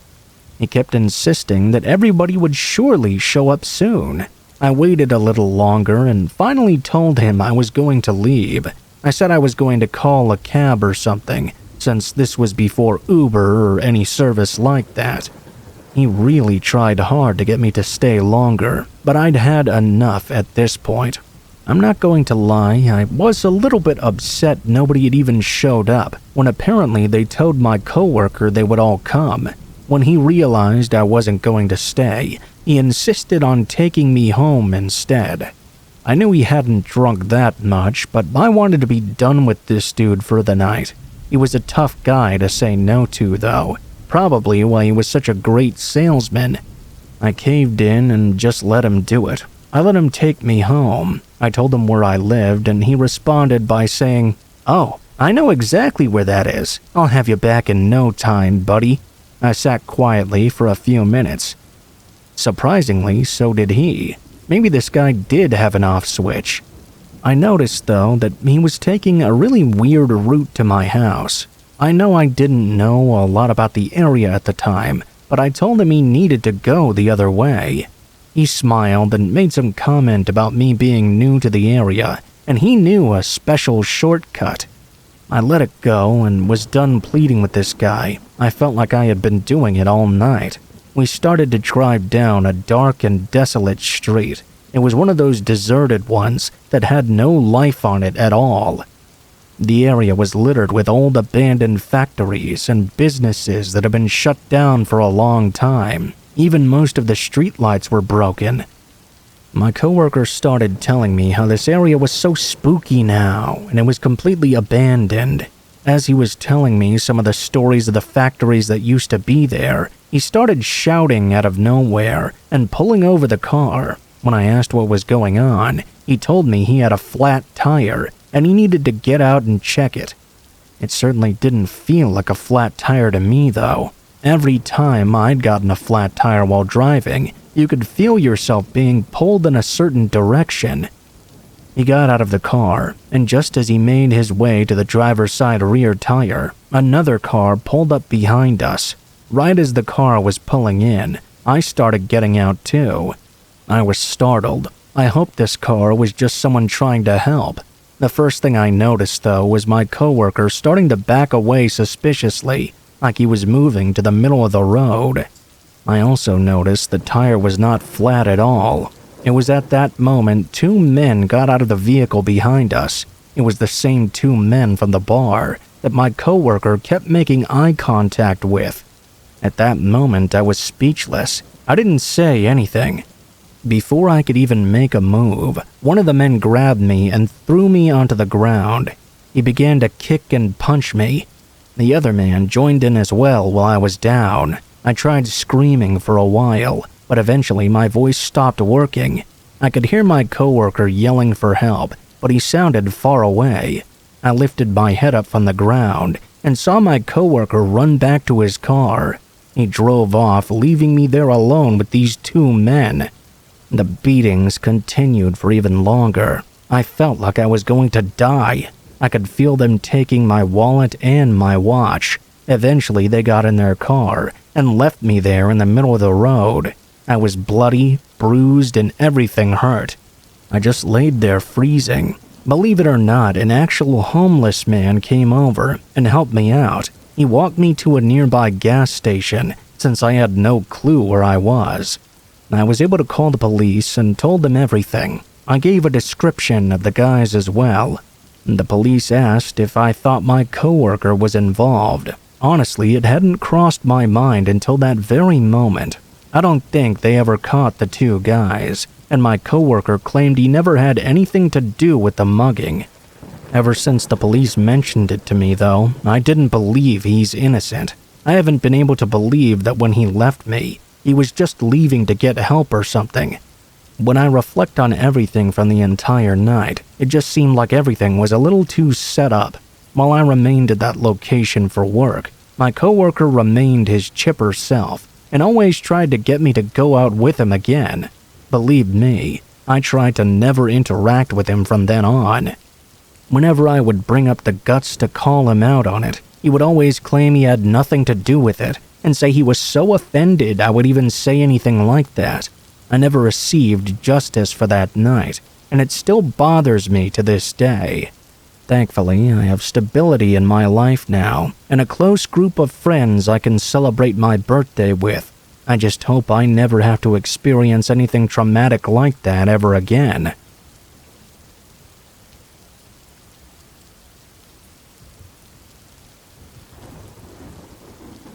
I don't have a ton of great stories from my time in high school.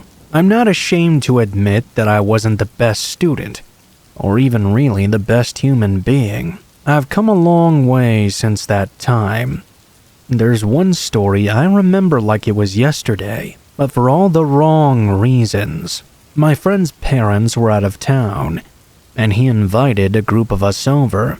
He had a big house in a nice neighborhood, so any chance we got to go there, we would take it. A bunch of people were there and were doing some things that high school kids probably shouldn't be doing. One of the coolest things about this house was that his backyard was right up against the edge of an apple orchard.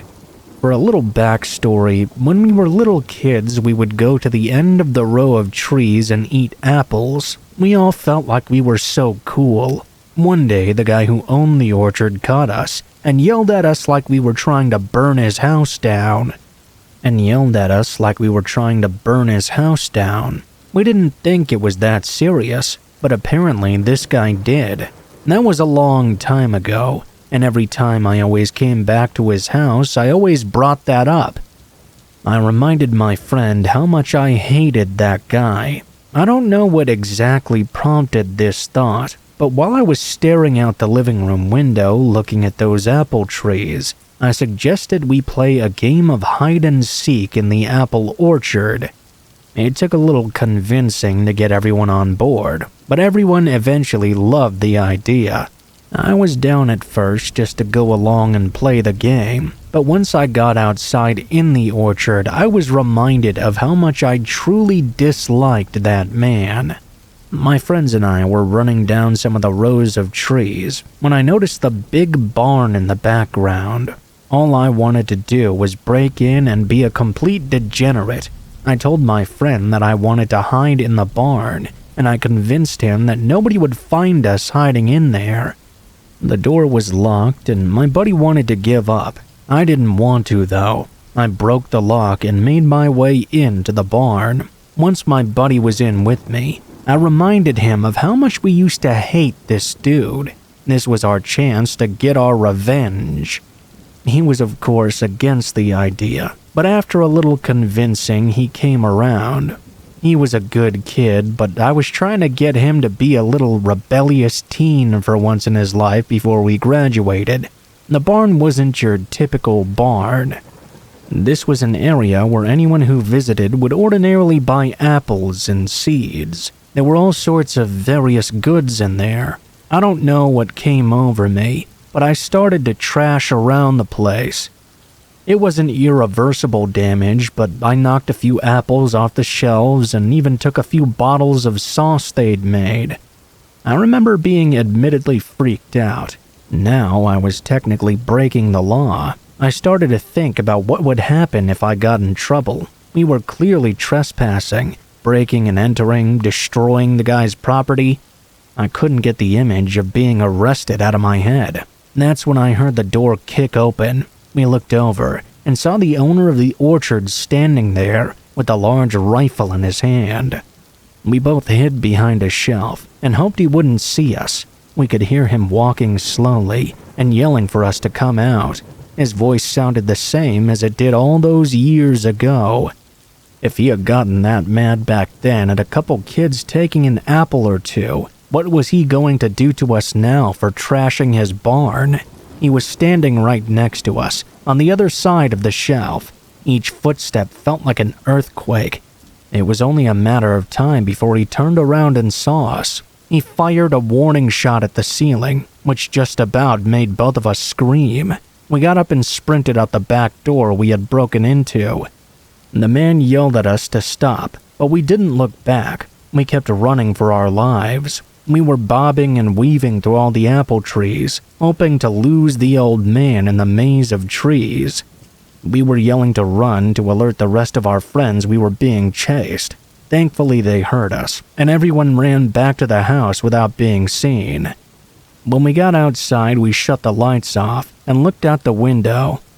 We saw the man fire a shot at our house. The loud bang made us jump, and the flash of light from the shot illuminated the surrounding area. This guy was not playing games. He was going to punish us for trespassing. We were scared of getting caught and arrested at first, but the fear multiplied 100 times when he started firing all these shots. Suddenly, the fear of being arrested didn't look so bad. Everyone fled the house, except for me and a few other guys. All night long, we stared out the window and watched the man patrol the tree line. He never put the gun down, not a single time. He didn't fire again, but he didn't need to. Those shots before were enough. I stayed up until dawn, and I kid you not, the man stayed outside the entire night. That morning, I left my friend's house and drove by the front of the apple orchard. There were 2 cop cars out there, and the owner was speaking to the officers. I did feel sick and remorseful for what I did, but I was too scared to go back and apologize. I never took responsibility. I outgrew that degenerate stage of my life, but I'll never forget the fear of being hunted by a man who I guess in some ways was just defending his property.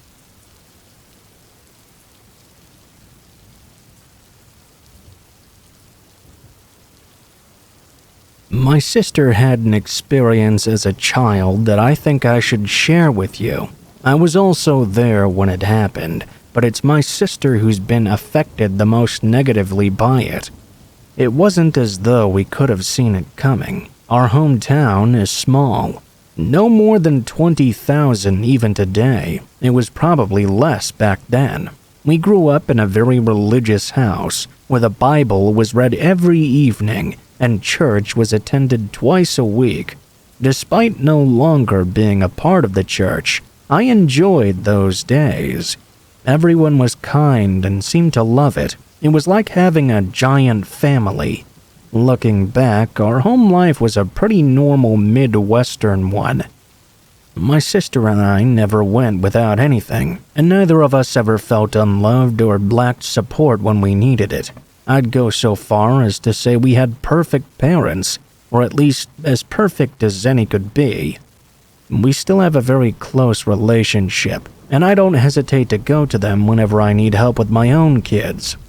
As great as our folks were, though, they couldn't watch over us 24 hours a day. They had to work, and we had to go to school. Since first grade, my sister and I had gone to a Christian private school in our city. Like most regular schools, we had a recess period. Ours happened after lunch. It was during one of those times when some stranger decided to make his appearance. I was 12 that year, and Martina was 9. Since the school was small, all the grades took their recesses at the same time. Just like any other big sister, I've always been very protective of Martina, even when she was off playing with her friends. I made sure to check on her every once in a while. On this day, I was talking to another girl my age when she suddenly brought something to my attention. I looked over and saw Martina talking to a man by the fence's side. I didn't recognize that man at all. I started to get kind of nervous. This was in the 90s, mind you. All of us kids were getting that stranger danger talk drilled into our heads constantly. Unfortunately, Martina had always been friendly to anyone who was nice to her. In a perfect world, her innocence would have been very sweet, but the world we live in is far from perfect. I ran over to our teacher and told her what was going on. We ran towards the fence. The man fled as soon as he saw us approaching. Martina was crying when we reached her. The poor girl didn't understand why we'd driven her friend away. I tried to explain it to her, but she was just too naive and kind-hearted to understand. I stuck to her like glue after that. She and I would eat lunch together, and I would stand near her during recess. She didn't like it one bit, of course, but I didn't care about that. For a while, her safety was all I could think about. I became obsessed. I had nightmares of her being grabbed by a stranger. It was far too much pressure for someone so young to take on, but the fear of losing my sister drove me mad. My parents were naturally concerned as well. They did all they could to try and explain the dangers to her, but stopped when she looked like she was about to cry. Now that I'm a parent myself, I understand why there's a fine line between teaching your kids an important lesson and destroying their innocence.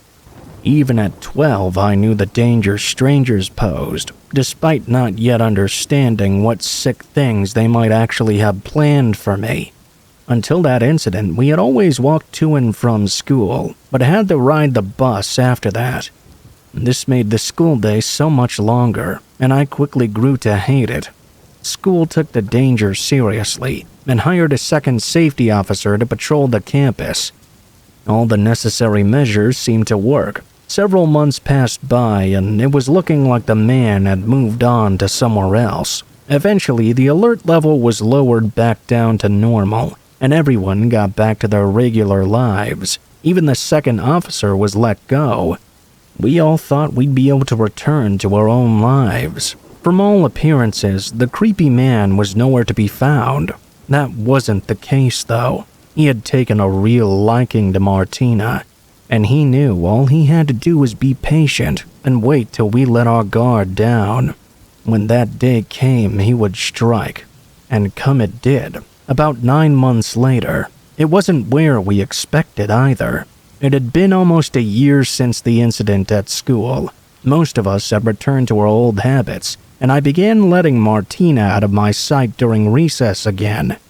The one remaining safety officer was spending most of his time smoking in his car, and the teachers were all distracted. It was safe to say no one was prepared for what was to come next. It was a Saturday afternoon, the first truly nice and warm weekend of the year. We were at the park with our mom and some friends. I had been pushing her on the swing just a few minutes prior and stopped to get a drink from a water fountain. I guess she was all alone in that moment. The man came and snatched her. I was alerted by her sudden screaming and turned around to see that very same stranger running away with her in his arms. I immediately took off after the man, screaming for my mother. She and a few of the other mothers in the park began chasing after him as well. It looked like the man was going to get away. Just a few yards away from his car, though, he stopped and put her down. He had this sour look on his face and was patting his shirt. I remember seeing he was about to pick her back up, but noticed we were too close. He hesitated for a moment before turning and running for his car again. Amazingly, he left Martina there. He jumped in his car and sped away, but not before my mom and a few others got his plate number. When we finally reached my sister, we saw why he had put her down. She was so terrified she had peed herself. I can't imagine the fear she must have felt. My mom scooped her up and held her suffocatingly close. We all cried. It was equal parts relief and heartbreak. The effects of the trauma showed up almost immediately. When the police tried to question her, she wouldn't answer. She remained that way for several months. The once vibrant and talkative little girl was almost catatonic. No matter who tried to speak with her, she would never answer. She had a distant, empty gaze that stayed on her face. My mom became inconsolable, and I didn't know what to do. The only bright spot was that we had the man's plate number. While we waited for updates, my mom did all she could to get Martina to talk again. She saw a long series of counselors and psychiatrists, but not much was achieved. She would eventually speak again, but there was no going back to that blind trust she once had. Most of her life was spent alone in her room from then on, the only place she felt completely safe. She rarely dated anyone as she grew up, and if she did, it was only guys she had known for most of her life. Against all odds, she did eventually find somebody, but their relationship is constantly being tested by these issues. The stranger actually got caught eventually.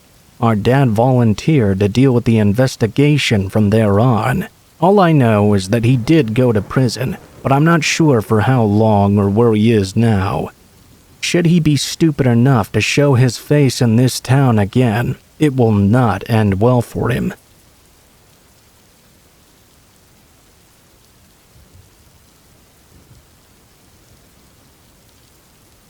I live by myself in a typical-sized home in the suburbs.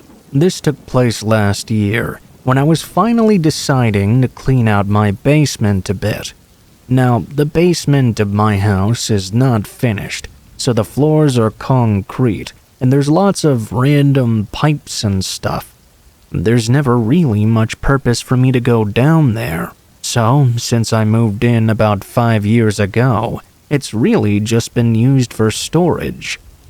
I wanted to maybe finish up the basement, or at least make the space useful somehow. I decided to go through the things down there and organize them a bit. I hadn't been in the basement in about a month at least.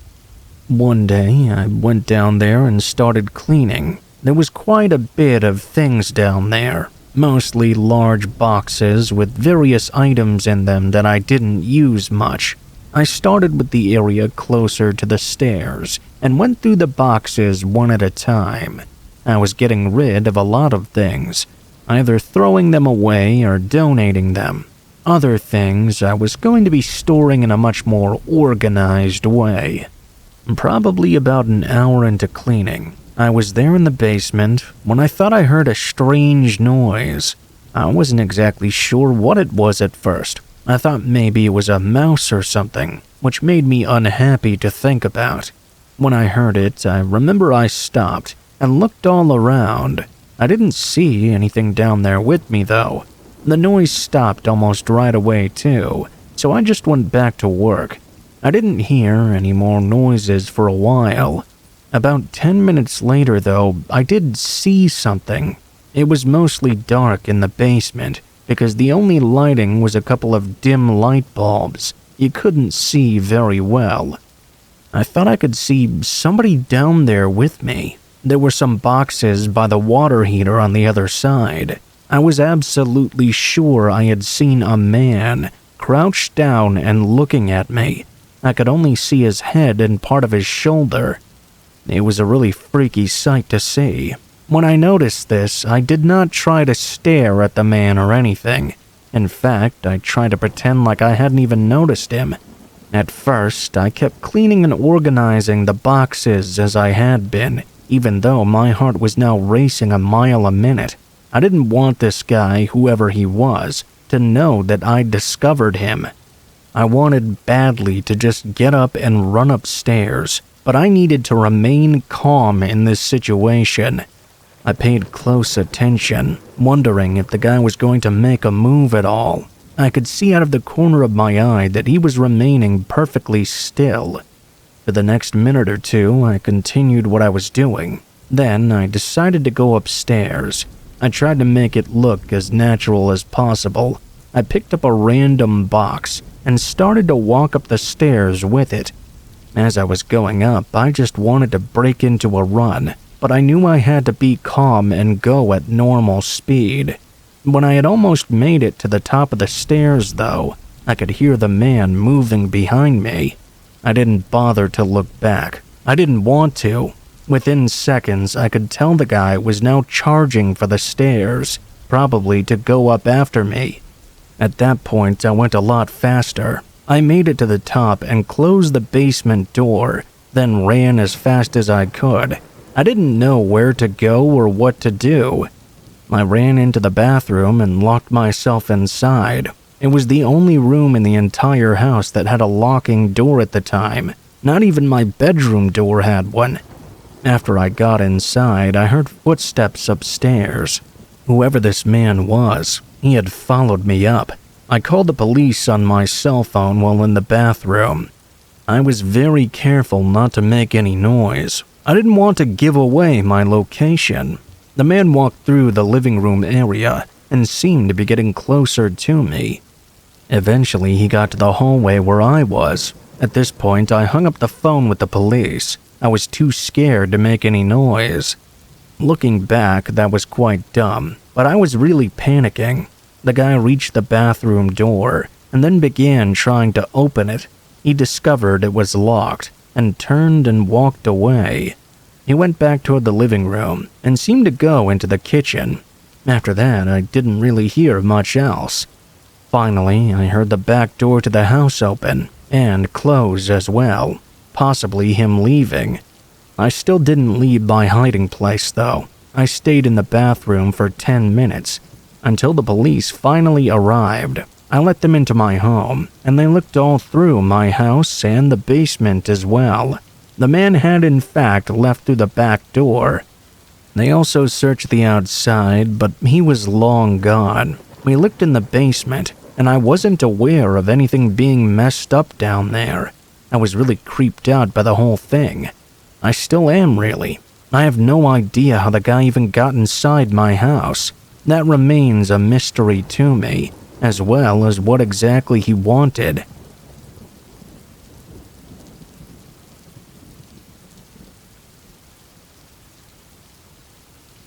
I didn't realize how messed up this story was until just recently, when I told my girlfriend and all her friends what happened. I guess I'm sort of oblivious to certain things, and horrible at picking up signals. My girlfriend was flirting with me for weeks on end, and I had no idea. So yeah, not the best at overthinking things.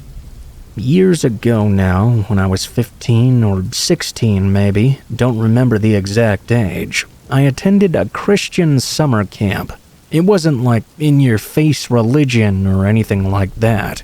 It just blasted the Christian name to get people to come to it in the first place. In this part of the country, you're either Christian or you're nothing. My parents also thought it would be a good idea to send me to that camp as well. They thought it would help me socialize and make some new friends. I was pretty awkward back then. Well, they were half right. I met Petey on the first day of camp. He was wearing a Captain America shirt, and I was wearing a Captain America hat. We both laughed about it and instantly bonded. Petey was just like me, really. Socially awkward, dry sense of humor, a gigantic comic book nerd. We'd literally spend hours talking about comics and what we would love to see in movies someday. This was long before the MCU was a thing. I believe Iron Man had just come out before the camp started. This love of comics was what ultimately separated Petey and me from the rest of the camp. Everyone would break off into huge groups and do all sorts of activities, and we'd just stay back and hang out. We both hated the water, so for any swimming activity, we'd just sit that out and talk about things. One day, Petey brought me a bunch of notebook paper and showed me his skill set drawing. The guy was a freak when it came to drawing. He told me to write some of the ideas for my superhero stories, and he would illustrate them. I loved that idea. It got to the point where I didn't even realize I was at camp anymore.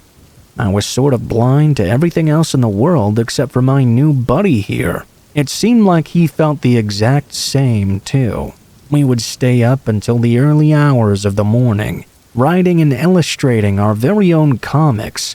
One night, one of the counselors decided to do a night walk and saw us still awake with our flashlights, drawing and writing. He didn't get too mad because we weren't doing anything bad, but he still made us put it away and go to bed. We were annoyed, but neither of us was a rule breaker really, so we just did what we were told.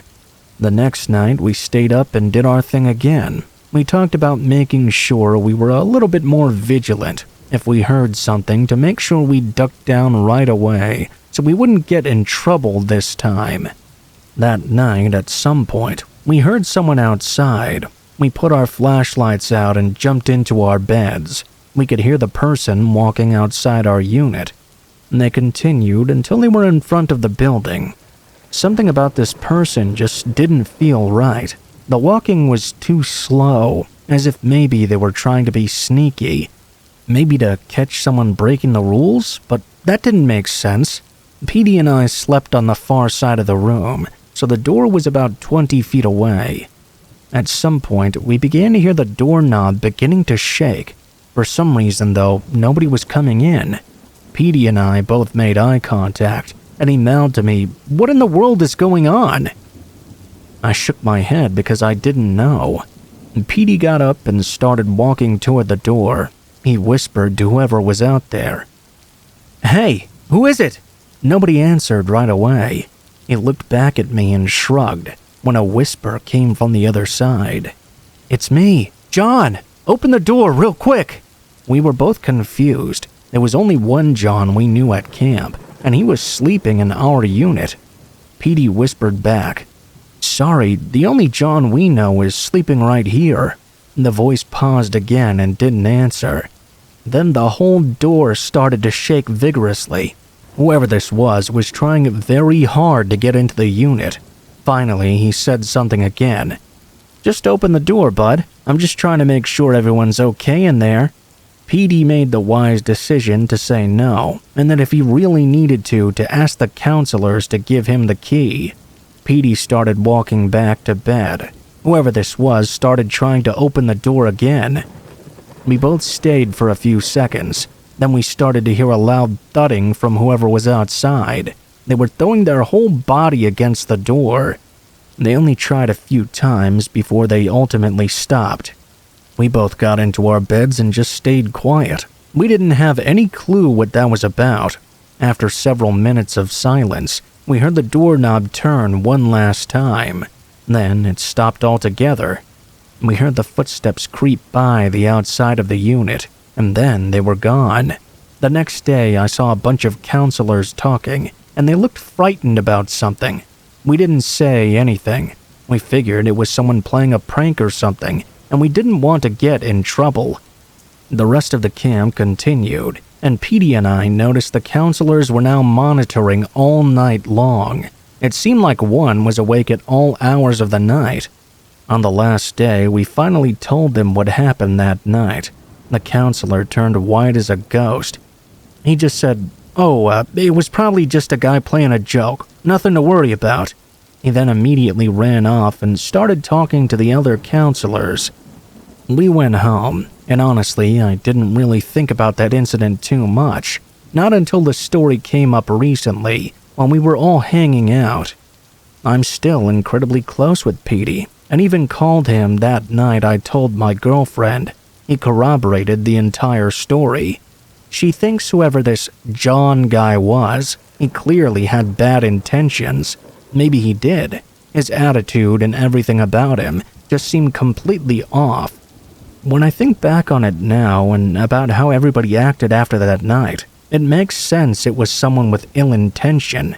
What do you guys think, though? Did this guy have bad intentions? Or was it a camper doing a joke that might have gone too far?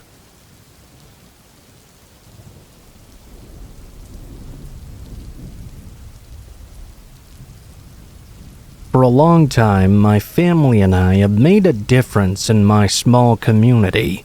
My grandpa opened and owned his own car repair shop, which he passed on to my father. He ran the shop for 50 years, and now at 35 years old, my father handed me the keys to run it. I love cars, and being able to solve the issues that come up with them. Honestly, what I enjoy the most is being able to help the people in the area, though. I don't know this for a fact, but judging by the stories I see online, it seems like a lot of mechanics out there try and take advantage of their clients, skim a few extra bucks off the top. But that's not me. Most of my customers are locals that live in the area or nearby. Often, we get customers from nearby areas coming in just because of our sterling reputation. In a time where many people are struggling financially, it benefits to save a few bucks here or there. Occasionally, we'll also get a customer who's traveling through. My hometown isn't far off an exit that pretty much is in the middle of nowhere, if I'm being honest. At least a couple of times a month, we'll get someone on a cross-country trip or something like that ends up having a flat tire or engine trouble. I would say 99.99% of the time, these folks are very friendly and go about their business when finished. On rare occasion, though, we'll get someone who's just horrible. Several months ago, I had the worst customer in all my time doing this job. This customer wasn't just bad, she was borderline evil, in fact. The day started just like any other day, slow for the most part, other than a single oil change. Around noon or so, a very beautiful woman came strolling in. She was driving a white Volkswagen, and I knew right away she must be from out of town. People in my town just didn't look like this woman. I don't mean that as an insult to the woman or the people of my town. More the way she was dressed up, the sort of makeup she had on, even the way she talked. It was nothing like the people here. If that wasn't enough of a dead giveaway, the Vermont license plate certainly was, considering it was more than a day's drive away. The woman jumped out of her car and started claiming she needed it fixed right away. I wasn't a big fan of how she was acting, but business was slow. I let her continue, as she aggressively tried to explain the issue. She seemed very confused and stuttered over her words quite a lot. She claimed that while she was driving, the engine started to get really loud, and if she took the car over 50 miles per hour, it would start to shake. In an arrogant tone that still bothers me just thinking about it, she said, "You'll fix this car right now," like she was trying to use a Jedi mind trick on me or something. It took everything I had not to turn her away. Against my better judgment, I took the car in and told her she'd need to wait for a while. I would try to find the problem and let her know what she was dealing with. Not long after, I found the issue, and let's just say it was not going to be an easy fix. I informed her that I couldn't finish the job today, but I'd have it ready by midday tomorrow. She really caused a scene and stormed out of the shop. Didn't inquire about hotels, transportation, food, or anything else. She just stormed right out of there, leaving me with her car. I assumed she must want me to fix it, so I started working on the vehicle immediately. I didn't want to deal with her personally. Since I didn't want to deal with her, I decided to work late and finish the job that night, hoping to get rid of her early the next morning. I anticipated she would arrive early, looking to figure out what was going on. I completed the job at around 10 p.m. and felt pretty exhausted. I began cleaning up the shop and preparing to leave. It was nearly 11 p.m. when I was finally ready to turn off the lights and head home. As I grabbed my coat, I thought I could hear a sound coming from the garage. It resembled a tool hitting the ground. Since I'm meticulous about my tools and always put them away, I wanted to make sure I returned anything that fell before leaving. I went back into the garage, and upon turning on the light, I noticed 2 wrenches on the ground. I was very confused. I hadn't used those tools at all that day. I couldn't understand how they'd just fallen into the middle of the floor. How would they even get there? Feeling annoyed, I picked them up. As I was putting away the last wrench, though, I heard a scream coming from the counter. I turned around, only to see the exact same woman from earlier, charging toward me with a wrench in hand. She swung it at me, but thankfully I was able to raise my arms just in time to protect my head. Don't get me wrong, it hurt really bad, but thankfully it wasn't a direct crack to my noggin. She struck me again and again. At that point, I was on the ground in a defensive position, trying to shield my skull while she kept blowing into me. She dealt one final hit to my ribs. It was excruciatingly painful. I heard the wrench hit the ground, and a few seconds later her car started. She sped out of my parking lot. It took a huge effort for me, but I managed to get back to my feet. First, I called my wife. Then I called the police.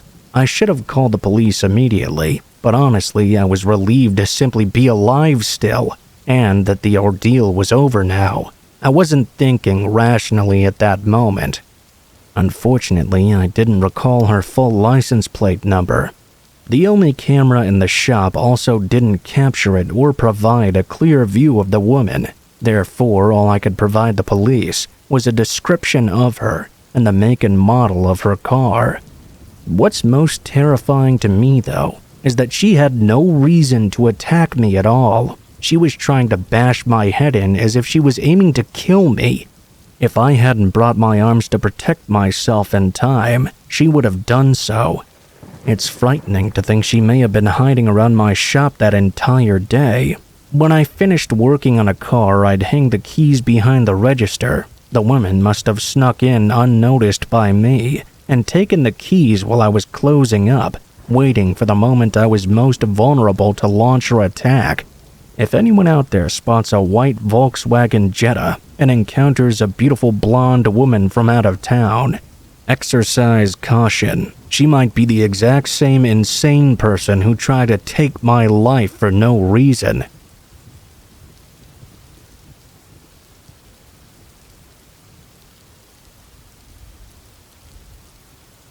When I was in my junior year of college, It was recommended to me by one of my advisors and mentors to volunteer at a summer camp for young teens. The idea of a summer camp wasn't exactly my thing, but this was one of those gigs that would look really good on your resume for a potential employer, especially given my degree program. Before the end of the year, I researched the area around my hometown and found a camp only about an hour or so away. They were looking for some additional counselors, so I jumped right on the chance. After a phone interview with a man named Stan, I secured my position.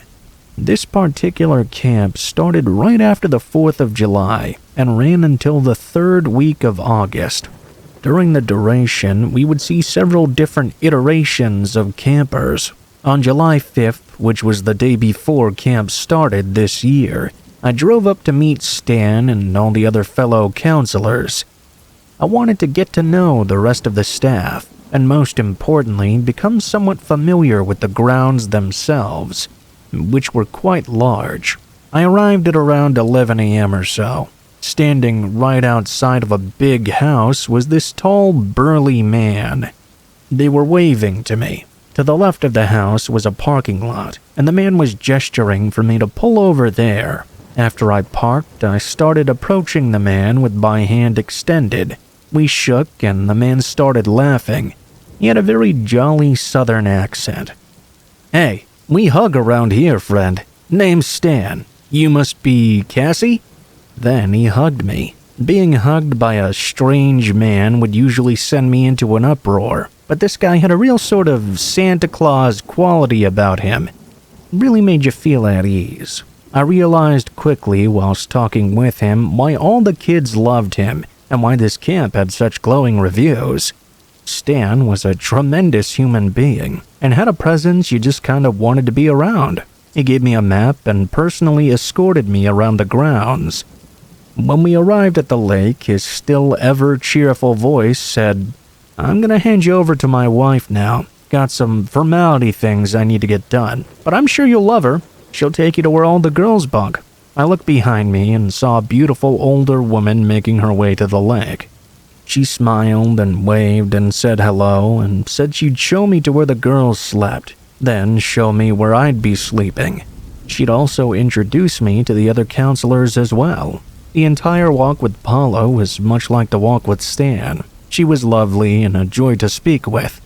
She showed me the cabins, showed me which cabin I would be solely responsible for since each counselor had one, and then we made our way to a huge wooden building. This was the recreation building, where all the campers would eat dinner and partake in camp activities. There, I met all the fellow counselors, and we all clicked right away. I was really excited about the weeks ahead. I figured, hey, this doesn't seem like the worst way to spend my summer. That night, I couldn't sleep at all. The counselors had their own cabin to sleep in. It was nicer than you might expect it to be. It was 2 of us in a room, and the rooms were spacious enough that there was plenty of privacy if you wanted. Since I couldn't sleep, I figured I might take a walk around the grounds for a bit. My roommate Ashley was sound asleep, and I made sure she didn't wake up when I left the room. Well, it didn't really feel like sneaking out though, since Stan and Paula had told me numerous times the grounds were basically my home now, and I could do whatever I liked when I was not with the children. And they were even more beautiful at night, honestly. The number of stars in the sky was staggering compared to what I was used to. While I was walking around, I remembered a book I'd forgotten in my car. I figured I'd grab it and take it to my room to read until I was tired enough to fall asleep. On my way to the car, I passed by the big house I'd noticed when I first pulled in. It was a big white mansion, and the lights were on inside. I didn't mean to snoop, but as I walked by, I just so happened to glance up into the windows. I saw Stan and Paula talking to 2 men I didn't recognize. These 2 guys were definitely not staffers from the camp. I try not to judge people on appearance, but these guys were pretty clearly some shady folks. The demeanor of Stan and Paula was also quite different from earlier. I couldn't hear what they were saying, but I saw that Stan appeared to be yelling at these guys. I honestly didn't think too much about it. Maybe it was just friends or even family. Wasn't really my business. I just carried on. I grabbed my book and started to walk back to my cabin. I passed by that white house again. I was about to keep walking. When I was about 30 yards away, someone shouted my name. I turned around, and Paula was practically chasing me. She asked me if I was looking in on them and invading their privacy. I was honest with her and told her I couldn't sleep. I'd gone for a walk and grabbed a book. She had a look on her face that I can't really say I know how to describe. It seemed like she didn't believe me. She said, "Okay, head back to your cabin right now. We got a big day tomorrow." I went back to the cabin and tried to read, but I was too distracted by that weird interaction. I thought about it for a while and eventually fell asleep. I woke up the next morning feeling great, even with the lack of sleep. The campers arrived and camp officially started. The week went on and I kinda forgot about my run-in with Paula. One night, about a week into camp though, I couldn't sleep yet again. It was around 2 in the morning. I was just laying there and jumped up because I thought I heard a noise. I went into the hall figuring it was one of the counselors going to the restroom, or maybe even coming back to the cabin after sneaking out. When I got to the landing of the stairs that overlooked the living room though, I noticed that all the lights were still off. In the dark living room though, I could see 2 figures, seemingly going through bags. There was enough light shining through the window from the outdoor sensor light that I could just about make them out. I didn't say anything at first. I figured these 2 people were probably counselors. I slowly started to creep down into the living room, and when I finally reached the bottom, a figure turned and looked at me. I recognized him right away. It was one of those 2 guys I'd seen on my first night walking by Stan. His eyes were wide, and his cheeks were completely sunken in. I felt paralyzed. Before I could say or do anything, they started to approach me. At the same time, the man reached for something in the back of his waistband. At that point, I was finally able to let out a scream. The other man grabbed him by the shoulder. "We gotta go now, man. It's not worth it." The man never broke eye contact with me and moved backward until he stepped back through the door. They ran out into the night. Seconds later, a bunch of counselors ran out and saw me shaking at the base of the stairs. I was stumbling over my words, but eventually I was able to convey to them what just happened. One of the counselors called Stan, who came down in his 4-wheeler right away. I explained to him what happened. Out loud in front of everyone, I said, "It was those 2 guys I saw you talking with the first night." Stan looked confused and just sort of laughed in the same jolly voice he always had. "Why, sweetie, I have no earthly idea what you're talking about. I don't remember talking to anybody that night, and unless they work on the camp, how are they supposed to get in?" The back and forth continued for a while. Finally, Ashley grabbed me and pulled me away. She could see I was getting ready to lose it. Stan left eventually and told us he would be alerting the proper authorities, that we had nothing to worry about. After he left, everybody who left their bags in the living room noticed their things had been stolen. As terrible as that is, thankfully not everybody had been robbed. The next day, I told Paula what happened and that a few people had been robbed. She looked right in my eyes and said, "Whatever you think is going on, you're wrong. It was a terrible accident, and it will be taken care of." Well, I decided to leave right after that conversation. I hadn't signed any contracts or anything crazy like that. I felt it was well within my rights to just say goodbye. I marched over to Stan and basically told him I quit. He didn't stop me from leaving. I never pursued this any further, and never really got any answers as to who those guys were, what they wanted, or what their relationship with Stan and Paula was. I just kinda left it alone. This is the first time I'm telling this story since my brief stay at that summer camp over 15 years ago. I just had a really bad feeling in my stomach that I would be meeting those intruders again if I stayed. I'm happy I never had to deal with summer camp ever again.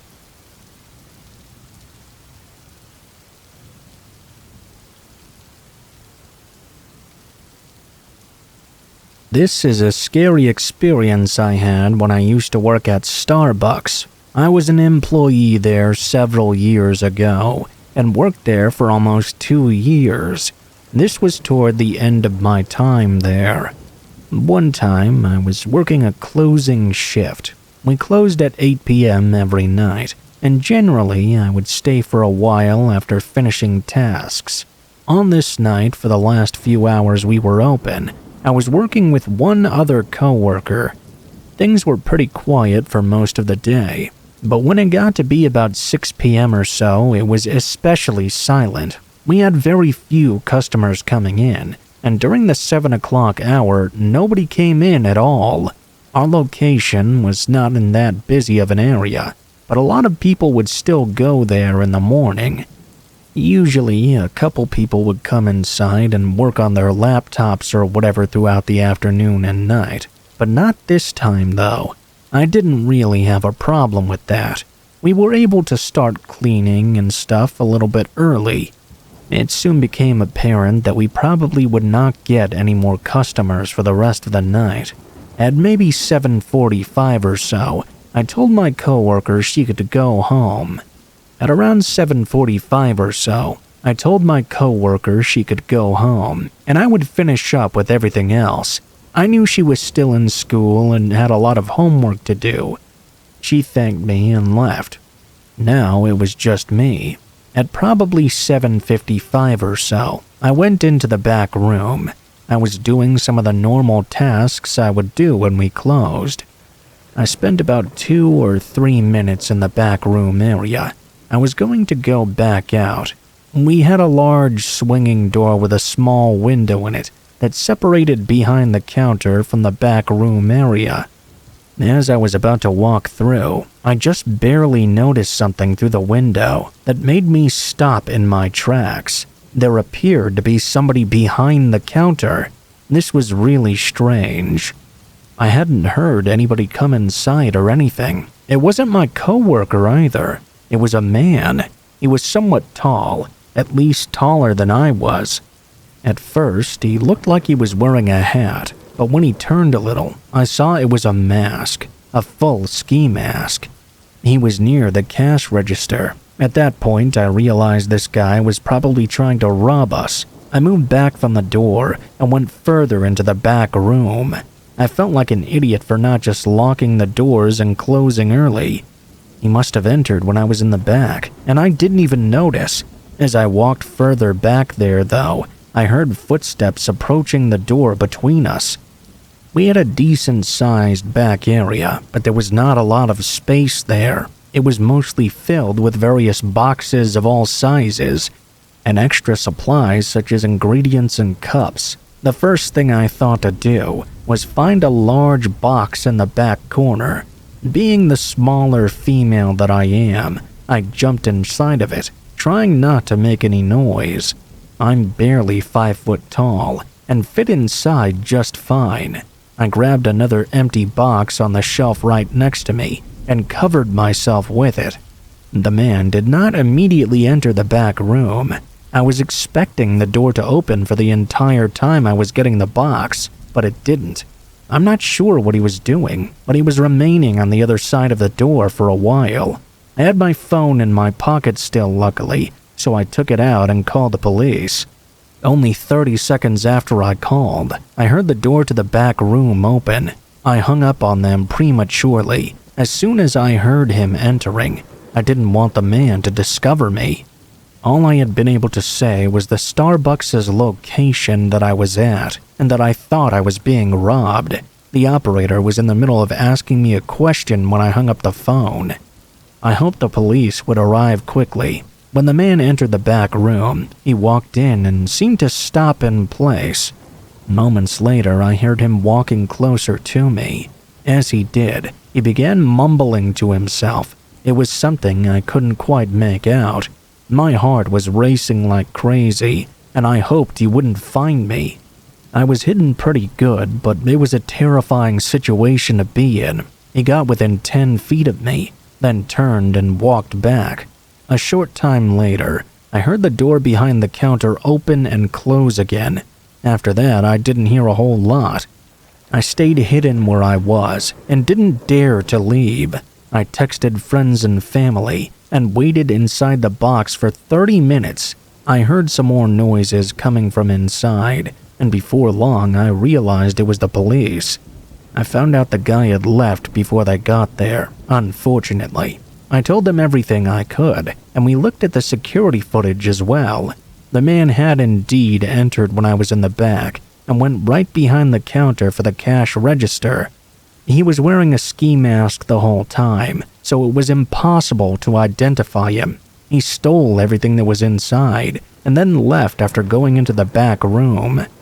After talking with the police, I was finally able to go home. I found out later that the man who robbed the store was actually caught. I didn't want to work any closing shifts for a while afterward, though.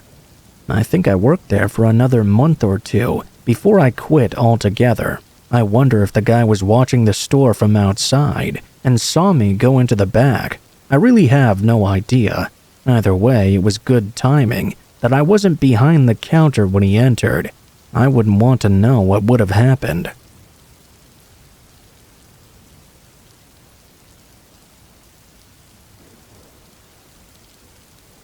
When I was a kid, my best friend's name was Will. Will and I would stay over at each other's houses all the time. It was always a lot of fun when we would have sleepovers. Usually we would watch movies or play video games. This happened when we were both 11 years old. I remember that I went over to Will's house to spend the night. He lived just a few miles away from me and had kind of a large backyard. There was a patch of woods back there as well. After I went to Will's house, we stayed around playing video games, just like we usually did. I remember his parents had gone to bed, but we were staying up pretty late in Will's bedroom. He had his own TV in his room, so we weren't really bothering anyone. At around 1 in the morning, we were still gaming and going strong. It was summertime, and we didn't have school the next day or anything, so we wanted to maximize our time together. Because it was summer, though, Will's room was getting kind of hot. I remember he walked over to open up his window because it was cool at night outside. There was also a good breeze going, it seemed like. After opening up his window, though, I heard him mutter, "That's weird." I wondered what exactly he was talking about. When I asked him, he said he thought he could see somebody in his backyard. I got up and walked over to him to look as well. We hadn't been able to see out his window before because he always kept it covered with a blanket. It also didn't have a great view of things unless you were standing right in front and looking out of it. When I looked, I didn't see anybody. Will said that the guy was gone now.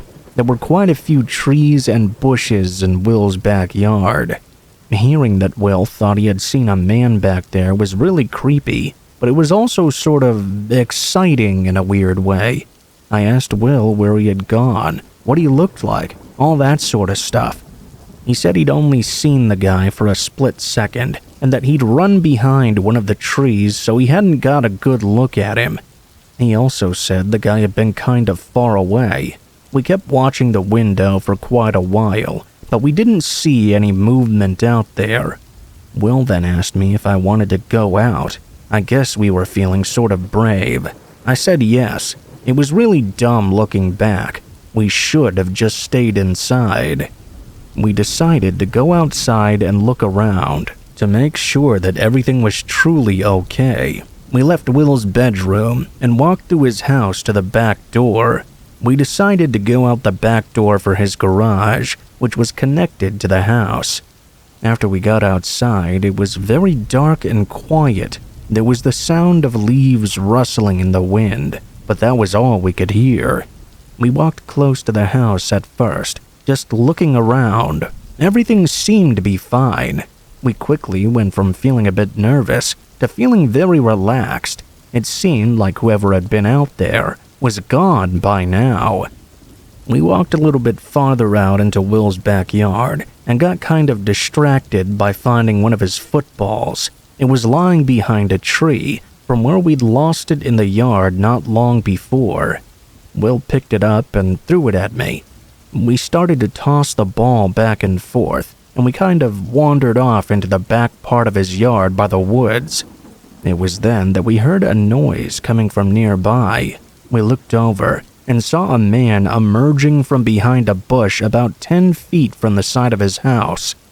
The guy then went right up next to it, on the side of it, and disappeared out of our sight. The man had not looked in our direction, so we didn't think he knew we were actually back there. There was a good chance that he had heard us somehow, though. We were at least 100 feet away now. We were in a tough spot. We wanted to go back inside, but we were so far away from the house. Will said we had to go back, but I didn't want a chance going near that guy. The back door to the garage we'd come out of was also unlocked. I hoped the man wouldn't go over there. The good thing for us was that the garage door was on the opposite side of the house from where the man was. Now that the guy was out of our sight and had disappeared, we didn't know if he was in the front yard or what.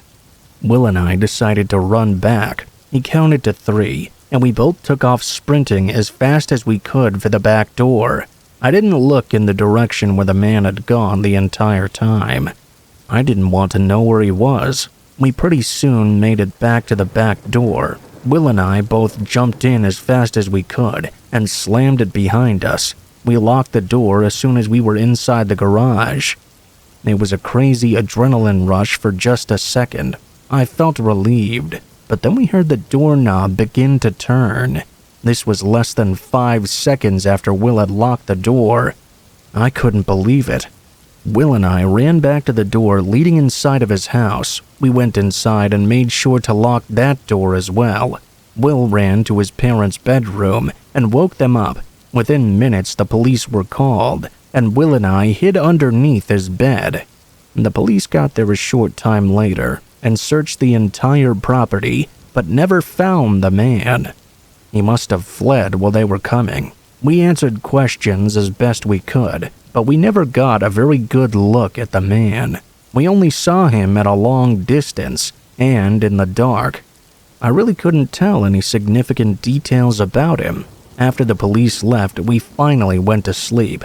The guy never returned, luckily, and I went to Will's house countless more times after. I stayed over many times as well, and nothing like that ever happened again.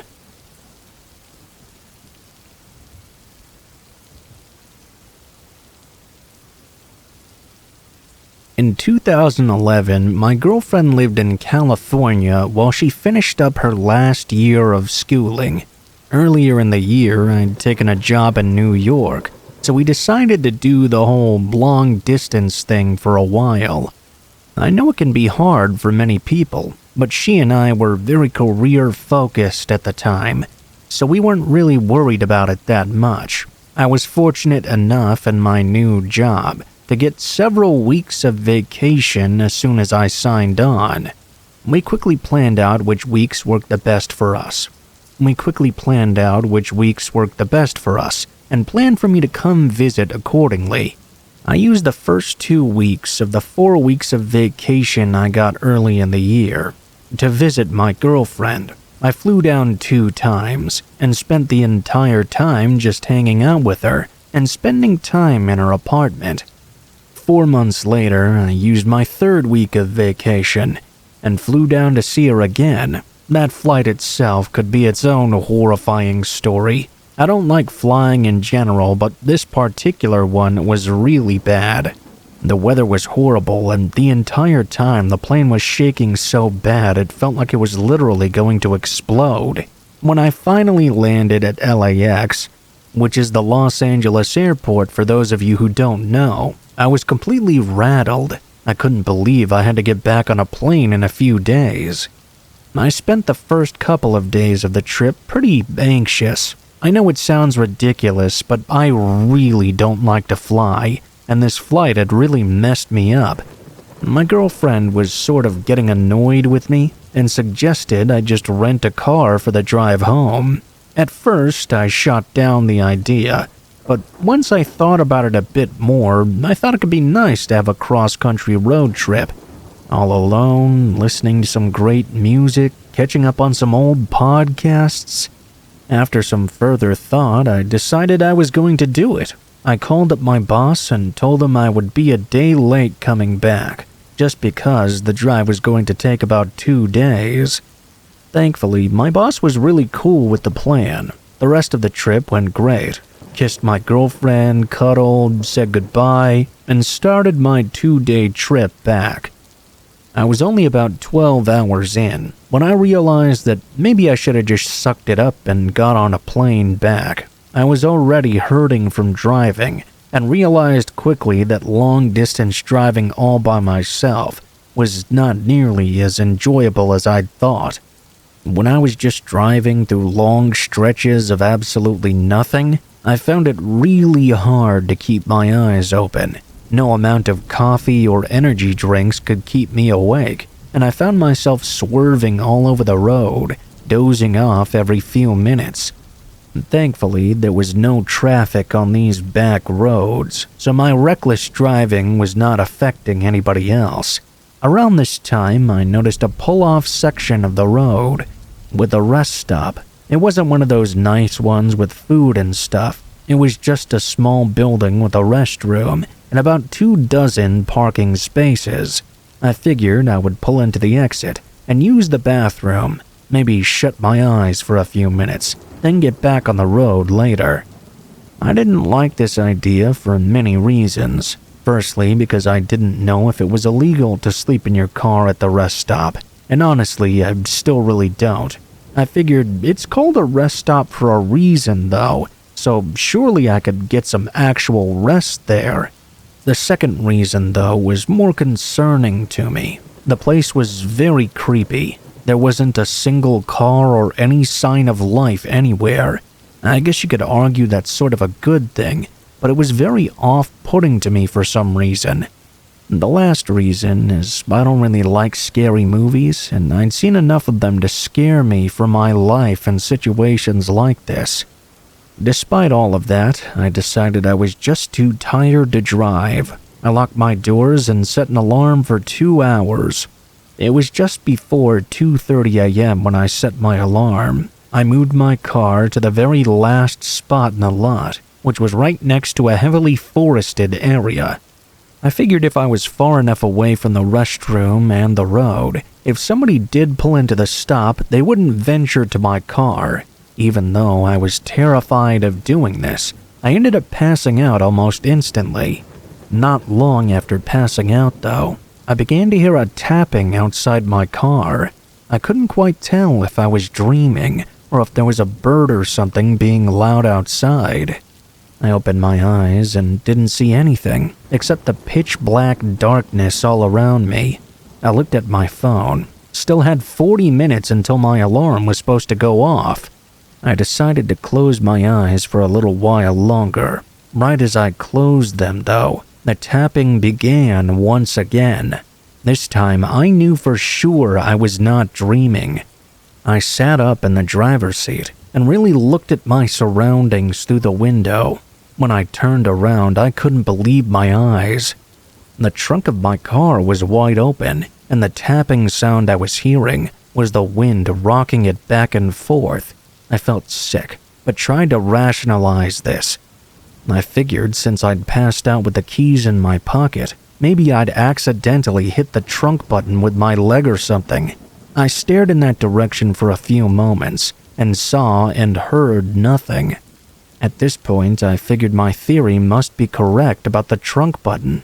I decided I was going to get out and close the trunk myself, then just start my trip again. I slowly opened the door because I was still pretty shaken up at this point. When I started to make my way out of the vehicle, I noticed that my bag, which was in the trunk, was now on the ground behind my car. It was also open. Every instinct in my head in that moment was telling me to get into that car and drive away as fast as I could, but I needed that bag. It had my work computer, my work ID badge, and many other important things. My contacts from my eyes, my medications. I decided to make a run for the bag. As I picked it up, though, I saw someone come sprinting out of the forest toward me.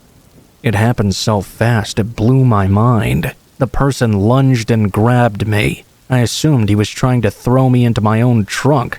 In a moment of absolute pure adrenaline, I took my keys from my pocket and jabbed the attacker in the neck with the keys. This momentarily stunned the man, and I was able to throw my bag in the door and jump into my car.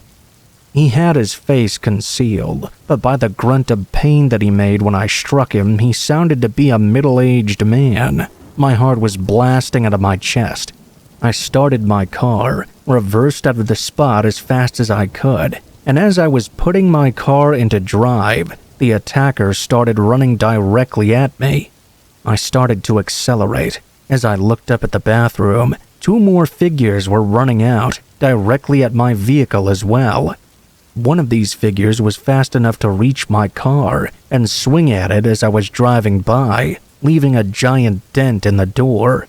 I drove for hours. I drove until my gas was just about empty, and I finally stopped and filled up. I drove straight back to New York from there. I only stopped to get gas. I never actually reported the incident because I didn't exactly know where in God's name I even was. I just knew it was a small rest area on the highway. That night messed me up for a while, and I still don't like driving at night in secluded areas anymore. For a long time, I would think about those attackers and what they planned to do with me. Why were there 2 hiding in the bathroom, and why hadn't they stolen anything from my bag? It always got my mind going to the darkest corners. Maybe some people are just purely evil.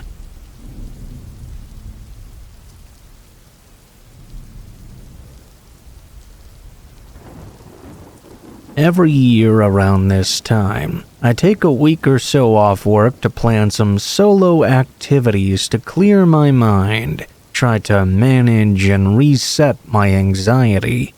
One night, I might order a pizza and binge some of my favorite horror films. The next, I might go to a local farm and pick some apples. One thing I make sure to do every year, though, is go out for a hike. I take the time to enjoy the fresh air and see the trees as they go from green to orange, yellow, and burgundy. I usually frequent the same trails and the same areas. 3 years ago, though, I had a fellow outdoors enthusiast recommend me a hike about 45 minutes away from my home. He was very honest and transparent that this was not a marked trail. He said there were definite signs of frequent foot travel, though. He had placed some markers when he went and suggested that I bring some as well, just for safety and to make sure I did not get lost. I decided to venture it alone, but made sure that my parents and significant other at the time knew that I would be hiking just in case I did get lost, or they hadn't heard from me in a while. The aforementioned friend, who we'll call Justin, gave me specific instructions, including mile markers of where I could find the entrance to the forest. He also gave me recommendations of where I could leave my car. I found what I thought was the right area. I put on the rest of my gear and threw my backpack on and started to head in. I could see what Justin mentioned immediately. Although there was no official signage, there was a very clear path in the dirt and grass that would help to guide you along your way. I'd brought these small flags to mark the path with. They had small crosses on them. I did notice some other markings along the path, but nothing else I could really attribute to a pattern that I could follow to make my way back. I began walking slowly, admiring the foliage, the air, and the nature around me. Before I knew it, I had spent an entire hour and hadn't moved very far at all. I decided to press onward, making sure to mark my path and acknowledge major milestones along the way. I tried to place my markers near big trees and logs to make it quite obvious on my way back. I remember thinking about my current problems in life and how they were affecting my stress levels. I like to use nature as a way to move past them and identify positive next steps to help me solve these problems. Before I knew it, I was becoming both mentally and physically fatigued. I decided I would sit down for a few minutes, grab some water and a snack, and then head back to my car. While I was sitting and having a sip of water, though, I noticed that all of a sudden, everything had gone completely silent. The humming and buzzing of nature had ceased. I made a noise out loud to make sure I hadn't gone deaf or something. I heard the sound I made, and then, a moment later, the other sounds around me picked back up again. I remember thinking to myself how strange that was. I really needed to get down some water and make sure I wasn't dehydrated. My walk back began pretty normal. I observed the flags I had posted to mark my way back through the trail. After each one, I identified the landmarks I'd remembered and tried to gauge how far away I was from the exit. About halfway through, though, I started to become very confused. The flags were now quite obviously in locations where I hadn't placed them before. One was stuck to a tree. Another one after that was smack dab in the middle of the path. I tried to recall back in my memory. I was absolutely certain I hadn't put these here. I didn't know what else to do but to try and continue to press forward with eyes wide open, looking for any markings that were familiar. The more I traveled, though, the less familiar things seemed to look. I took out my phone and pressed the car alarm on the app for my vehicle. I couldn't hear anything at all. It wasn't that late in the day, but for those of you reading this, you know it can be much darker in the forest than it is outside. I noticed that the frequency of my markers were picking up as well. They were coming one after another, and after 50 minutes of walking, I noticed 3 right next to each other, sitting outside of a big rock covered in moss. As I got closer, though, I noticed it was not a rock at all. It was something resembling an odd-shaped shed that had been overgrown with vegetation. As I realized what it was, I started to back away. I heard a noise that sounded like a loud crack, followed by a faint squeaking door opening. All I could see was a hand sticking out of the shed's door. More specifically, a finger making a motion gesturing me to come closer. Needless to say, I immediately turned in the other direction and started running as fast as I could. I ran for a good 10 to 15 minutes and tried to catch my breath. I tried to use my phone to see if I could hear my car again. Thank God I could actually hear my alarm this time, ever so slightly. I made my way toward the sound as it got louder and louder. Eventually, I stumbled out of the woods and found it. I immediately got in and locked the doors. I got onto the road and drove until I came across the first rest stop. I put the car into park and tried to make sense of what exactly I'd just experienced. To this day, I still don't quite know how to process it. The only rational explanation is that someone found my markers and placed them to lead me specifically to that area. Perhaps it was someone playing a joke. Or maybe it was someone with more sinister intentions. Part of me thinks that maybe I was under so much stress that I imagined seeing the gesturing finger, but I have no history of hallucinations. Either way, I don't hike alone anymore, and I always make sure to stick to public and well-established trails just in case.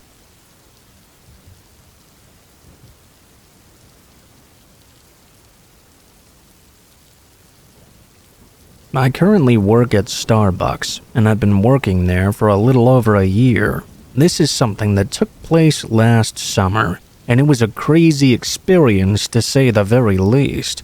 It all happened one very busy morning. I had been working since we opened, but at this point it was probably a little bit after 8 a.m. or so. Lots of people were filtering in and ordering their own things. There were 5 of us working, trying to keep up with the rush. We were doing a pretty good job, I thought. Some people order Starbucks online and pick it up, or use things like DoorDash or Uber Eats. Between those people and the people ordering in-store, there were several drinks on the counter. I remember seeing at least 5, and a couple of food items. A few people were standing around waiting for their orders to be done as well. We didn't have a separate shelf for mobile and online orders at the time. We've since added it. Every order that was done back then, though, just got placed onto the counter. I remember as I put a drink down, I noticed one guy walking in. He had very long hair and a beard that was extremely unkempt. I turned around to keep working, as we were very busy and short on time. A short time later, another order got added to the counter, and a couple of people picked theirs up. I saw the man was now standing nearby. 5 minutes later, I added another drink to the counter, which now had 6 or 7 things on it. And that's when I saw the man start walking up. At first, I assumed he had ordered something online and was picking it up. But after the guy got right up to the counter, he took his arm and just knocked everything over, used it like a brush. Within seconds, every single drink that was on there got knocked over and spilled onto the floor. I couldn't believe he'd just randomly do this. The man took a step back and started laughing like a maniac. A bunch of people around him gave him dirty looks, and somebody asked him why he did that. The place quickly became dead silent. He just kept laughing, as if it was the funniest thing he had ever seen. I was angry, but I knew I couldn't lose my temper. For some reason, I took it upon myself to deal with the situation, probably because I was closest to the man. I took a few steps over to the guy, and he looked at me. Before I could say anything, the man said to me, "What are you gonna do about it?" as if he was very proud of what he had done. I asked him to just leave. The guy said no. I thought he must be crazy or something. Some other people were telling him he should leave as well. He turned back to them and started arguing. I went back to help another order we were finishing up. Then we were going to try to figure everything out that needed to be remade. 30 seconds later, I heard the man moving closer. I looked over and saw him jumping the counter. I moved over to him and told him to stop. The man was now facing me and standing behind the counter, which was for employees only. I told the man to leave again. He wasn't going to listen, though. He grabbed something off the shelf. It was a container of caramel or something. He threw it right at my face. I was afraid of what the man would do next. He seemed very unpredictable. Somebody shouted to call the police. All of a sudden, the man charged at me. He wasn't very big. I was several inches taller than him. He ran right into me, but didn't have enough force to knock me over. I put my hands up and shoved him, and he fell over. He crashed right into the counter behind us. I remember he was on the ground and began yelling that he was going to sue me for assaulting him. A lot of people started leaving the building, and nobody was trying to get coffee anymore. As the man stood up, I told him to just leave right now before it got any worse. He refused. He charged at me again. I grabbed the man by his arms and tried to force him to leave. I walked him out and around the counter. I heard one of my coworkers say the police were on the way. Everybody who was inside left, and as I made it out from behind the counter, the man broke free from me. Obviously, I wasn't going to try to tackle him or anything. He ran over to a table and stood behind it. All of my coworkers left the building, as well as all the customers. The police got there 2 minutes later, and we let them handle the rest. They were able to get the man out and leave the building. We ended up being closed for the next hour or so, and finally opened a while later. That was by far the craziest thing that ever happened to me while working.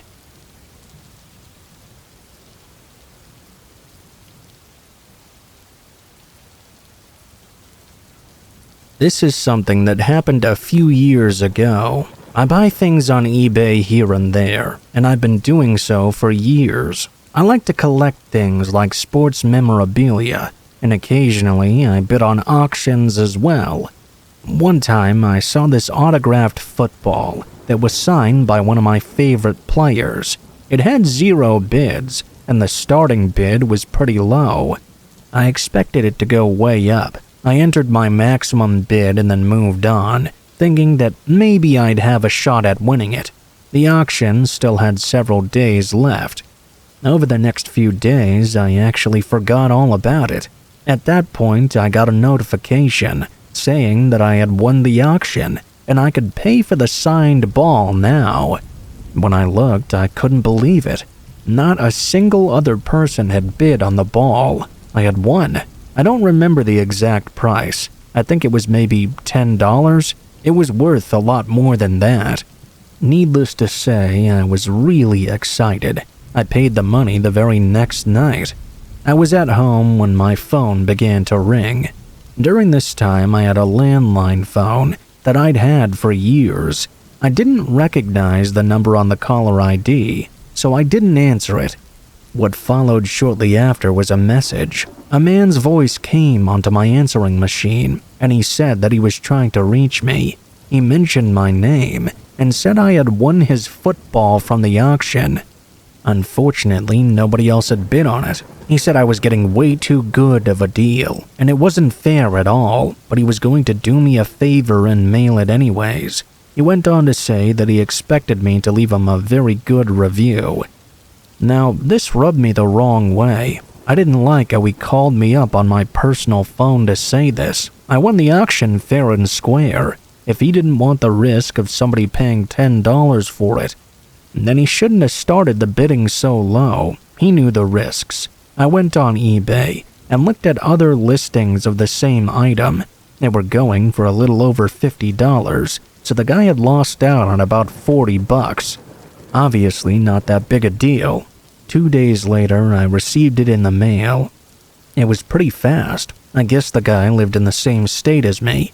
After receiving the football, it was packaged well, and just how it looked online.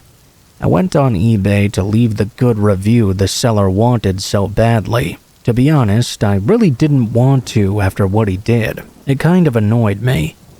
When I logged in, I saw he'd already left me a negative review. On eBay, sellers and buyers can leave each other reviews. You can leave it positive, negative, or neutral. People are less likely to buy or sell if you have a bad rating. Mine had been perfect to that point, and his was pretty good. His negative review of me was that I'd gotten too good of a deal. He was clearly very upset about this. I didn't feel it was fair of him to do that, though. What was I supposed to do? I bid and won. Did he expect me to pay more for no reason? It angered me, so I left him a bad review in return. I listed exactly what happened, including him calling my phone number and complaining. The next day, he called me again. I didn't answer, and he left me another message, this one much angrier. He berated me for 3 minutes straight. I didn't even listen to the whole thing. I just deleted it. This didn't stop him, though. He called me again several times the next day. I got frustrated. Luckily, I had call blocker installed on my landline. I blocked his number, so he would finally stop bothering me. For several days, everything was fine. Then, though, one night, I was at home when out of nowhere, I got a knock on my front door. I walked over, but before opening it, I looked outside. It was a man I didn't recognize at all. I had no idea why this random person would be here. I answered the door, and the man standing there mentioned my name and asked if that was me.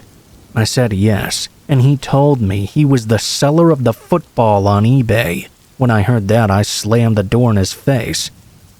This caused him to start attacking my door. I yelled at him to go away, or I would call the police. He was yelling demanding I give him his ball back, saying I scammed him.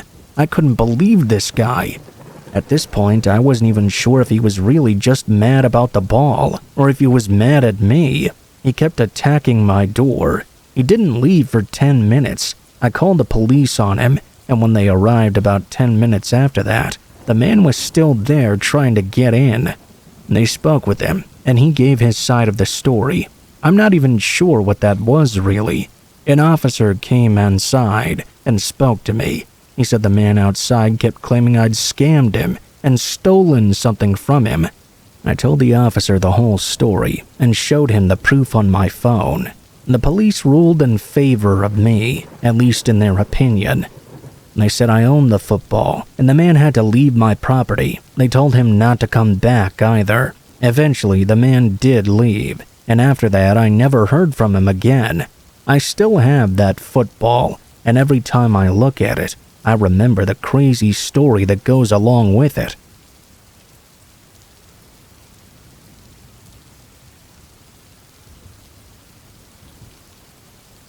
Back when I was in high school during my freshman and sophomore years, I would ride the bus. It picked me up at the corner of my street early in the morning and would drop me off afterwards.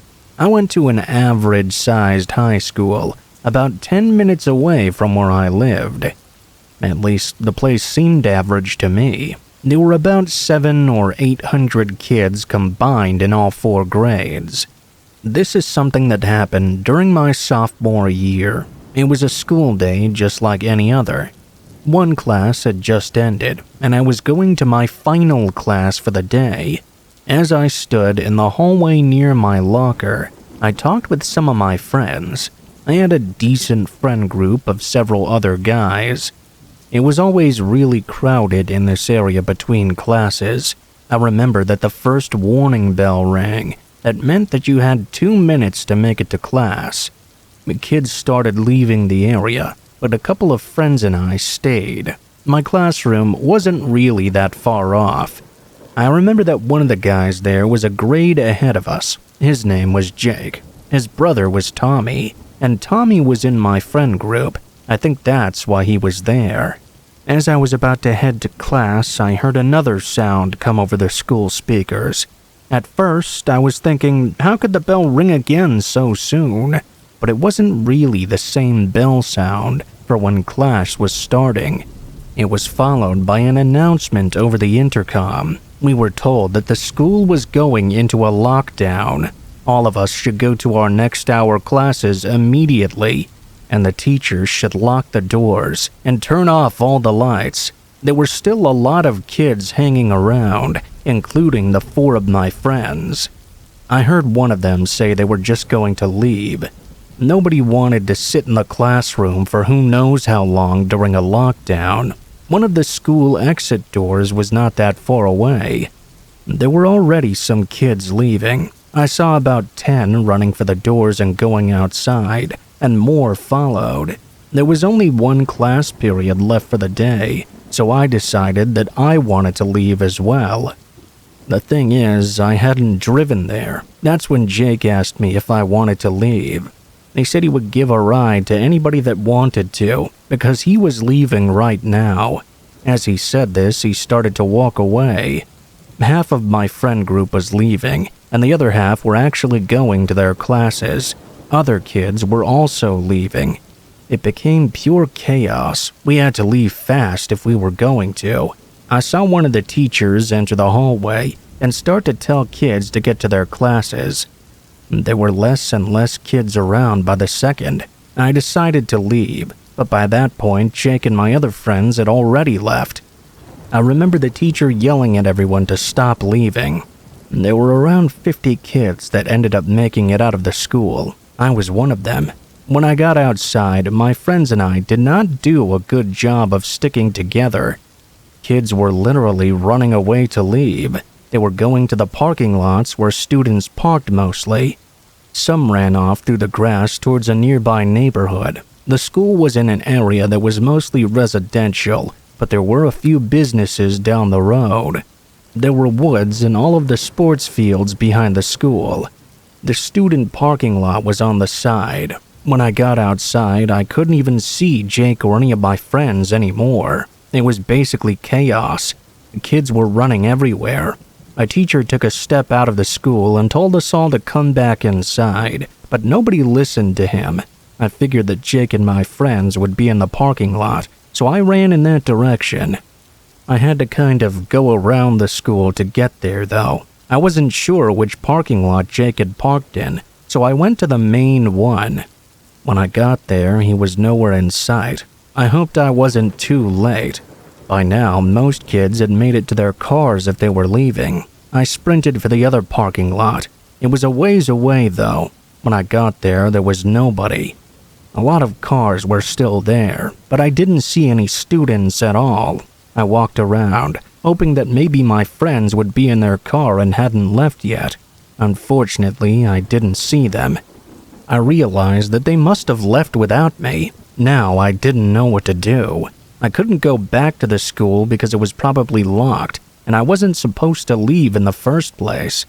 I also couldn't go home either. It was too far to walk by myself, and I didn't have a car. I started moving closer to the school, not really knowing exactly what to do. I got to the back door and tried going inside, but of course it was locked just like I figured. I was going back around the parking lot and walked down the sidewalk. As I turned the corner, I saw some guy coming out of the school. I just knew this guy had to be the reason for the lockdown. He was looking over his shoulder, way too old to be a student, and definitely not a teacher either. I was a long ways away from him, so I ducked behind a tree that was nearby. I was just hoping this guy wouldn't see me. For a few seconds, I didn't even bother to look and see where the guy was. I was expecting him to walk in another direction. As I was still behind the tree, though, I heard him walking closer to me. I ran from behind my hiding place, out into the woods, which was about 20 feet away. There was no question the guy had seen me running into the woods. I was hoping he wouldn't follow me. I got inside and ran about 20 feet deep in. I then ducked down and tried to hide. I had no clue why the school had been locked down up until that point. I had been more concerned about leaving with my friends. After seeing that suspicious guy leaving the school, though, I realized there might actually be some danger. For a few seconds, I didn't hear anything, until I heard footsteps in the grass right outside the woods I was in. I couldn't take it any longer. I got up and started running. I ran through the woods and to the left. I could hear the man following after me. I just wanted to get the hell out of there. After running for 2 or 3 minutes, I reached the edge of the woods, kind of near a street. I walked through the grass to the sidewalk and then ran down it. I kept going until I reached a gas station. When I got there, I asked the employee working if I could borrow his phone to call my mom. I told him how my school had been locked down and everything. He let me, and I was able to wait there until my mom came and picked me up. Luckily, she worked not too far away. I was able to leave without a problem. I didn't get in trouble for leaving school early either. The lockdown ended up lasting the entire class period. In fact, students had been kept there after the regularly scheduled time school was supposed to get out. It turned out the man I saw entering the school had been trying to abduct his daughter. It was a situation where he was divorced and didn't have custody of her. He was also drunk and threatened to kill a custodian when asked to leave. I'm not sure why he came over to me when I was in the woods, though. It was a really scary situation for me.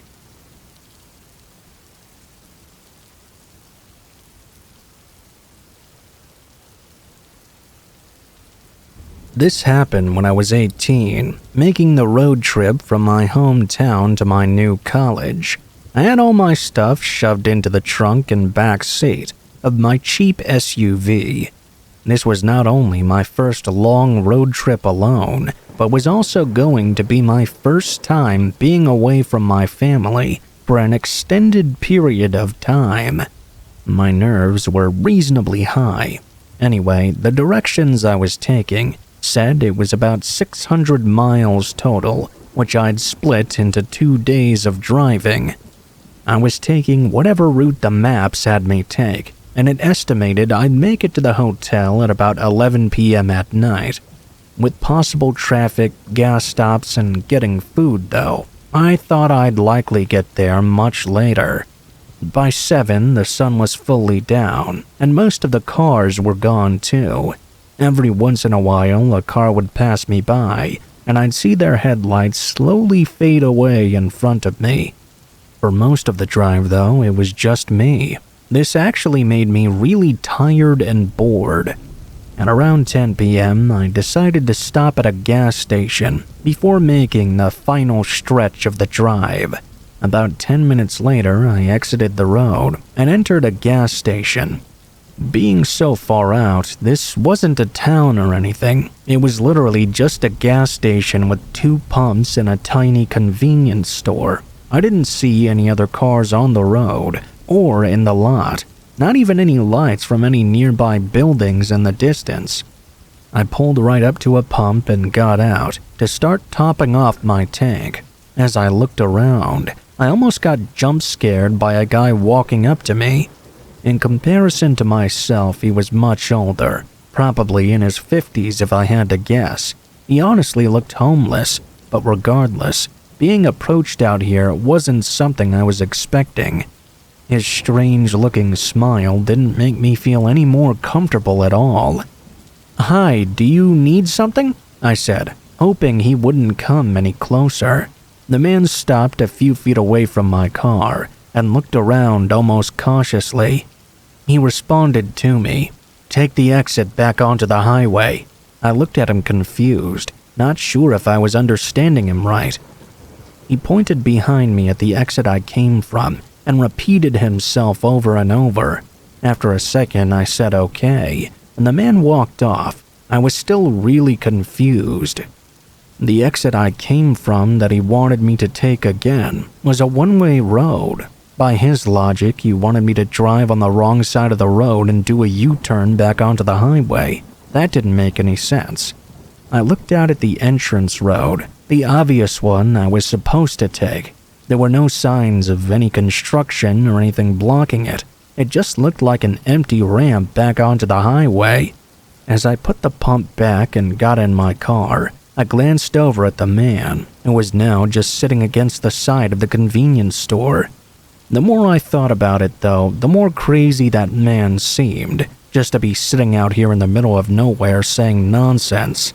I thought maybe this was some kind of trap or something. I went with my instinct and drove out of the lot and toward the entrance to the highway. As I merged onto it, I realized pretty much all the streetlights were turned out. I slowed down, thinking this may be a construction zone or something. I kept my eyes focused on the road directly ahead, making sure to be cautious of anything. As I made my way through the unlit road, I saw the brief outline of a figure to my left before a pickup truck came out of nowhere and stopped right in front of my car. Every door opened as 4 men jumped out of the truck and started running up to my car, holding weapons of all sorts. Metal bats, machetes, knives. They didn't even have anything covering their faces. They just had this emotionless gaze, like they felt nothing of what they were doing. I quickly started backing up as they got just a few feet away from my windows. Once I got far enough back, I saw the outline of dozens of people coming out of the shadows along the road.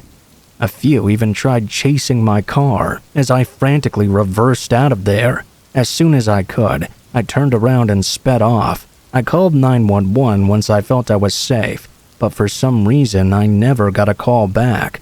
No update on it at all, almost like they didn't even bother to check. Ironically enough, it seemed the creepy old guy at the gas station really had tried to prevent me from getting caught up in that mess. I was incredibly lucky to get out of that with my life, as I have no idea what that was or what they were all planning to do.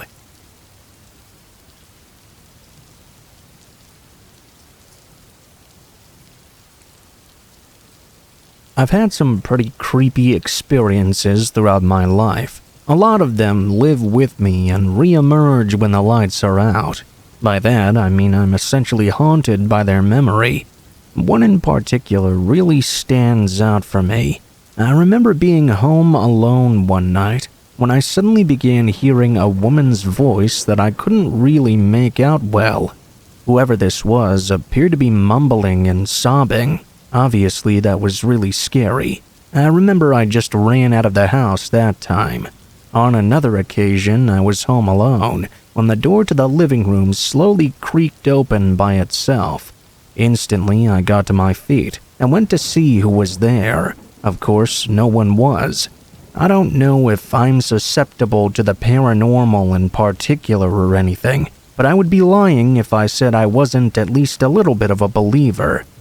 Talking about the paranormal is not why I'm here today, though. I want to share with you the scariest experience I ever had, which happened when I moved into an apartment to live alone for the first time in my life. This happened 3 years ago now. I had just moved in. Picture a room with only the bare bones furniture and lots of cardboard boxes scattered about. I remember being way too tired to unpack any of those boxes. I thought I would just unpack the following morning after. I positioned my armchair at a perfect angle for the TV I'd set up and collapsed into it. I relaxed so much that I must have started dozing off while I was sat down. I think I slept for a good while when I was awoken by a strange noise. I heard laughter coming from the opposite side of the living room wall. Well, as far as I'm aware, that was where it was coming from. I only heard it once though, so I kind of chalked it up to me being half asleep. I didn't really make a big deal out of it. I got up and went to bed. In the morning, I was making myself some breakfast when I heard another strange noise coming from the wall opposite my new living room. It was an ominous laughter once again. A weird thought came to my mind. I wonder if the person next door is laughing at me. I need to give you a little more context here. I think when you think of a laugh, you think of those sitcom laughs, where a live audience is doing some canned laughter when something is funny. The laugh I heard was not like that, though. It was like someone laughing in a deliberately manic manner. I don't know, like the Joker or something. It really creeped me out. I hadn't introduced myself to my neighbors yet, and as it's a custom here in Japan when someone moves in, I figured now might be a good time to do so. I mean, at least I knew the guy next door was home, right? I was sure it was a guy based on his laugh. I went outside and pushed the doorbell for the next door. I waited for a couple of moments, but no one came. Just as I was about to give up and go back inside, one of the other neighbors came out of their apartment. He looked like he was getting ready to head off to work. "Hey, what are you doing? No one has lived there for a long time," he said to me. Well, as you can imagine, that was pretty strange to hear, since I'd just heard someone laughing next door. I introduced myself to the man and kept the laughter I'd heard to myself. I ended up thinking that perhaps it was just another somewhat creepy encounter with the paranormal. Great. Trust me to live next door to a haunted apartment, I thought to myself. Normally, I would have freaked out and wanted to get out of there straight away, but since I had some previous history, I thought I would stick it out. Nothing else really happened, besides hearing this strange and ominous laughter every now and then. It happened multiple times over the course of the following days, but who cares about a little laughter anyways? At least that's what I tried to tell myself. 3 months went by pretty quickly, and despite hearing the man laughing every now and then next door, it was pretty much smooth sailing. After that 3-month period, though, I started to hear a new noise coming from next door. There was a new strange clanking sound coming from the walls. Yet again, it was the living room wall. The laughter was one thing, but now the strange clanking and banging sound was a little too much. I thought about moving, but if I'm completely honest, I was too lazy to pack everything up and get searching for a new place. I didn't act. I just stalled and learned to live with this new eerie noise. Life got in the way, and I was out more than I was in anyway. One day, I think it was a Saturday or a Sunday, I know it was a weekend, I was getting really annoyed by those weird noises from next door. They were always so loud and unnerving.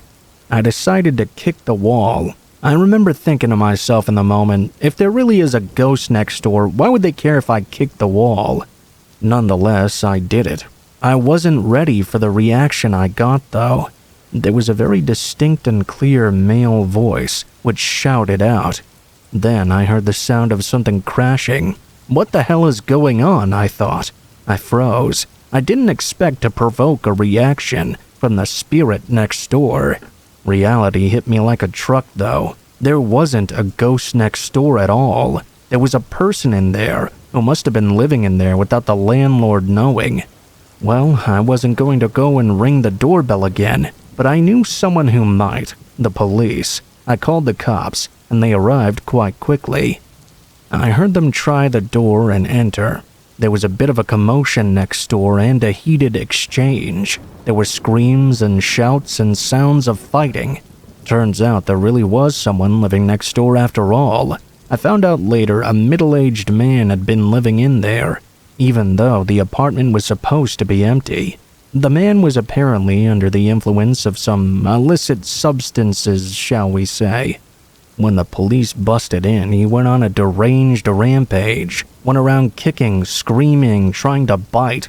Turned out he was the landlord's son. The landlord allowed him to use that apartment to get up to whatever he got up to in there. I was really annoyed he was allowed to come and go as he pleased, while I had to pay to listen to him laugh like that. The laugh itself really creeped me out. But that didn't hold a candle on what I realized the clanking sound was. Apparently, it was the sound of him digging a kitchen knife into the drywall that separated our apartments. I was told there were tons of holes in his side of the wall, and it seemed like he was trying to dig his way into my living room. I moved after that. I got my deposit back and was forgiven a couple of weeks of rent payment. That goes without saying, in my opinion. Although I've had run-ins with the paranormal, the fear I get when I remember the sound of that man trying to stab his way through my wall is unmatched. I dread to think what his plan was if he actually got through.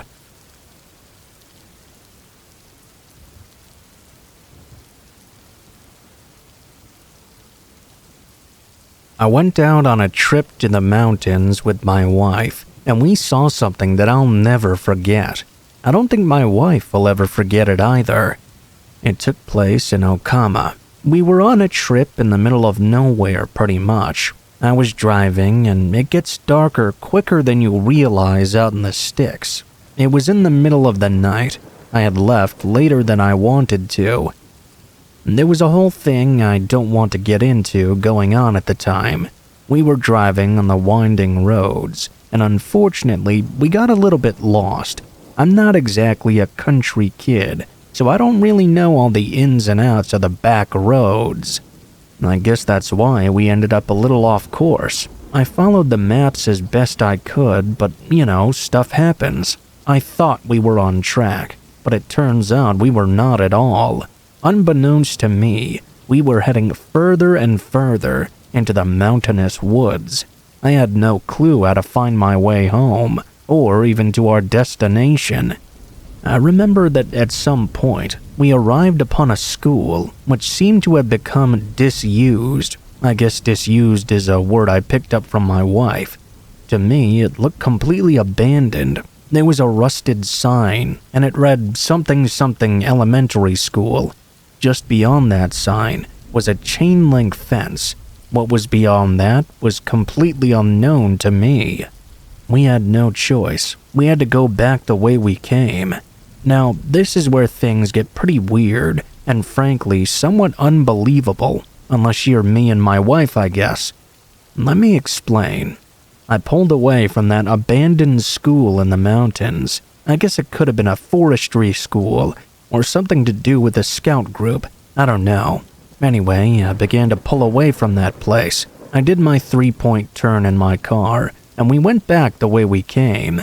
After about 5 or 6 minutes of driving down that road, I found myself approaching the same school gates I had seen just a while ago. It was a real head-scratcher. I mean, I thought I was going the right way. I had no clue how I wound up back where I was earlier, driving away from. It didn't make any sense to me. No matter how many 3-point turns I did in my car, or which trail I turned down, no matter how many times I pulled away from those rusted school gates, I somehow found myself in front of them again. I have to say, it was really freaking me out. We were at a complete loss of what to do. It got to the point where me and my wife both stopped blaming the sat-nav at all. We had to admit to ourselves that something very unusual was going on. I mean, surely human error can only account for so much, right? Even with an extremely error-prone human like myself, we just couldn't seem to get off this trail. It seemed impossible. It got to the point where it got so late and I got so tired that the best option seemed to be for us to pull over and sleep in the car that night. Neither of us wanted to do that. This story would be 10 times longer if I sat here and wrote down all my lady's complaints about the night. Anyway, eventually we made an agreement to head down the mountain pass as soon as day broke. In the light of day, surely we would not make the same mistakes we had been making before. Lucky for me, I had packed a couple of beers for the trip. Lord have mercy, I really needed a couple to take the edge off. I popped a few tall boys and let loose for a while, playing some music we both liked. After a while, I guess no more than 5 songs or so, I ended up blurry-eyed and sleepy. Driving really takes it out of you, man. I remember being suddenly woken up during the night to my partner screaming. It cut through me like a knife through butter. Really scared the hell out of me to hear her screaming like that. When my eyes opened, it was already bright outside. I got the shock of my life when I saw loads of little handprints on my driver's side window. They were on the windshield and even the passenger side window as well. It looked like people had been approaching the car while we slept. I was so freaked out. I have to admit it, with everything that happened the night before, my wife was freaking out too. I was trying my best to calm her down, but I just couldn't do so. She said she had a bad feeling about the whole area. I couldn't really do much to remedy that.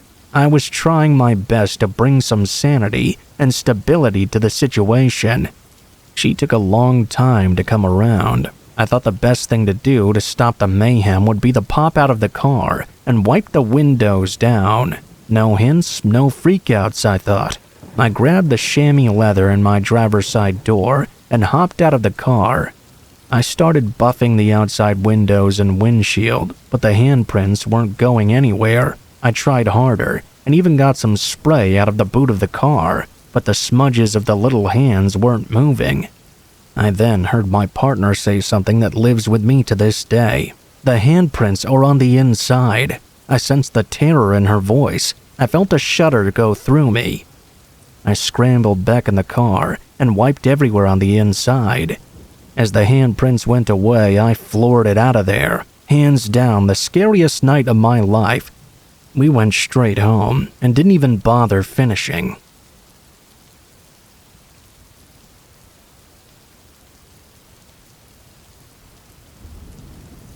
There are urban legends all over the Appalachian Trail, way too many to count, and even more than an enthusiast could possibly explore in a year. From Bigfoot to UFOs to the elusive sheep squatch and goat man, you've got everything you could possibly come up with. Personally, as someone who works in the sciences myself, I think all that's horse shit. Pardon my language. Until recently, I was sort of fed up with all these urban legends. I'm a professor at the Appalachian State University's College of Arts and Sciences, and I cannot express how many times a student in a freshman class would ask me if I believed there was any sort of scientific evidence to support the existence of UFOs or Bigfoot, or say, "My grandma said she saw something out there in the 80s. Do you think it was real?" It became somewhat tedious, to the point where I had to make a clause in my syllabus joking about them not asking me. Some of you may say I'm being too harsh on curious minds just trying to figure things out, but honestly, it was really annoying getting asked so often. That was until I was led to cross paths with a more obscure urban legend, the floating lights. Regardless of my syllabus's directions, a student approached me on Friday after class and told me about these mysterious lights. On foggy nights, if someone drove down the road leading to the college, they would spot lights following them through the mist. Apparently, they didn't follow any light patterns known to science. The student thought they could be a new species of insect or a phenomenon like the aurora borealis. His theories certainly intrigued me. I decided to investigate exactly what he was talking about on the drive home from school that night. It didn't seem like it would be that hard to check, and the conditions were perfect enough either way. A rainstorm had just blown through the area, leaving dense areas of fog along the road in question. It was a slightly difficult time navigating the twists and turns in the dark, even though I'd taken this road countless times before. At this hour, I seemed to be the only car on the road, and given my reasons for being there, I did feel slightly uneasy. Now that I was out of town, the streetlights were very scarce. I could just imagine a deer leaping out onto the road at any moment, or a number of things that could cause an accident, really. I shook my head and tried to focus. I was in this for the novelty of discovery, and I wanted to see what I would find. The road stretched on for miles, and I constantly glanced through my rear-view mirror, scanning for any signs of the mysterious lights. I couldn't see anything at first in the pale soup behind me.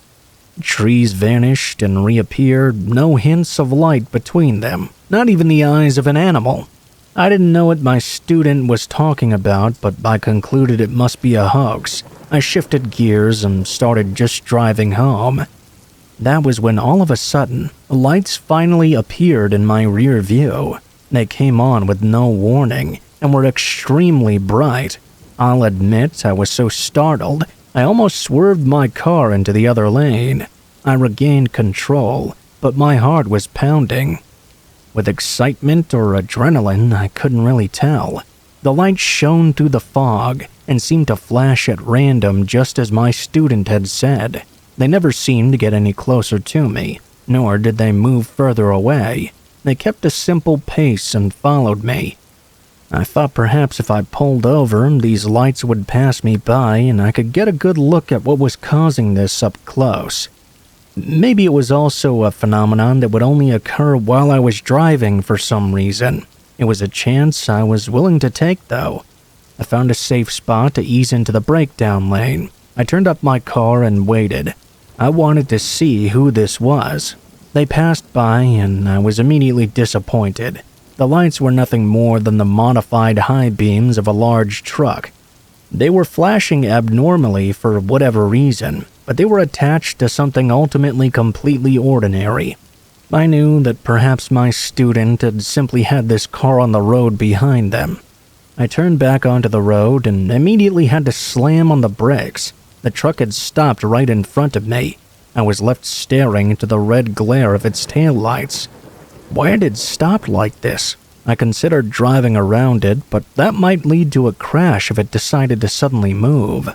I waited there, slightly annoyed. What was this guy doing? Suddenly, the truck revved its engine and pushed off. I could finally start driving again.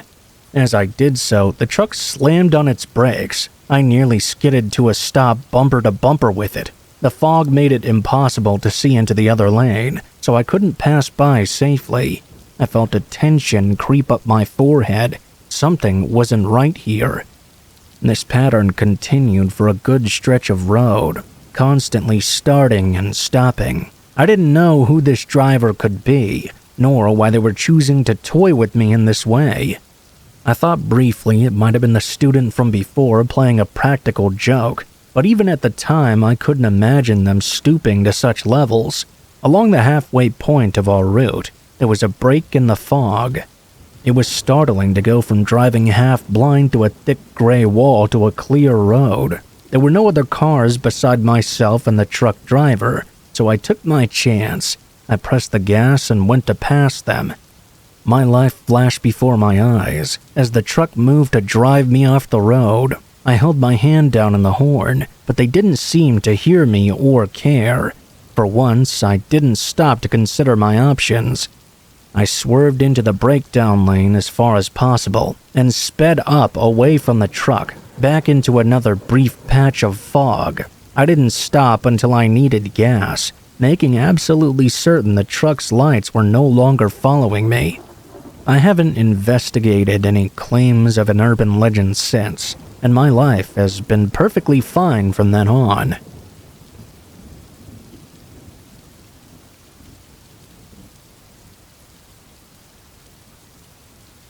As much as I love this time of year, I'm always reminded of one of the worst memories of my entire life. I've always been an outdoorsy type of person. Any chance I had to be outside, I took it. Whether it was hiking, sports, being at the beach, you name it. If it was outdoors, I was there. Now, back in high school, which at this point was around 10 years ago, my parents signed me up for this trip with the school. They were doing this camping and hiking program. We were going to take a weekend trip out to the mountains. I loved the idea for a bunch of different reasons, mainly because we were getting out of class on Friday. I was able to talk a bunch of my friends into going as well. I was so excited to spend the weekend in nature with my buddies and just sort of not care about the world. Friday came and we hiked a decent chunk of this local mountain. It wasn't that bad.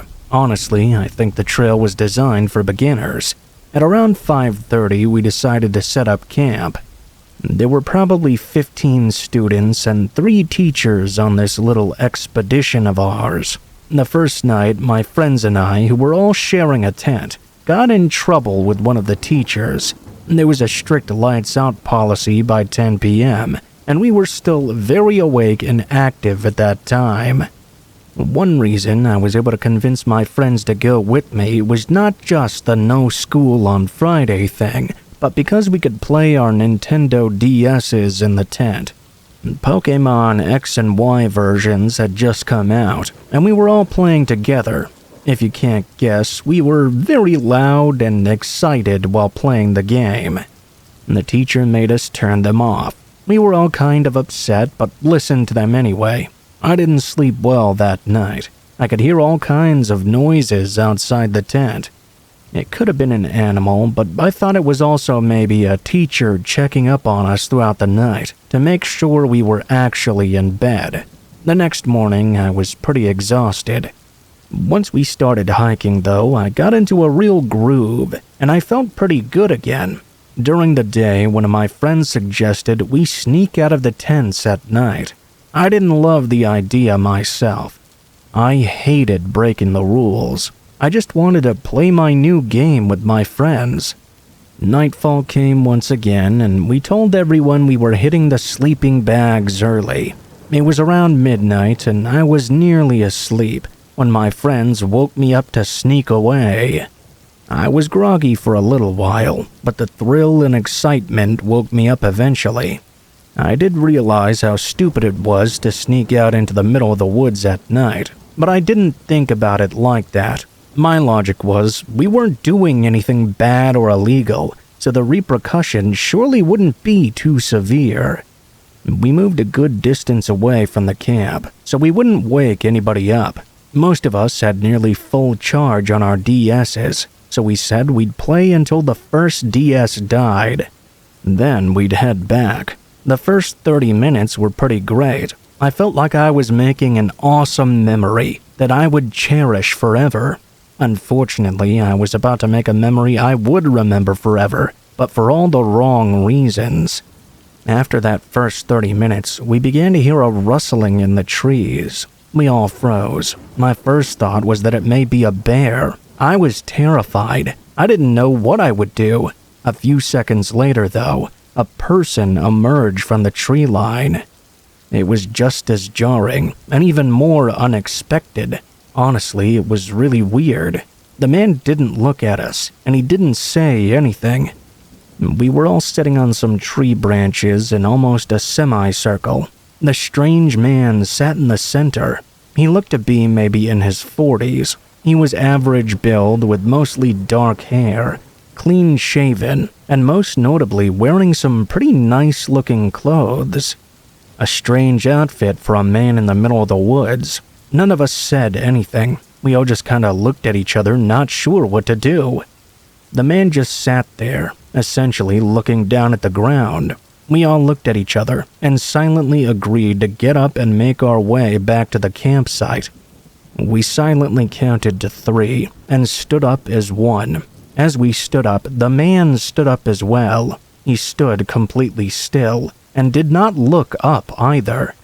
The man didn't seem to be hostile. It was almost as if he was just mirroring our movements. That was the final straw for us, though. We freaked out. We decided to run as fast as we could back to the campsite. I started, and everyone followed. I looked back and could see the man was lightly jogging after us.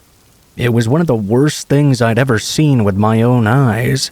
This emotionless man in the middle of the woods, chasing after us with barely an effort, but still keeping up all the same. The lack of emotion in his face was so disturbing. It looked like he wasn't even breaking a sweat, keeping right on our tail. Thank God we were eventually able to lose him. At least, we thought we did. We zipped our tents up quietly, and all agreed not to tell anybody. I don't know why, really. We were stupid when we were kids, and we were scared we would get in trouble. We stayed awake the entire night, jumping at every little tree branch snapping or gust of the wind. We had never been so happy to see the light of the morning. We hiked out of the woods that afternoon and never saw the man again. Since we were now safe, we figured we would still never tell the teachers about what happened. We didn't get caught for sneaking out and didn't get hurt by that weirdo in the woods either. I still wanted to tell someone, but my friends all talked me out of it. Basically, they convinced me that if I got in trouble, all of us would get in trouble. They thought it was best to sweep it under the rug. I guess I'm lucky nothing worse happened. We absolutely should have told the teachers. At that age, though, the idea of getting in trouble seemed like the worst thing. Now that I'm older, though, not a single fall season goes by where I don't think about that strange man in the woods.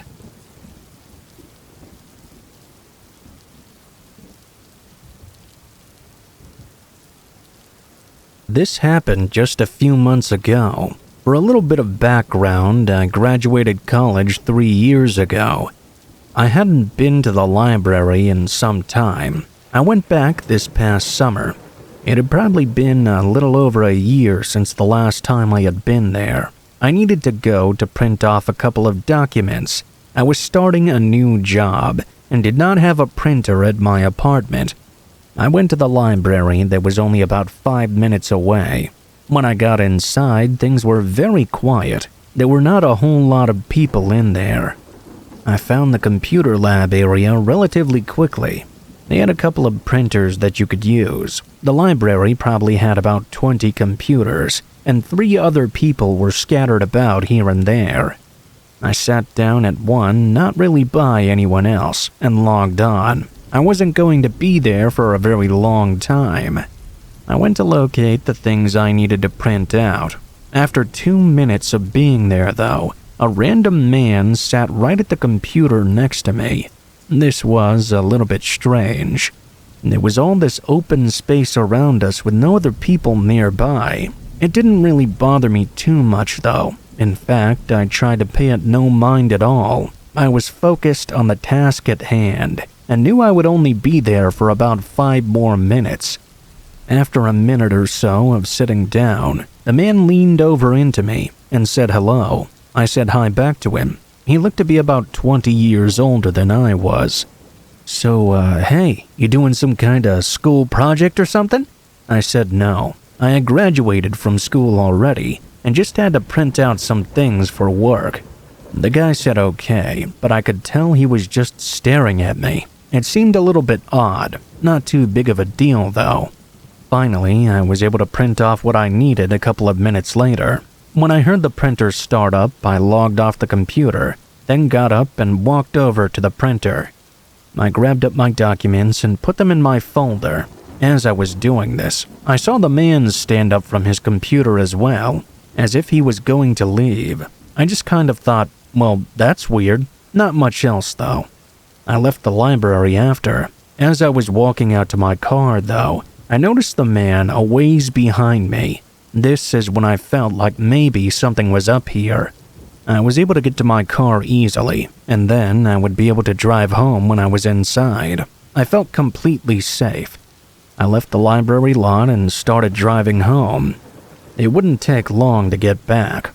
Only a minute after pulling out of the library though, I noticed the car behind me was the same man. I was stuck at a red light, and he pulled up right on my bumper. Because it was daytime, I was able to easily see it was him behind the wheel.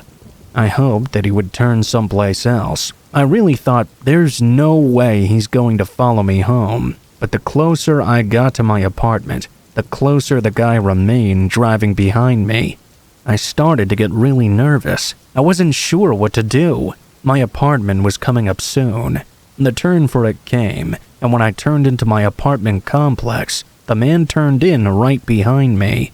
My apartment building is relatively big, and the parking lot is gated. You have to enter a code, and each resident has their own code. The apartment is not fancy or anything, but the security features are very nice. Now I was stopped at the place where you enter the code, with the guy right on my tail. I entered it and the gate began to open. I drove in, and the guy tried to drive in right behind me, like he was going to sneak in on my code. I drove just past the gate area, then slammed on my brakes so the man couldn't get in. I waited for the gate to close behind me. The guy didn't honk or react at all. The gate closed, leaving him stuck outside, and I started to drive forward and out of sight of the man. As I was doing so, I just so happened to see him turn around and leave. Obviously, he did not live here. I was able to get back safely, and luckily I haven't seen the guy ever since then. I still can't believe that he followed me home. Looking back, I'm really glad I did not let him into my apartment complex. Who knows what would have happened then?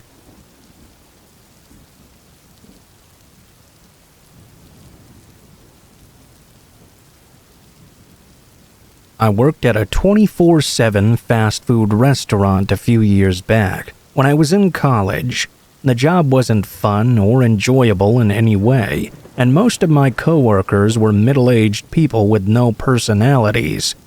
I was doing school online, which meant I had more time to work, so I was cranking out 40 hours a week at least, and even got a promotion to shift lead after a few months. What I didn't realize when I took the promotion was that I was signing up to be officially a full-time employee. That meant they could make me work any shift. Not even a week into it, they put me as overnight, and I couldn't even argue. Overnights were a pain in the ass, because I'd be the only one there. If the drive-thru got backed up, then I'd be hustling non-stop without any breaks at all. On the flip side though, sometimes it would be completely dead, and I'd just be standing around all night on my phone. This was one of those nights. I was in the back of the kitchen, sitting on a pile of boxes and scrolling through my phone, just trying to pass the time away. That was when my headset rang to alert me a customer was in the drive-thru. I got up and went to the computer, then asked what they would like to order. Nobody said anything, so I turned and looked up at the drive-thru camera. The lane was empty. No cars were in the drive-thru, or even in the parking lot around the restaurant. The system never falsely beeps like that. There was a slight storm outside though, so maybe a raindrop or a flash of light had tripped the sensor somehow. I stayed by the drive-thru window for a few minutes, and my headset beeped again. This time, I quickly looked up at the cameras and caught a man walking past the drive-through lane. He was wearing a thick hoodie and a face covering as well. He quickly walked out of the camera's view. Where the restaurant was, there wasn't anywhere else he could have parked or walked from unless he was walking on the side of the main road. I watched the cameras to see if he'd come back, but after 10 minutes of no activity, I went back to my phone. 15 more minutes went by before I got another beep. When I checked the cameras, the same man was there. This time he was just standing in the drive-through lane. "Excuse me, sir, can I help you?" After a moment, he started reciting an order for a small meal. I wasn't supposed to serve people in the drive-thru unless they were in a vehicle, so I told him I couldn't accept his order. He stood there, letting the rain soak him as he looked at the screen and didn't speak. I thought about telling him to leave, but I didn't want to escalate things if I didn't have to. I just waited. After a minute, he started walking down the drive-thru lane toward the side of the restaurant where the window was. I rushed over and latched the window shut. Not even a second later, the man appeared outside. He had his hood and mask still on. He looked to be in his late 40s, with a dead look in his eyes. He watched me through the window and stood outside like he was waiting for me to talk to him. And there was something about his look that really freaked me out and kept me from speaking. Then he softly said, "Open up." I nervously said no and stayed where I was. The man continued looking at me, then knocked on the window. After a few seconds, he turned and walked away. As he did so, a loud scraping sound ran along the side of the building.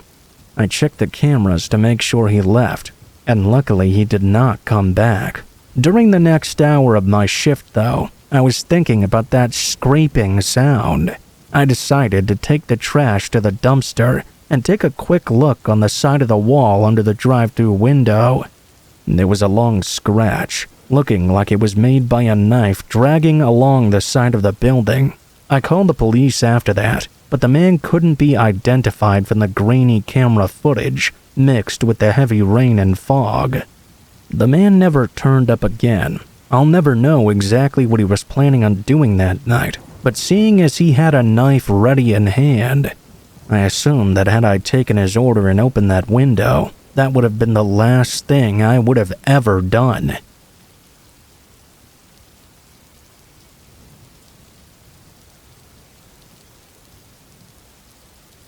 I used to work at a library not too far from where I lived. I worked there for a total of 2 years.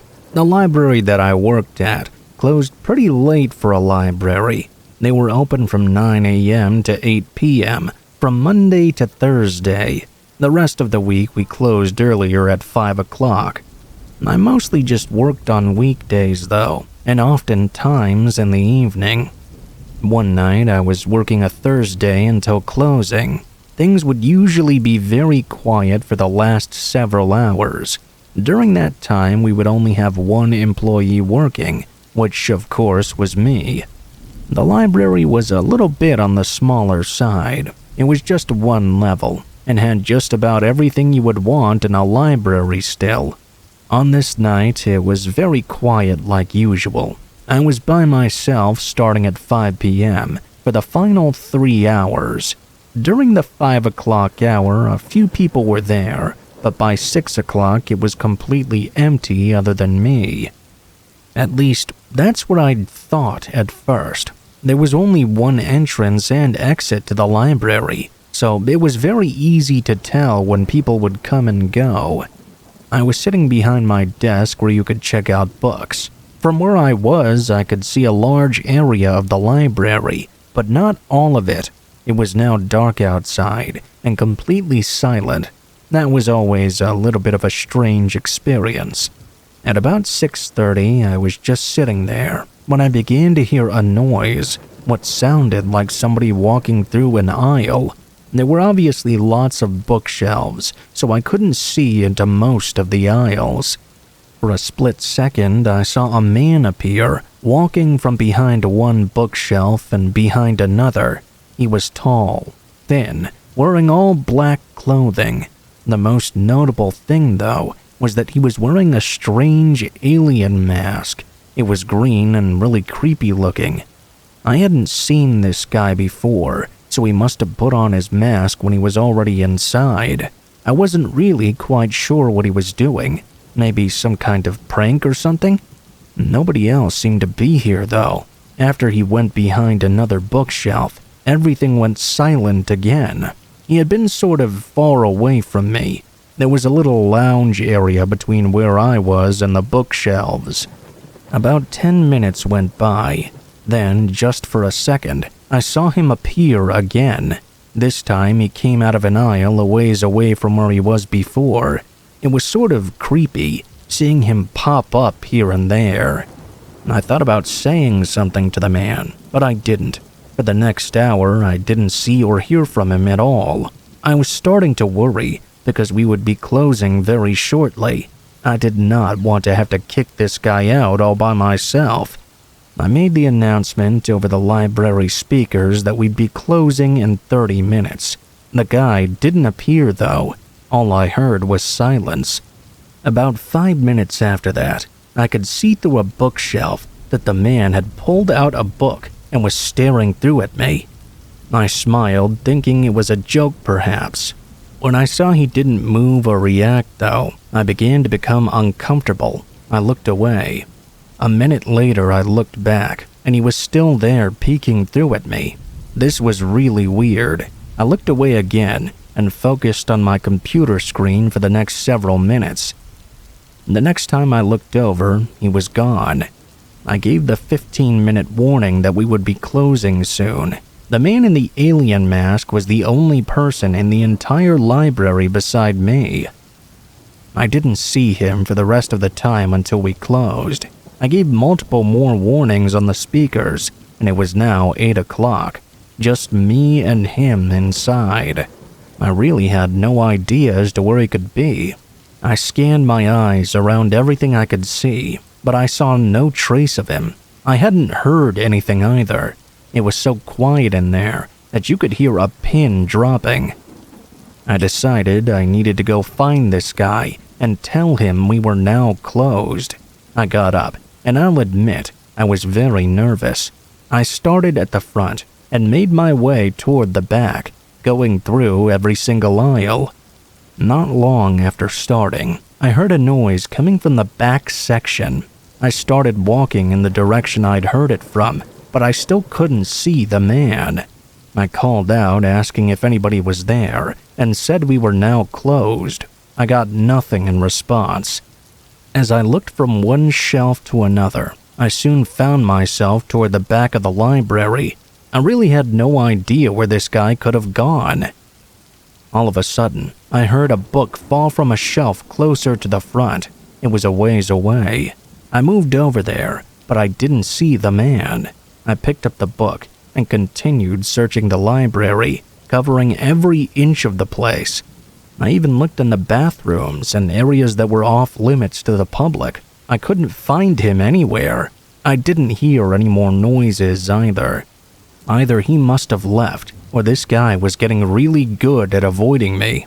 After staying long past what I planned to, I finally left for the night. I don't really know what the man was doing, but he really creeped me out. He literally stayed at the library for at least 3 hours, most of which he was the only person in there other than me. That was my creepiest experience working there.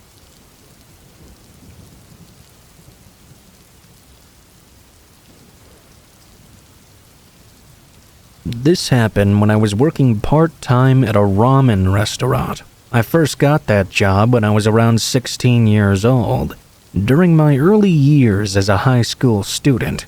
This happened in my hometown of Kyoto, in the Shiga prefecture. The ramen restaurant I worked in was inside a shopping department.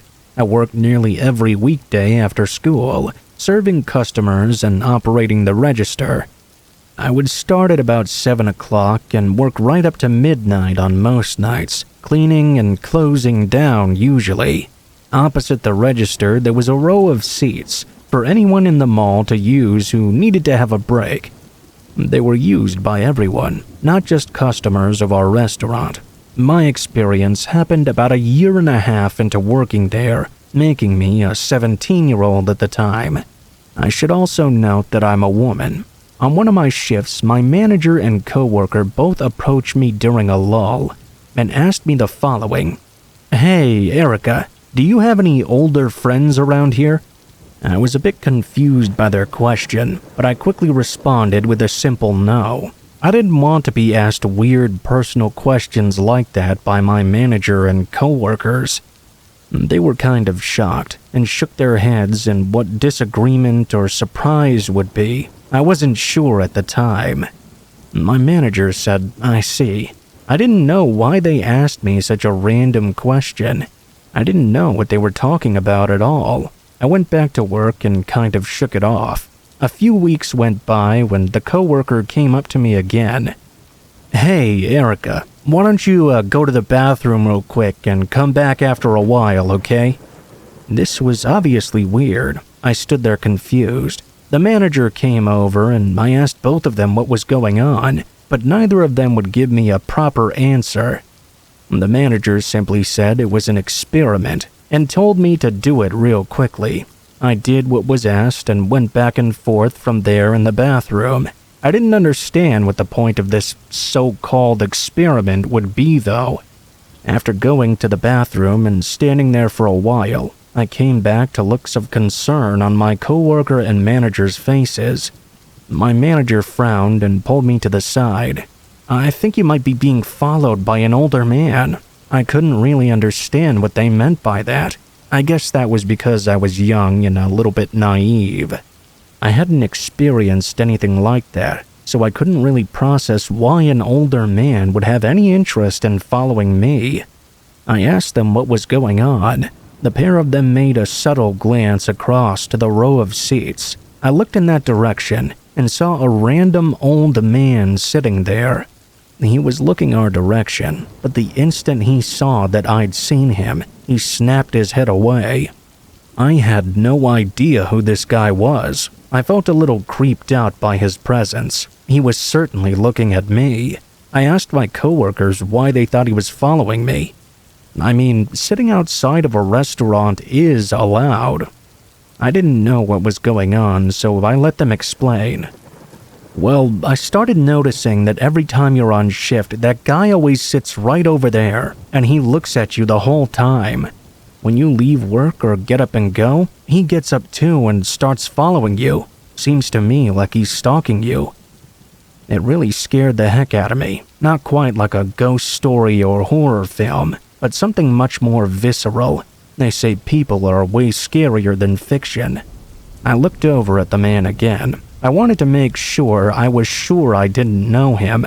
I studied his face, and I was absolutely certain he was a stranger. I got a really weird feeling inside when I realized that. Kind of disgusted, kind of numb. After they told me that he'd been watching me, I just couldn't get it out of my mind while I worked. I spent my whole shift either looking over my shoulder or looking straight at him. I would make casual glances in an attempt to not make eye contact with him. When I left for home that night, the guys made sure they walked with me. Later, when I was alone though, I looked over my shoulder and saw the middle-aged creepy man was still following me from a distance. I realized in that moment that I really was being stalked. I got home just fine that night, but my God, was it nerve-wracking. I couldn't tell if the guy just happened to walk home the same way or if he was intending to follow me all the way to my place. I wasn't sure what was going on entirely. I couldn't just go off of what my coworkers' theories were. I mean, they were hardly detectives. I really didn't want to, but I decided to give the man who gave me the creeps the benefit of the doubt. My thoughts changed when I went back to work the following night, though, because the man was right back at it. It was clearly much more than just a coincidence. I went to the bathroom and noticed that he was waiting outside while I was in there. Later on my break, I needed to go to the convenience store, and when I left, I realized he followed behind me. He watched me go in, and to my surprise, he left after.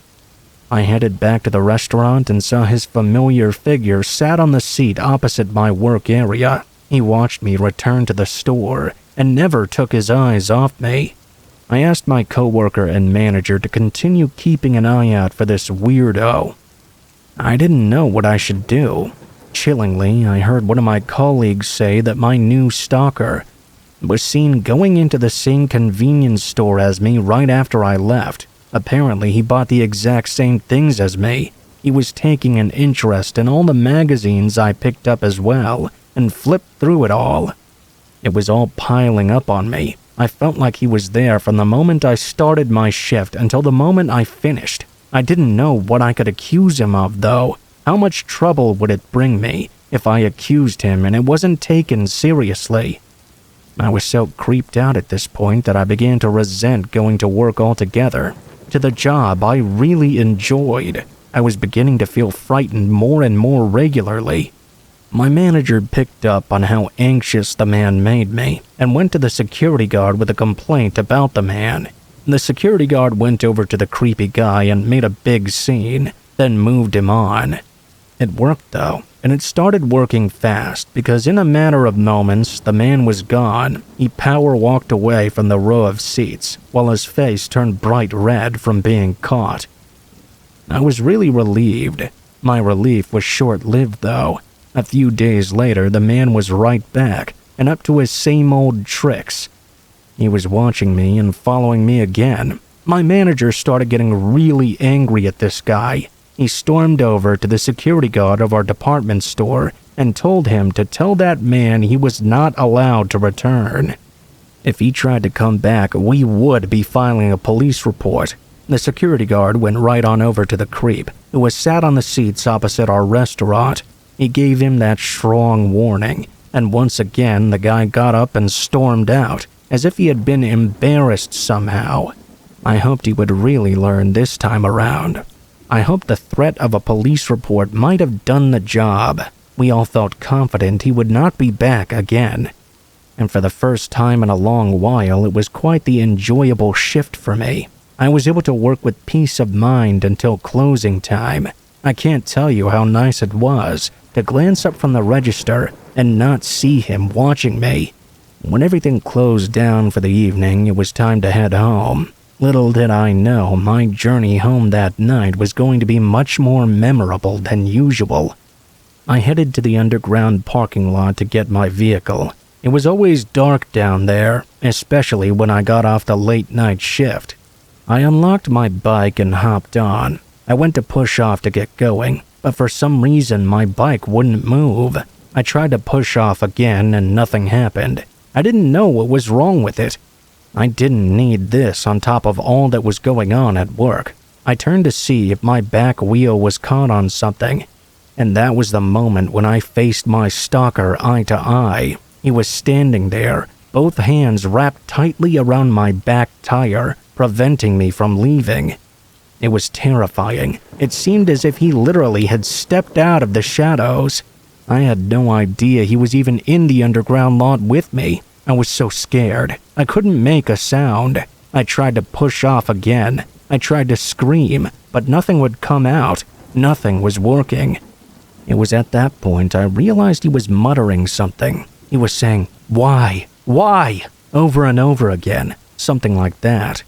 I don't know why, but something about that kind of changed me at that point. Like a switch that needed to be flipped was. I exchanged my fear for anger. I turned around and started screaming at him. "What do you think you're doing? Let go of my bike!" I didn't expect him to snap back at me with a, "Why did you do that? Why did you say you were going to the police? What on earth were you thinking?" His words really creeped me out, even beyond how he'd been behaving up until that point. I think it was because it was all so one-sided. It was all about him, and not the trouble he'd been causing me. "Look, you're scaring me. Let go right now," I said. I knew that embarrassment seemed to work on him before, so I tried to make him feel embarrassed again. He snapped right back at me in a louder voice, saying, "I never put my hands on you. Are you kidding me? You called the cops just because I looked at you?" But luckily, our heated exchange of words had alerted a mall security guard to come rushing over. As soon as that creep noticed security was coming his way, he bolted off and ran, with his tail tucked between his legs. After that encounter, my manager demanded police patrols around the area to make sure that if the guy showed up again, he would be met with the police. Even though cops were walking about the mall, I couldn't help but think he would show up at any moment while I was working. I began to get super anxious whenever anyone would look my way for more than a second or two. I was growing more and more paranoid by the day. I had to leave that job in the end and got into a university hundreds of miles away. I'm glad I left that area, to be honest.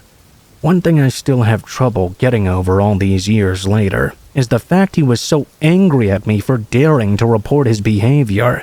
I caught a glimpse of his sociopathic world, a man with no ethics or empathy, a man who said this to a 17-year-old girl who was scared and tired of being followed by him. His excuse was that he never put his hands on me. Are you kidding me? He knew what he was doing. He knew when to leave when the security guard came. He knew he had to hide from police presence in the mall. He knew how to gaslight and try to manipulate me into believing I was going to be in the wrong for reporting him. All I can say is that I'm very grateful for all the people that helped me through that issue. If it wasn't for my coworkers, then I don't know what would have happened to me.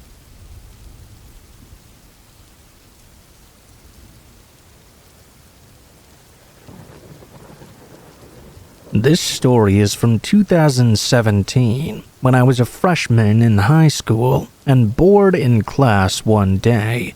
I was in my third period, and I was happy I would be getting out of class later. I had an orthodontics appointment to get my braces adjusted, and my mom would be coming to the school to pick me up. The class I was in was math, and it was quite boring to me. To be honest, I was just not really a math guy. In high school, I would usually just sit and look out the window, not paying very good attention. I sat in the back corner of the classroom, which was on the second floor of the school. That's what I was doing on this day, just looking out the window. The teacher was talking about math, and I was distracted, looking out the window to the front parking lot below me. I was hoping that time would pass, and I would soon be able to leave.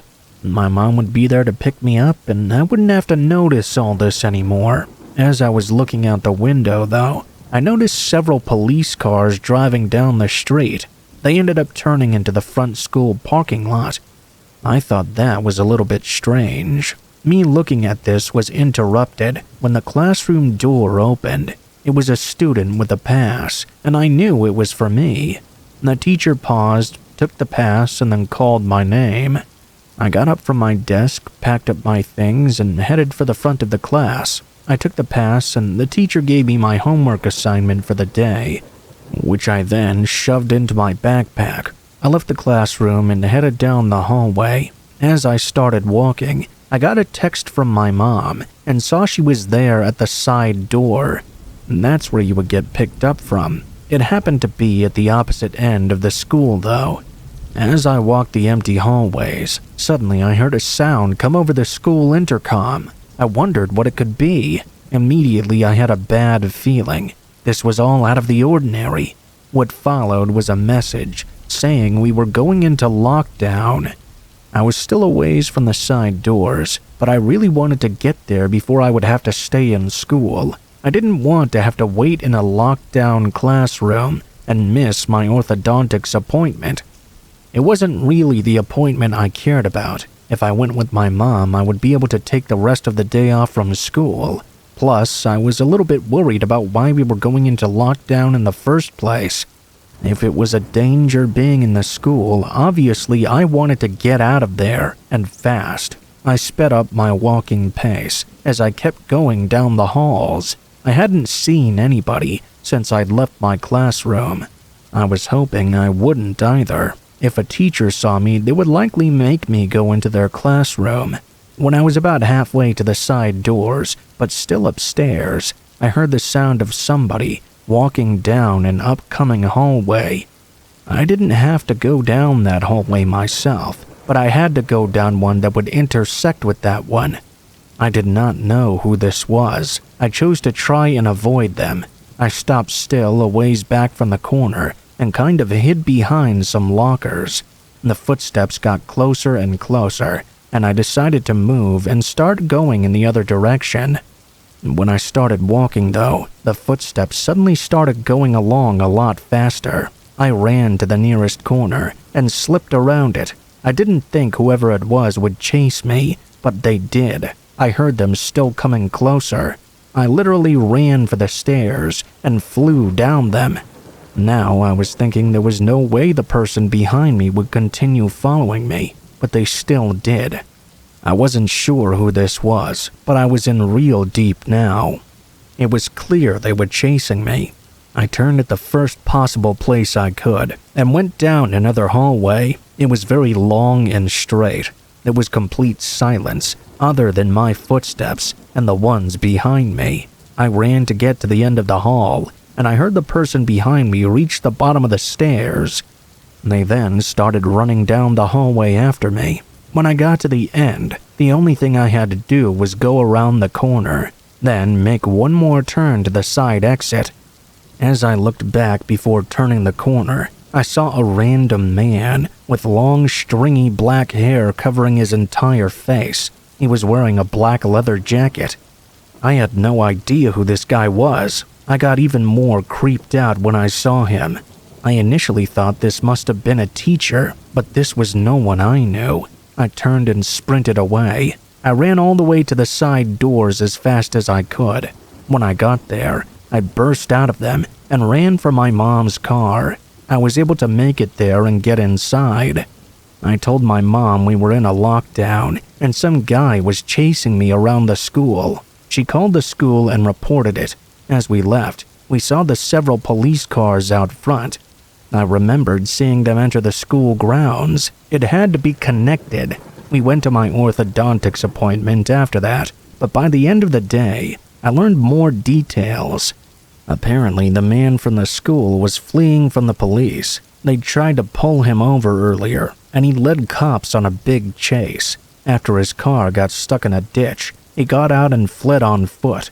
He ran for a while and was able to momentarily get away until he was spotted on school campus. Nobody thought he would actually go inside the school. The cops were mainly searching the area around it. Eventually, they did send some officers inside, and he was located in a hallway. Nobody was harmed, thankfully. I don't think anybody knew about him chasing me around, though. I'm glad I got away from that guy. Not sure why he was after me. I don't know if he was dangerous or what, but that's my scariest experience from high school.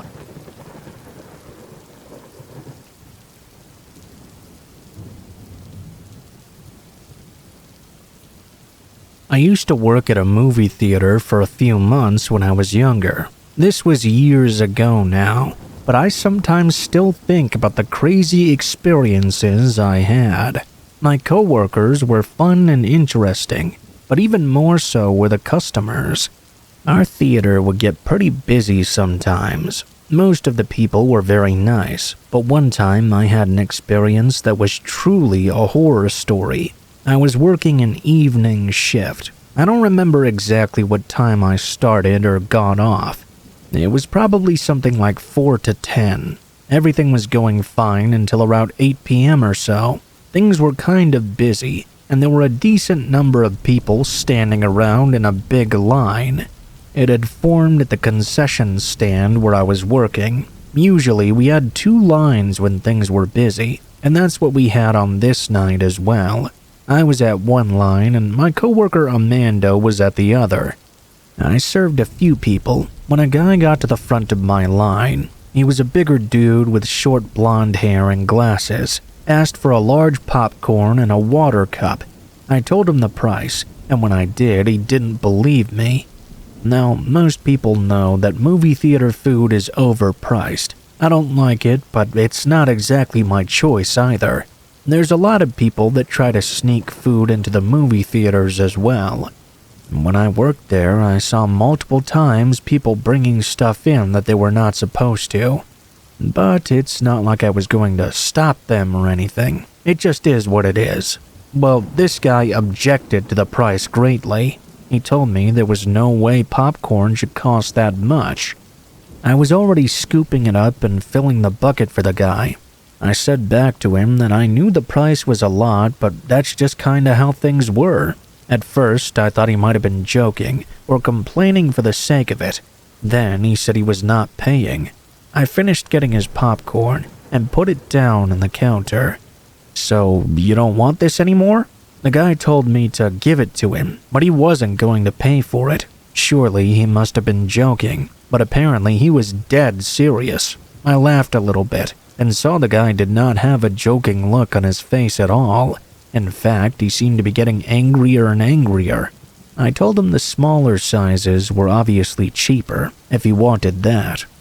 He looked up at the sign and read them, then yelled at me that they were all a scam. There was a line forming of people behind him that were all waiting for their items. He continued to look at the menu and said everything on it was a scam. He started reading the prices of everything out loud. The more he read, the louder his voice became. Some of the other people standing around started to take notice.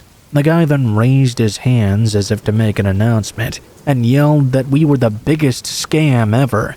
Some people started to laugh, and others looked like they just wanted him to stop.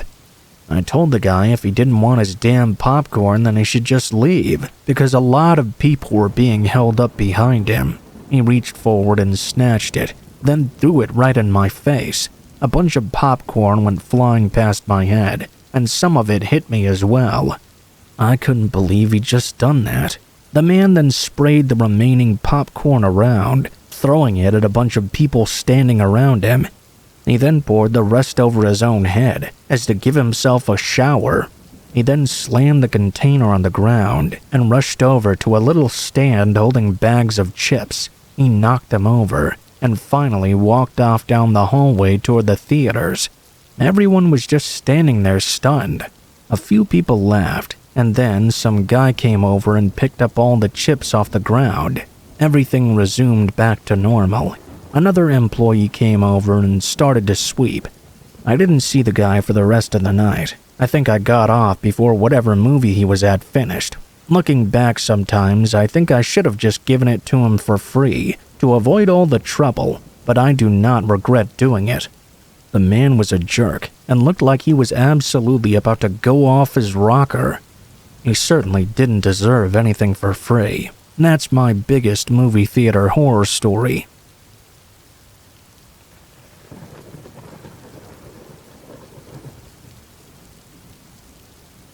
This happened when I finished work early one afternoon. I had the sudden urge to go for a long drive, so I went home and quickly got ready to head out.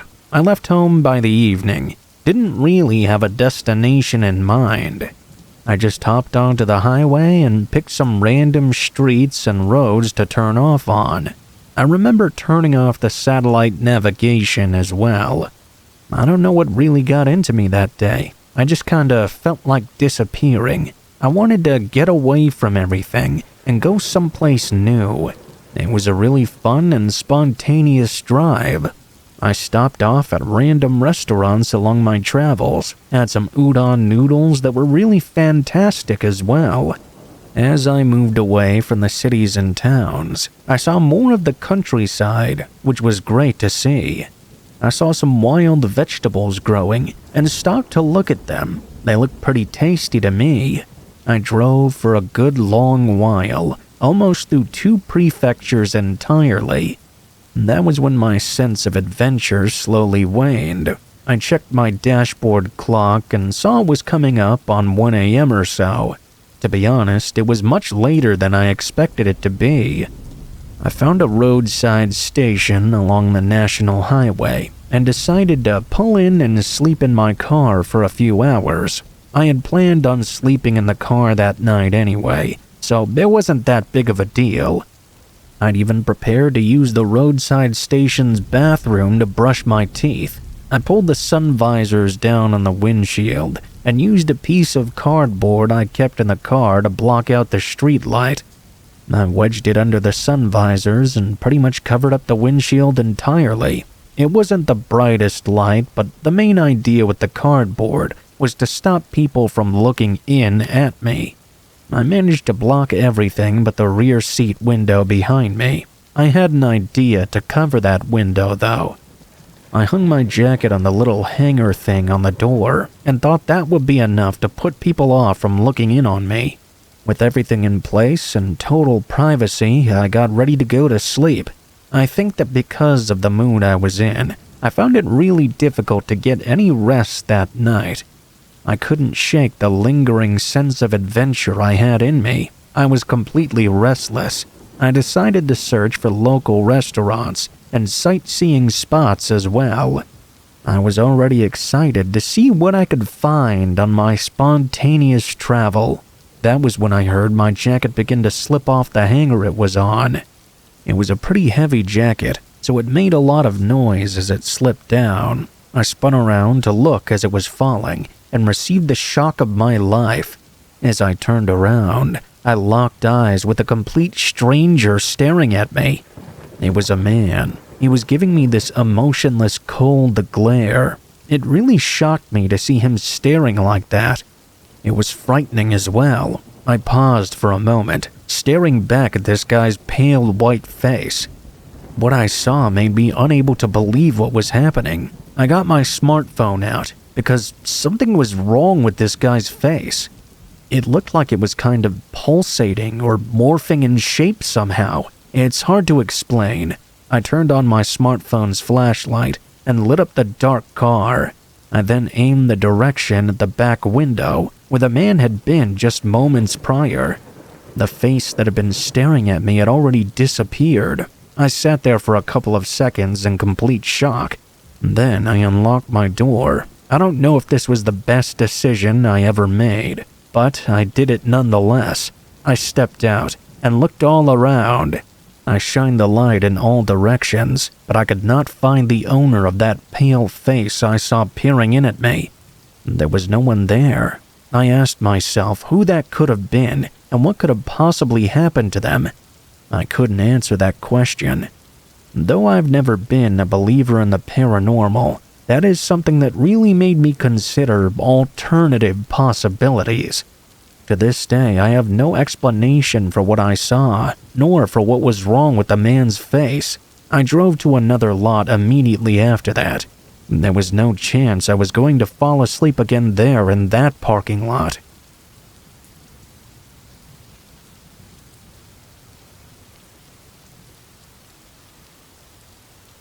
This happened about 10 years ago. My husband and I were really into overnight trips up and down the country. Back then, we lived quite a carefree lifestyle, and I miss those nights somewhat. Not the night I'm about to talk to you about, though. We usually drove back late at night after a trip. We liked it that way, as the roads were more clear, and the night was cool and calm along the way. Eventually, though, my husband and I both needed to use the restroom, so we decided to pull into a roadside station.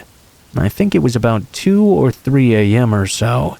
We were in a prefecture famous for being called the Sea of Trees. It had a lot of nature and was a really beautiful place during the day, but during the night it felt really wild. The roadside station we stopped at was very close to the Misaka Pass. There's a lot of nature in that area as well. Very green. The pass itself is surrounded by a forest. Because it was the middle of the night, naturally the station was closed, and there wasn't much light in the area either. We pulled into the quiet parking area, and my husband and I trotted off toward the bathrooms.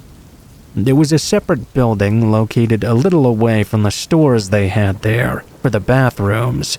There was a light on there, but like I said before, it was a very dim light.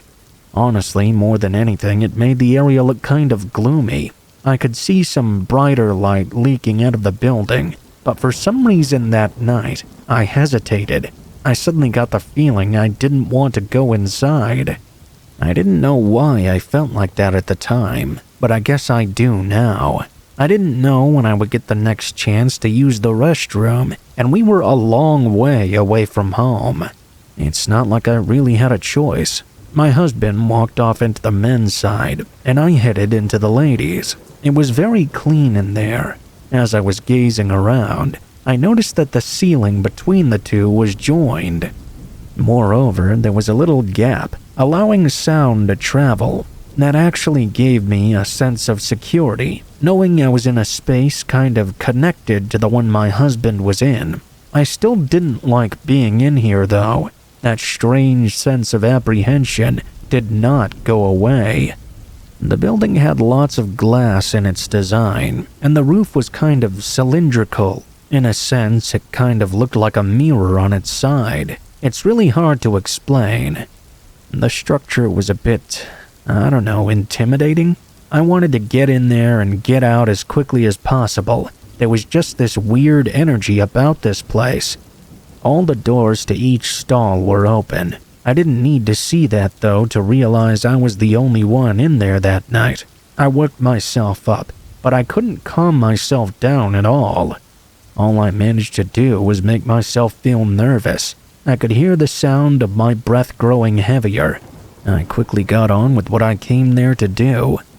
I tried to keep my mind calm. I sure was good at making mountains out of molehills, it seemed. While I was in there, I seemed to be completely alone. It was absolutely silent. I quickly finished up, washed my hands, and ran outside to find my husband waiting out there for me. I ran over to him. The very first thing he said to me was, "It's good you weren't in there alone, huh?" I asked him what he meant. "Well, I only say that because you didn't want to go in there. You said you were scared, so I figured you might have felt a bit more at ease with someone else in there with you." I didn't understand what he was saying. I was alone in the bathroom, wasn't I? My husband noticed that strange look on my face. He said, "What? You know what I mean. As soon as we went into the bathroom, you must have heard those high heels coming in behind you. I mean, if I could hear it in the men's room, you must have heard it too." When my husband said that to me, my blood ran cold. As I've said many times before, I was certain I was the only one in there at the time. No one else came in, and I never heard any footsteps like my husband said. I was at a loss for words. My husband must have seen the confused and frightened look on my face because he stopped talking about the bathroom. In a much more serious tone, he said to get back to the car. He took me by the hand and led me back. Without saying a word, we got back on the road. We spent some time driving in silence, and then we started speaking again. After a few hours, we arrived home in one piece. My husband looked up the roadside station online and found out that at one time in the past, there had been many offerings of flowers and dolls in the bathroom as a kind of memento to commemorate someone's passing. It does make me wonder if I truly was alone in the bathroom that night. I don't know why my husband was able to hear what he heard, and I wasn't. Maybe I'm not so sensitive to spirits. I do remember those terrible feelings of nervousness and anxiety, though. Maybe those feelings were brought on by the presence in the bathroom with me. I don't know. We've never been back to that particular roadside station, despite having the opportunity to do so many times.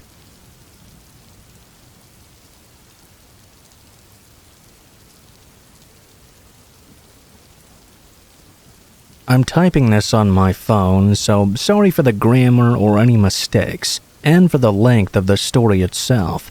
I know most other stories shared are a bit longer, so I don't know. Sorry, I just wanted to share my own. Well, I say it's mine, but maybe that isn't strictly true. I heard about this from a friend of mine who doesn't have any interest of sharing their own stories online, so I said I could do it for them. My friend's a nurse, and this happened while she was working at a certain general hospital. In this certain hospital, there was an open secret among the staff. Unpleasant things was how some described it. Others said it was paranormal activity. and others plain just didn't want to talk about it at all. Most of the alleged events happened during the night shift. It was common that nurses would get calls from empty rooms, as if someone unseen was pressing the nurse call button next to an unoccupied bed. Because of the strange phenomenon going on, the nurses asked and were granted permission to walk the wards in pairs on the night shift. This is my friend's experience of what happened when she was working the night shift that night. She was doing her rounds of the wards with a colleague when they got to a room they knew was unoccupied. Since they had been called, though, they were duty-bound to go in and check it out. They arrived at the empty room, and before they even walked into it, they knew they would find it empty. They were right, of course. They scanned the room as per the rules. It was only when they were about to turn to leave when my friend noticed something that was certainly out of place. She looked down toward the floor for some reason, and that was where she spotted something sticking out from below the curtain.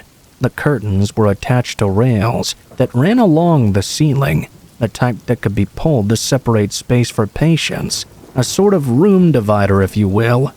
There, just creeping under the curtain, in the gap between the floor and the bottom, appeared to be someone's hand. It was grasping and searching for something. My friend said the hand looked unwell.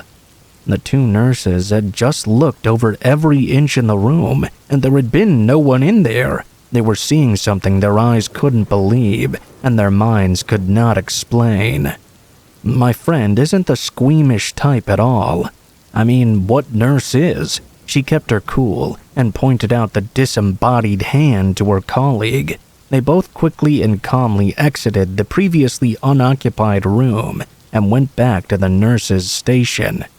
Her colleague, who by the way was her senior in every sense of the word at work and in age, told her not to worry about what she had just seen. What did she mean by that? Don't worry? Who wouldn't worry about seeing something as strange as that? My friend pressed her colleague for an explanation of what they had just seen. Reluctantly, her colleague shared some information. It said that disembodied earth-colored hands were spiritually signs of organ failure. Did they see some manifestation from a previous patient? It gives me chills to imagine seeing that grasping hand underneath the curtain that might have belonged to a previous patient who had passed away. Maybe it was a spirit trying to get the attention of the nurses in their final moments, but who can really say?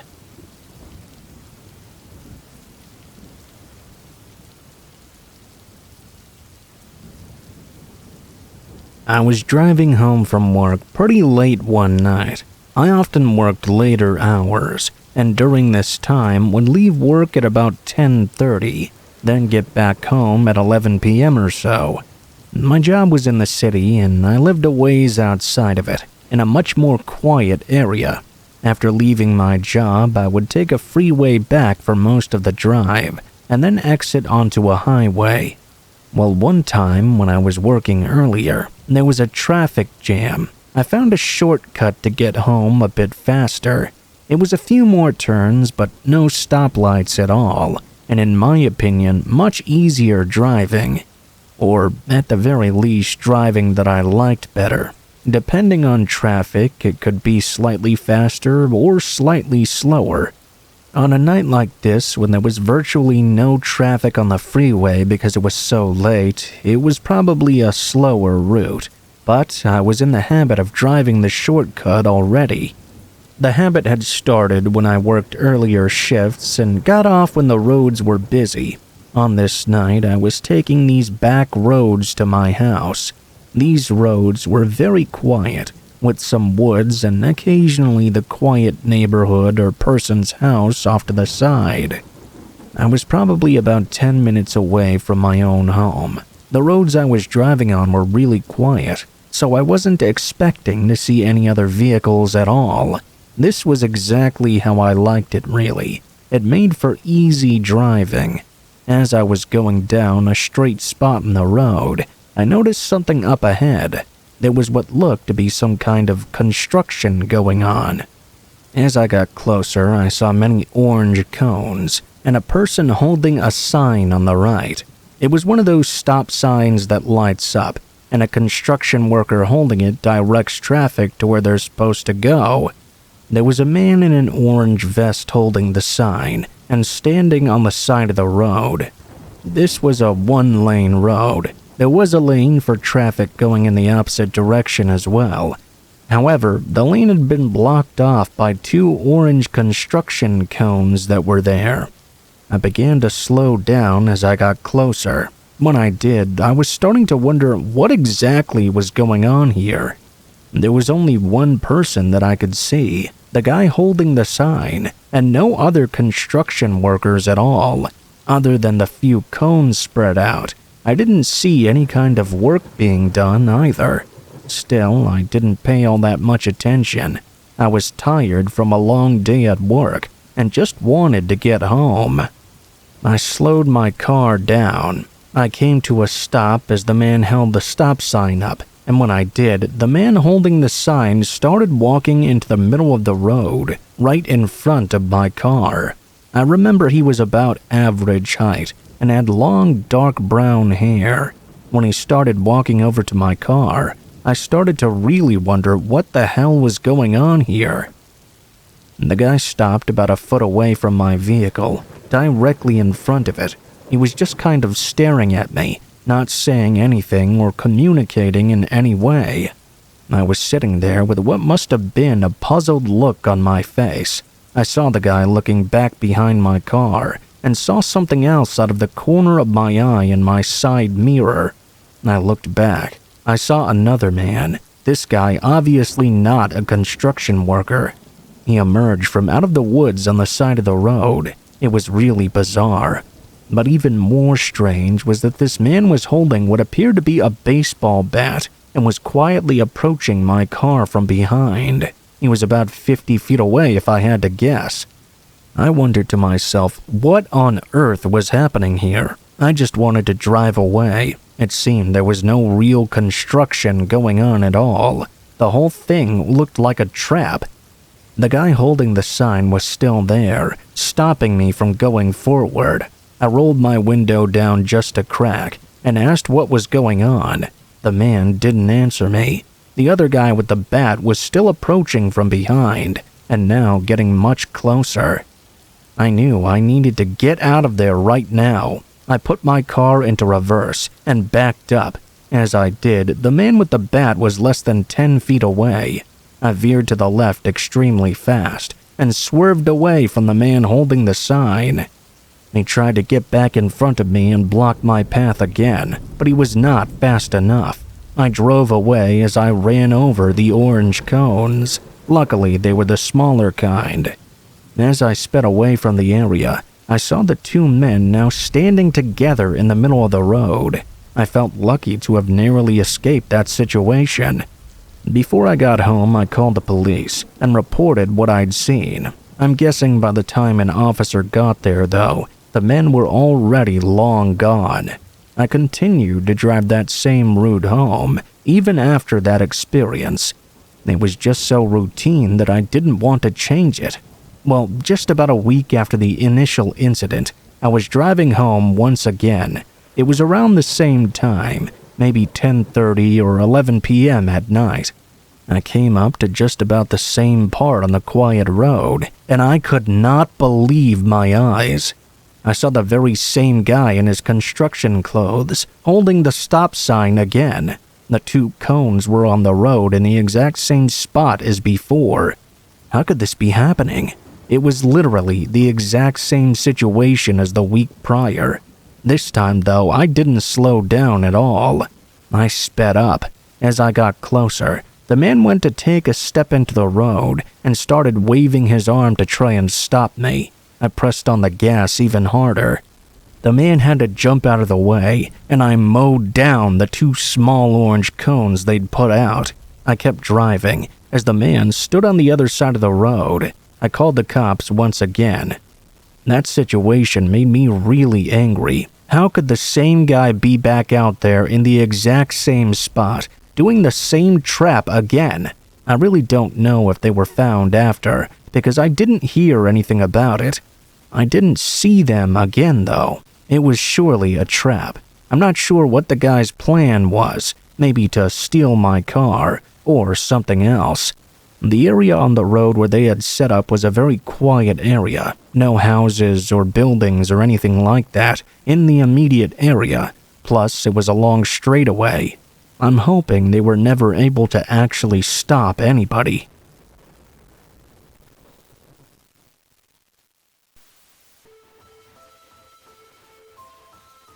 What is up guys, Blue Spooky here. Thank you guys so much for watching, especially if you made it this far to the end of the video. If you liked the video, please be sure to like, share, comment, and subscribe if you feel so inclined. If you have any feedback for me as well, be sure to leave that in comments below the video. If you guys have a story you'd like to send in, or if you'd like to contact me for any reasons, there will be links to my social media in the description below the video, including my Facebook, Gmail, and Twitter accounts. Go ahead and send me a message on any of those, and I'll try to get to you as soon as possible. If you do decide to send in a story, please be sure to include in the tagline what the name of the story is if it has one, what type of story it is if it has one, and how you'd like to be credited in the description below the video. Please make sure to include as much detail as you feel comfortable with and try to use as much proper grammar as possible to make sure you have the highest chance of appearing in a future video. Overall, I think that's pretty much it for now guys, so thank you so much for watching, and I hope you guys have a great day.